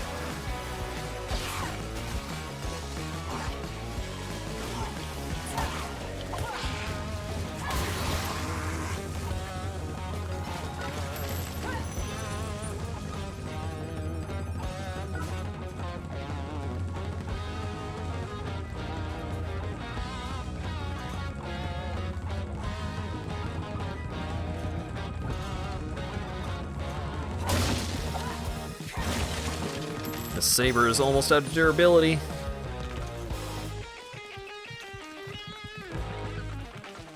Once this saber is donezo, we are in the danger zone.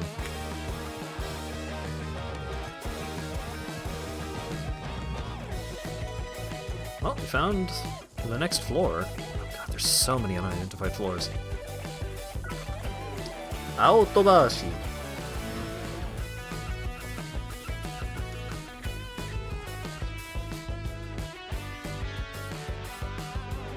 Or out the bush, depending.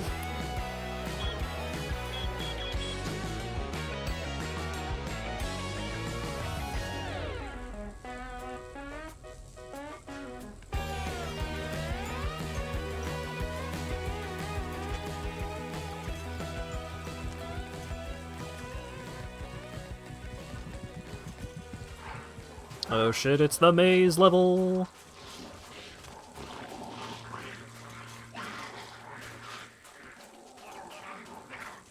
Get up, get up.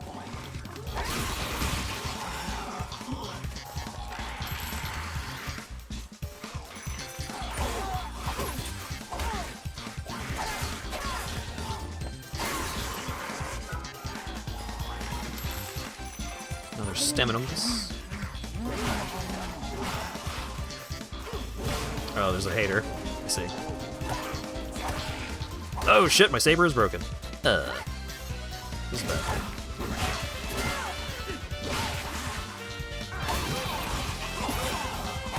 I can just punch this guy to death, but it's gonna take a minute.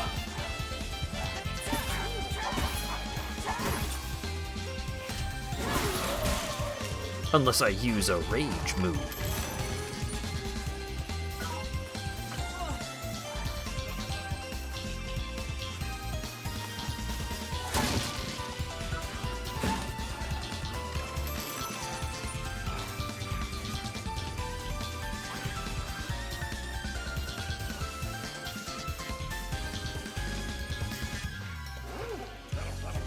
Ooh, ghetto.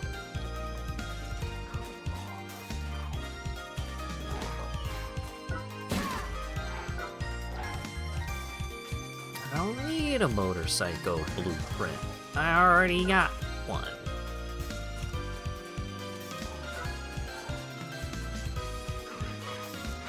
I don't want to actually commit any more time to exploring this maze. Probably not.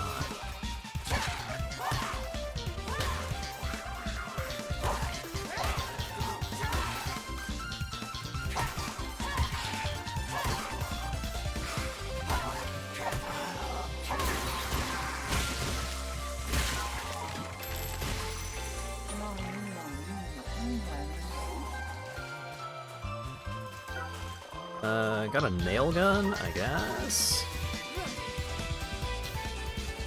It's not literally nothing.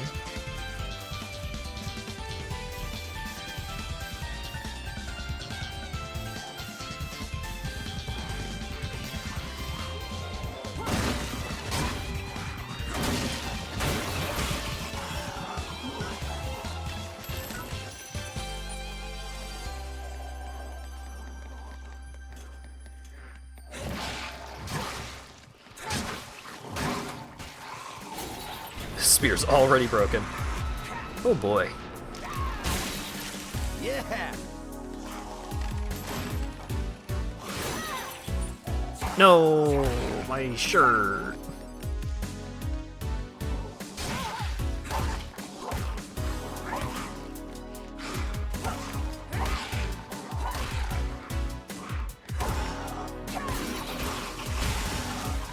Well, I've got a backup of those two with that, but this is my final set of clothing that I currently have. No more backups after this.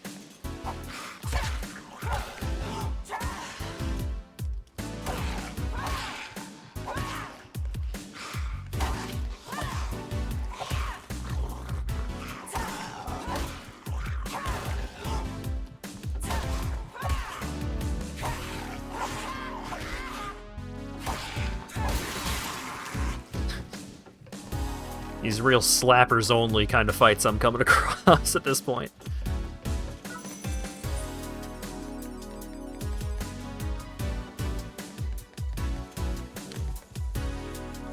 Hikage. Huh. Pretty straightforward floor there.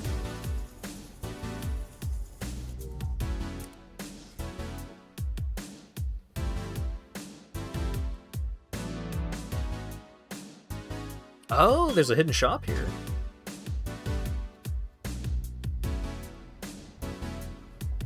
That could be pretty cool.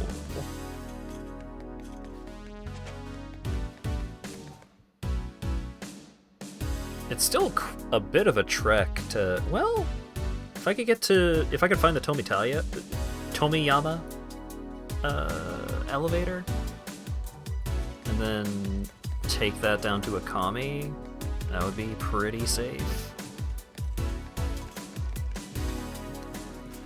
Rather than trying to take the other route to get to the floor 30 elevator.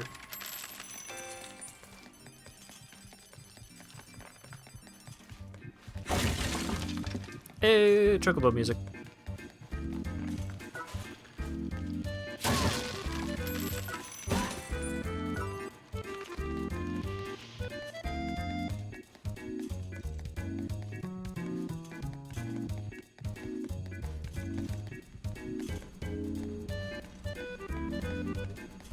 Hey, buddy. Oh, it's you. Well, No blueprints for sale, but quality items in today. he's got some Dodd Black. A real. Oh, he only sells one at a time? Fuck. Nope, I don't That's such a think you bummer. can go wrong with that one. Alright, well, I'll buy a bullet metal too while I'm here, I guess. You know what? Fuck it. I'll buy a reversal metal too.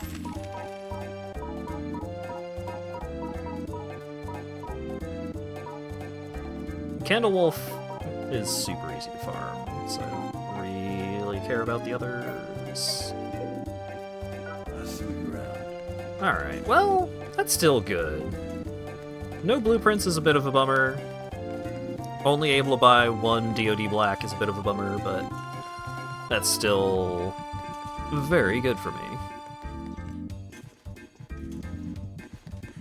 Alright, so turn on the elevator. And then over here, there's going to be a hater somewhere, I think. But I also think there is a door that I can unlock.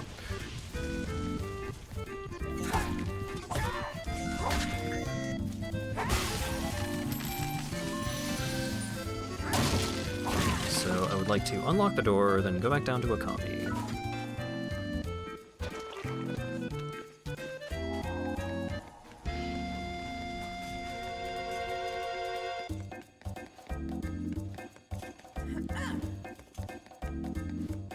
Hey! Nice.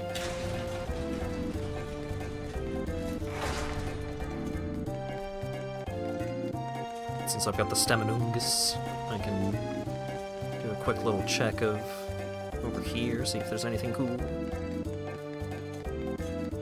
Because if there's a DoD black metal just hanging out around here somewhere, then I am so good. Snoopy 98. You have met your demise. Drop metal. Drop metal.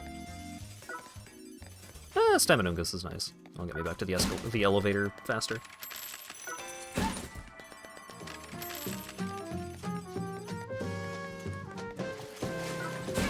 Spooky ghost statue.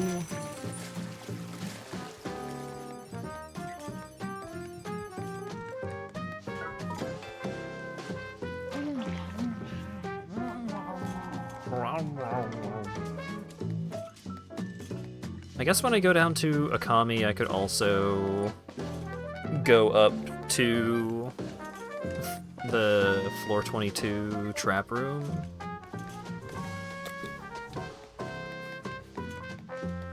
My pants are very much in danger.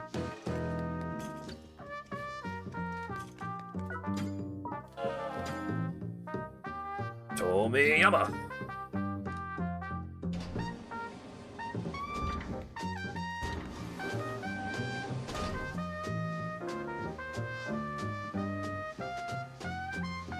I wonder if those other rooms also connect to the elevator track.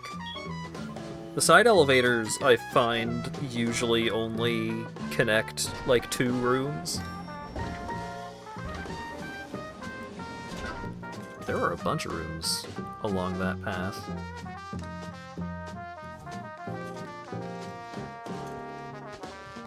Threadbare.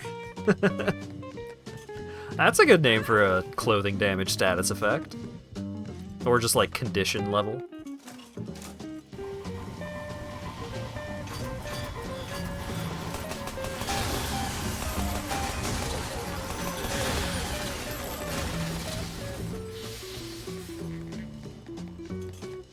Now that I'm back down to floor 22, I should be able to kill things without too terribly much effort.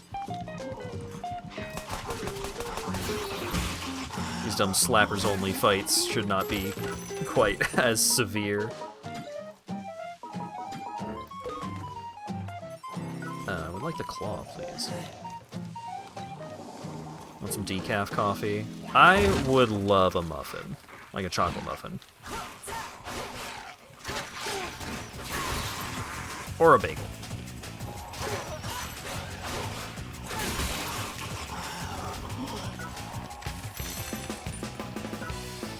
Oh, hat? Fully armored? That's crazy.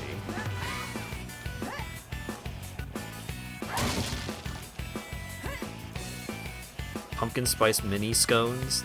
That sounds pretty good. I'm not as into everything bagels. I would rather just have a plain bagel.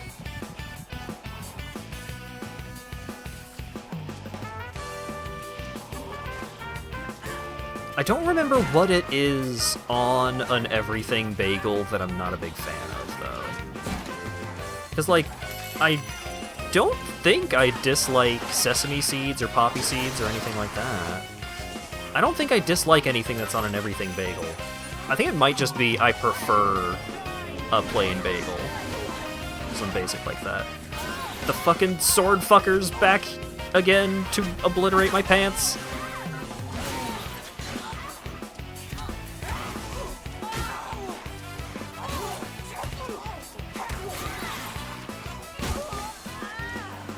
I can handle, like, a bit of cheese on a bagel. I am not super duper lactose intolerant. I just have a weak stomach in general, so dairy stuff is not handled well.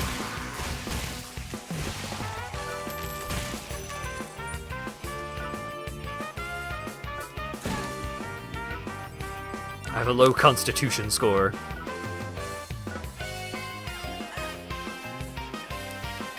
To phrase it in a terribly nerdy way. Like, it's a good idea for me to take, like, a lactose pill type dealio. A lactese pill, I guess. If I'm going to be eating dairy.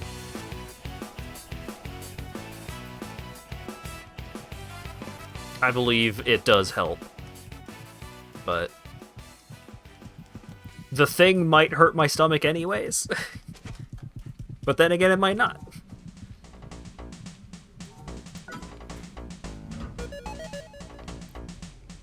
Lactase is just like a handy pill to have as an adult, just in general.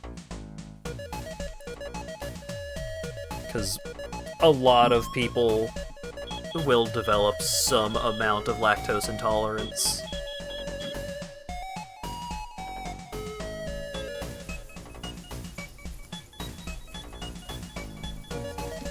Yeah, I don't believe that I actually had distinct signs of lactose intolerance even into my 20s, but my stomach just sucks.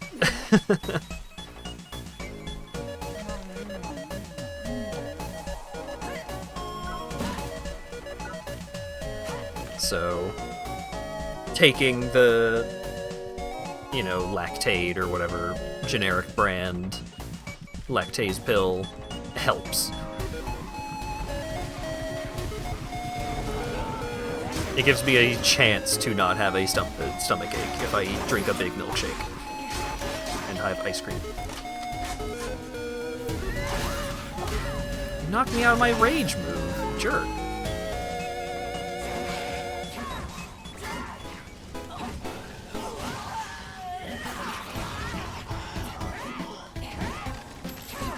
You broke my last piece of clothes?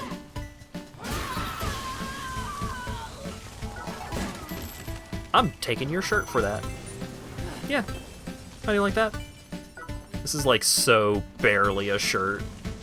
Like, it doesn't even have that much coverage on the front, and then the back is just straps. It's not even a full vest. Hey!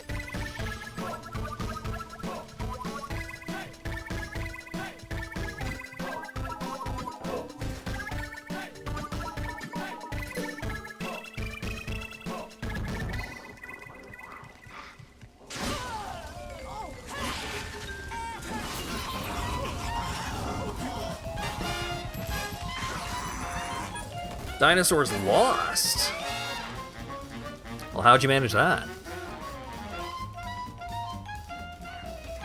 Were you not playing Pantlaza every turn?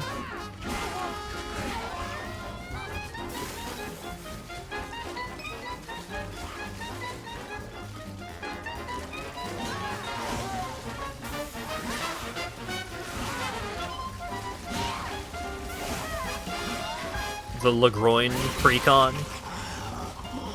Legion Precon? Which one is that?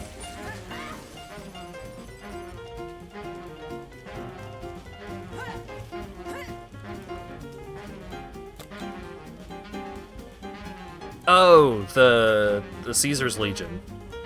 I see. Oh wait, I think I already did the trap room in this bout of exploration. Yeah, let's just go back to the elevator. Was he playing with Caesar as the commander? Or were they playing with the Caesar as the commander? Because Caesar is a pretty sweet card. I'm always excited to see that guy show up in Ishin. Because he doesn't even need that trigger to be doubled for that effect to be really good.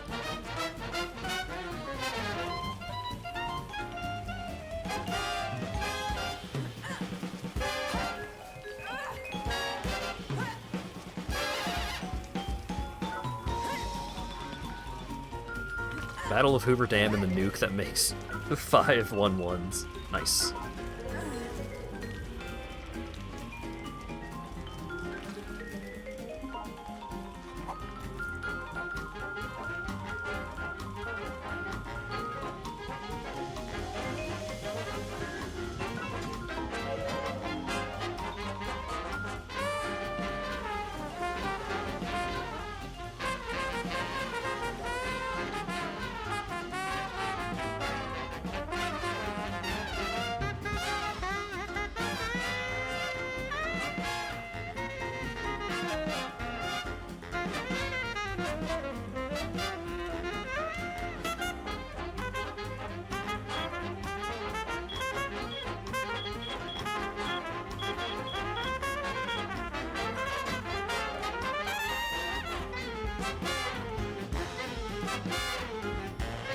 Alright, let's get that cleaver cooking.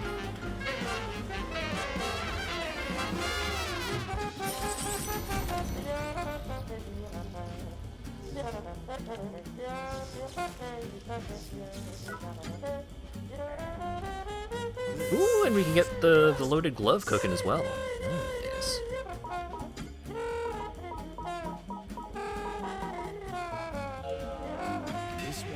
Alright, so I need 2 more bullet medals and 1 more DoD black. Nothing goes wrong under my watch.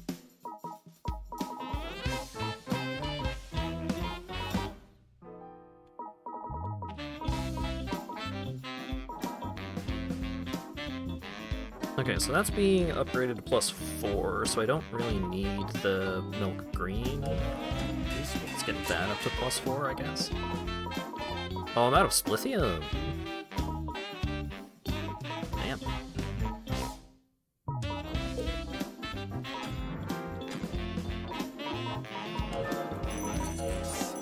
Sell all this random bullshit.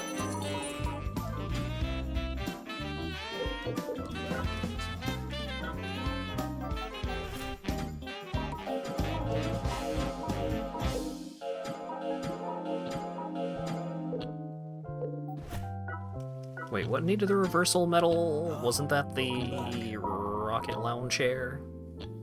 I just need some steel. Oh my god, it uses all the veneer planks I have. They're almost all. Damn. I do want the rocket launcher though, that seems really funny. This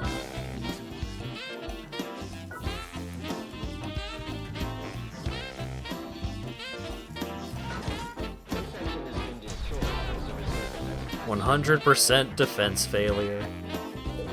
Dang it.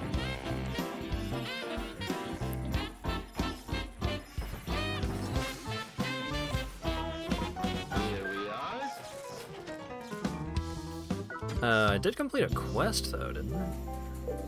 I completed 3 quests! Damn!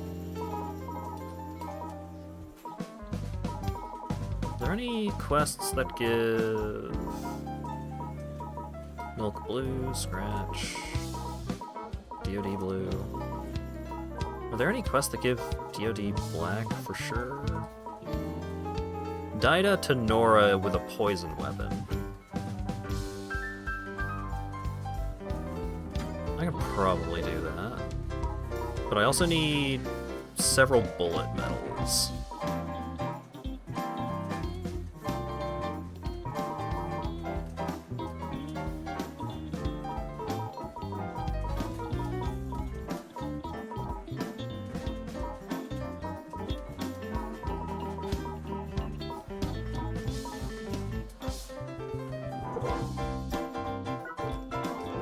Oh, Dip Doppels' rating. I was just about to wrap things up. I am quite tired. And also the frickin' notification box is busted. Quick, eat a boom shroom. I don't have any. I don't carry around punch shrooms because they're... Hang on. Yeah, I don't have any punch shrooms. This is so sad. Why not? Because they're not that good. Quick, explode!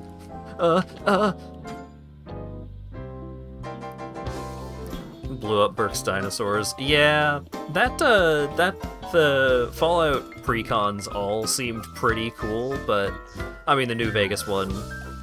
New Vegas is just my favorite of the Fallout games anyways. Oh right! I forgot that I had someone chained up in the fucking the bathroom here. So yeah, you can kidnap other people's fighters and stick them on that thing, and you can juice them. And I think, hang on, I think this guy is fully juiced. And so that happens when you have gotten all of the juice out of someone that you can. You send them back to where they came from. Great.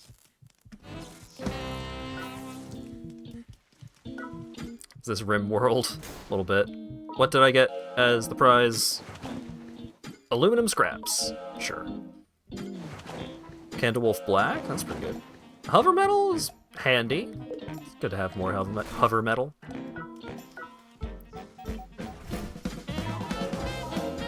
Alright. Oh god, it's 2:30 a.m. Alright. Yeah, my mouth hurts from talking a lot. Oh goodness. Yeah, sorry to send the raid along as it is. I think I appreciate the raid, Doppels. Hope you and Burke had a good time playing magical cards. Took a stream watch break to watch season 3 episode 4. Is that... which one is that? Double Exposure? Yeah, Double Exposure is real good. I really enjoy episodes where Columbo, like, turns the killer's own trick around on them. And there's a handful of episodes where he does that, and it's always satisfying. Because it's like, Columbo is just such a clever guy that he's able to, like, pick up on stuff, so, you know, he's not... And even when he does manage to do something like that, it's never treated like, oh, Columbo can do this because he's just an expert in everything. Like, he's just, like, super competent in everything. It's like, no, he just does a lot of research and learns exactly as much as he needs to. Columbo is a good protagonist. Love it when plays games that vortex him for longer than he intended to stream. Yeah, I thought I was going to stream for like 3 hours because I was... I started the stream like feeling pretty under the weather and tired. And then I just wrote it. I just kept going and didn't fully process how... what a toll it had taken on my body until I'm 4.5 hours in. Life-giving burrito and taco incoming. Hell yeah. Very excited. And life-giving boba tea as well. It'll be a good day. So, upcoming streams. So the poll on the Discord seemed pretty strongly in favor of a couple of things. Bayonetta 2, more one-offs, and more Metroidvanias. So, assuming that I am in better shape by Saturday evening, I'm thinking that Saturday and Monday, you know, I'm thinking that I will probably try and arrange for some one-offs. Maybe get a Metroidvania going on Thursday, because it seems like Bonanza and Hyrule Warriors were not polling super high, but if you really enjoyed those games, it's multiple choice on the Discord. You can let your opinion be known if you're really into those games. Currently, it kind of seems like those will be going on the back burner. Maybe forever. But that's okay. I've got a good handful of games that I want to at least check out a little bit of. I still need to, like, check out the start of Raiden Remastered. I've got a weird 4X type thing called Heart of the Machine, which Asp highly recommends. I picked up Onimusha Warlords on Steam. So I've got a good handful of games that we can check out just a little bit of. And then I will probably get Bayonetta 2 going on Mondays or Thursdays or something like that. I got a handful of Metroidvanias, like Rusted Moss, which I've been meaning to check out for a while now. So we got some options. We got some stuff to check out. Raiden stream when? Eventually. Soon, maybe. Lost Judgment will continue to be on Tuesdays, but it does kind of seem like for Mondays, Thursdays, and Saturdays, things might be a little more one-off oriented, a little more focused on some shorter games and stuff like that, which is all good with me because over the next few months I'm going to be traveling and stuff, and so especially if I'm going to try and fit in like all of Metroid Prime 4 between MFF and going to visit family for Christmas.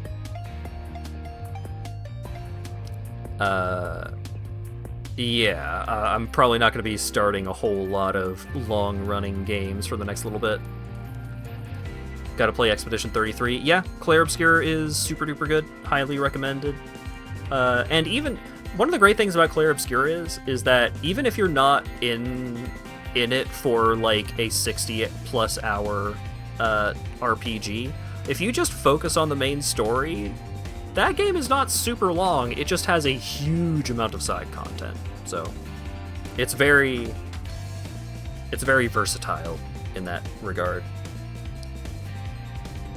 But yeah, more things will be a little wild, a little crazy, but I think it will still be fun and a good time. So thanks again, Ash,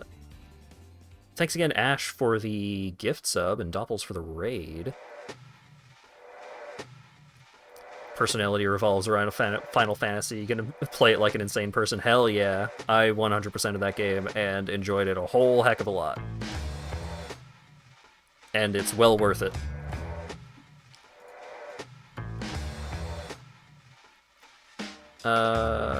Umpuko is going...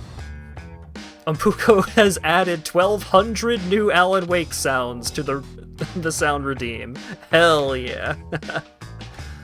Let's go see what the sheep is up to. Hopefully the sheep will be going for a bit longer. Thanks again, everyone, for showing up and hanging out and chatting and all that good stuff, and hopefully I will see you all again on Saturday. Have a good one. And thank you for the follow, Doppels.